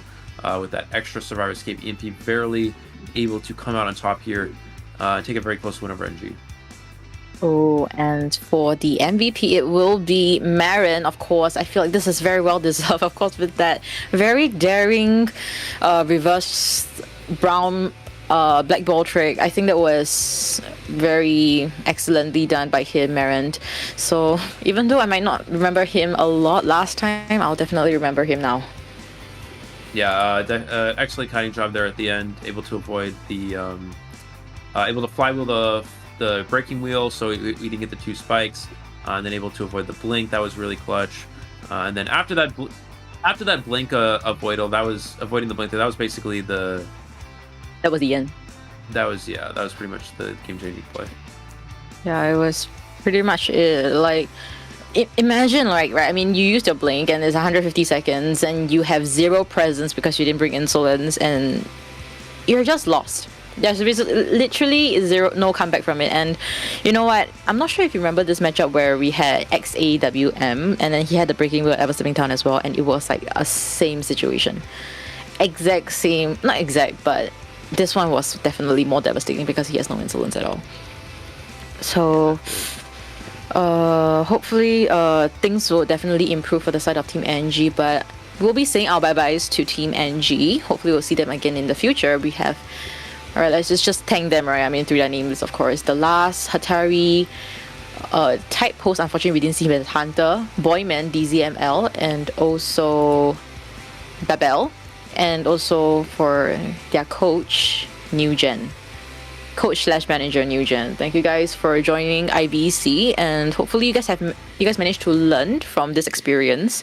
Of course, you guys might not be like the top 4, etc., but learn from experience and become better from there. Yeah, absolutely. And yeah, just waiting to get into our interview here. We will have, I believe, Glucose from EMP here in a moment. So just waiting here when we can. You know, the last time we didn't have our interviewee was speaking Thai. Really? Yeah, so we had them translate in the background. So I'm not sure if it's gonna be straight up. I can speak Thai. Just kidding. Not that well. I can actually. You can speak Thai. I've learned a lot. I've learned a lot over the last year. Alright, so I expect Dong to be muted then. Which is one of our production crew members. We are gonna now get into our interview here with Glucose from EMP. Supposed to change cameras? Alright, seems like might not be ready, I'm guessing. They might not be ready right now. Seems like they're just hang on. Yeah. Oh, there we go. Okay. Alright, so we will toss the interview right now. So see you guys in a little bit. We'll see our interviewee right now. Hi, Glucose. Hi. Alright, so I know this has been a very, very close matchup. So I'd like to just ask first, how are you feeling at this point in time? I feel good that my server can do the target that he must to for escape, and they can do this. Absolutely, yeah. That was very exciting. I wanted to ask, when going into the last round, what hunter were you guys expecting the opponent to play when you were picking your characters in the last round? They think that the hunter is maybe like Ivy or Opera, just 2 hunters that everyone usually play in this patch. Yeah. For round 3, what hunter did you think they were gonna play in the third round? The hunter that we think that NG team will play, I think he will play Anne, but from when NG made the GH match, I think his Anne get for escape, so it will not end. But I know just one from the last that he can play in the rank, but not know about I mean not know about Poland before. Yes. All right, so you guys had a really close matchup as mentioned, but I think a lot of people might be curious about this. The question is, will we be seeing you as the Hunter anytime soon? In the rally, I will play in when my Momoka my will not good. I will play in the game. Yeah. All right, so I guess depending on the situation, then whatever calls for it. But Eli, any other last? Yeah. So now that you guys have won this game and going into the next round, how will you guys prepare for your next match, your next opponent? In the next match, we will do our best. We practice very hard. I will watch every match that we play. That I will comment that what is the mid in this match and fit it to the best for my team. Yeah. All right. So, any last words to the fans that have been supporting you guys since the start of the IVC preliminaries? The supporting that it to this IVC. We have just a team that we want to go the champion in the IVC. We just want to go to the COA. So we try very hard to compete in this tournament. So we want to be a champ. Although the first match that we can do good enough, but in the next match we will do our best and win and champ. Right. So yeah, definitely we'll see you guys do your best and hopefully see you guys play a lot better in the future tournaments. Now we will be ending our interview right now. Thank you so much for letting us interview you guys. Glucose, thank you. Thank you. Thank you. All right. So Glucose seems like a very, how do I describe this? Very, I know this in Chinese, but I can't seem to, very honest or not really. Yeah, I'm just gonna say he seems to be very honest and very, he's able to express himself. Even though English might not be his primary language, I feel like he really did try to explain every single thing that he needed for us. And hopefully, like you guys hope for, we'll be able to see Glucose a little bit more because we know that he is a very strong hunter, has been holding EMP together, and we've seen him perform very well in IVA. So, Eli, do you have any last words? Yeah, I mean, definitely very good matches throughout today, and lucky for us, we got a very exciting one here at the end. Just a back and forth game all the way up into the end, in which it looked like it was going to be the team NG was going to get the victory, but then at the last minute, in the last chance there, we saw EMP come out on top, and I just saw Glucose talking about how they're going for the championships here, trying to secure themselves a spot in the Call of Abyss tournament. Of course, if you do win this IVC tournament for Southeast Asia, then you will automatically get a free pass to Call of Abyss. Yeah, and that's a huge opportunity. I mean, we've seen how FT managed to capitalize on not just winning, and then afterwards went on to COA Globals, went to China, by the way, and went to 2 different provinces and played their hearts out all the way to COA Global stages, playoffs. So that's the furthest SEA has ever gone, and I'm really waiting to see who is going to break that record. Because currently FT is holding the record, and I'm pretty sure they're confident to even take it once again. So, you know what? Today has been a pretty good run, although the last matchup was seemingly quite long and actually very, very, very close. It is what it is. EMP ultimately winning against NG just shows that when it comes to wealth experience, EMP still ultimately win against them and has a better form of, I was like, capitalizing on the weakness of the hunters. Yep, absolutely. Yeah, definitely true. And it was a very exciting match overall. I would like to say to everybody watching, I do apologize if I was a bit on the, how do you call it? slower end because usually I talk really fast and I'm like basically rapping when I talk. You know what I mean? But today I was like, today I've been like, yeah, today I've been like actually like really sick. Actually, I have like a really bad headache right now and also a stomach problem. So I've been like really sick recently, especially today. So Yeah. next Guys, time definitely will be better. Yeah, hopefully Eli actually heals up in the coming week because we do have the IVC playoffs week number 2 next week, and as you can see, he's looking really red. I'm not sure if he's like gonna collapse anytime soon or something, but yeah, he's drinking up right now, guys. So even though we don't have our favorite person in chat right now, do hydrate yourselves. We do have a little bit more before we end things off, so do bear with us, stay with us, and also Brennan's in the chat. Panda is in the chat, in the live chat if you're not looking, and he say, I want to see Momoka interview. Yeah, and also thank you guys for joining us. You guys have been the best of the best. This has been a really long day. We do see in today's result, everything has been pretty close, especially for match number 3. Actually, not pretty close. It's a 2-0 sweep from BO1 to matchup 1 and 2, and then BO3 is very close. Yeah, I mean they were still relatively close though. We saw some round 3s as well, so it was definitely close games. But the ultimate FT out on top here in this one, and 4AW seeming to be the 2 strongest teams at this point. But GH still in this thing for sure. MP definitely still in it. EMP trying to fight their way to the finals as well. So we see the results again. In case you missed it. Surprise! Yeah, definitely jump scare. But definitely a very exciting matchup. Looking at our bracket here, we do have FT versus 4AW in the next stage of the winner's bracket. Of course, the winner of that match will go on straight to the grand finals. MP versus EMP looking to make their way into the next stage of the elimination bracket. And then it's going to be GH versus the loser of FT versus 4AW. I believe, right? So is that right?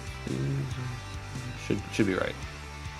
And then after that, those teams will be fighting to get to the grand finals to play against whoever is the winner against FT and 4AW. That's the match to watch. The winner of that will go straight to the championships. Yeah, so actually, honestly, the matchups that's going to be upcoming next week is definitely not to miss. We do have the battle of the UTP versus RRS, which is the lower brackets, and also MP versus EMP. Both are lower brackets rounds, and which means that it's a do or die situation. You definitely want to see who will stay on in the lower brackets and who will be unfortunately eliminated and only walk away with the experience through these matchups. Yeah, absolutely. So yeah, make sure you guys stay with us till next week as well. We're going to have the rest of our matches from this event. Then also have the grand finals as well, which will be very exciting too. So yeah, make sure you guys are continue to keep up the positivity, support your favorite team. I will do my best to not be sick next week. I apologize for my suboptimal immune system, but hopefully it will improve over the next Friday's our next match, so the next 5 days. Hopefully we're not going to be sick no more after that. Yeah, hopefully so. And hopefully you guys have been having a great time, especially you and I. We are very honored to be your commentators for the last matchup of the day. Hopefully you guys also go rest up, drink up, and also please eat if you haven't. So this will be it for today, guys. We'll see you guys next week. Bye-bye. Bye.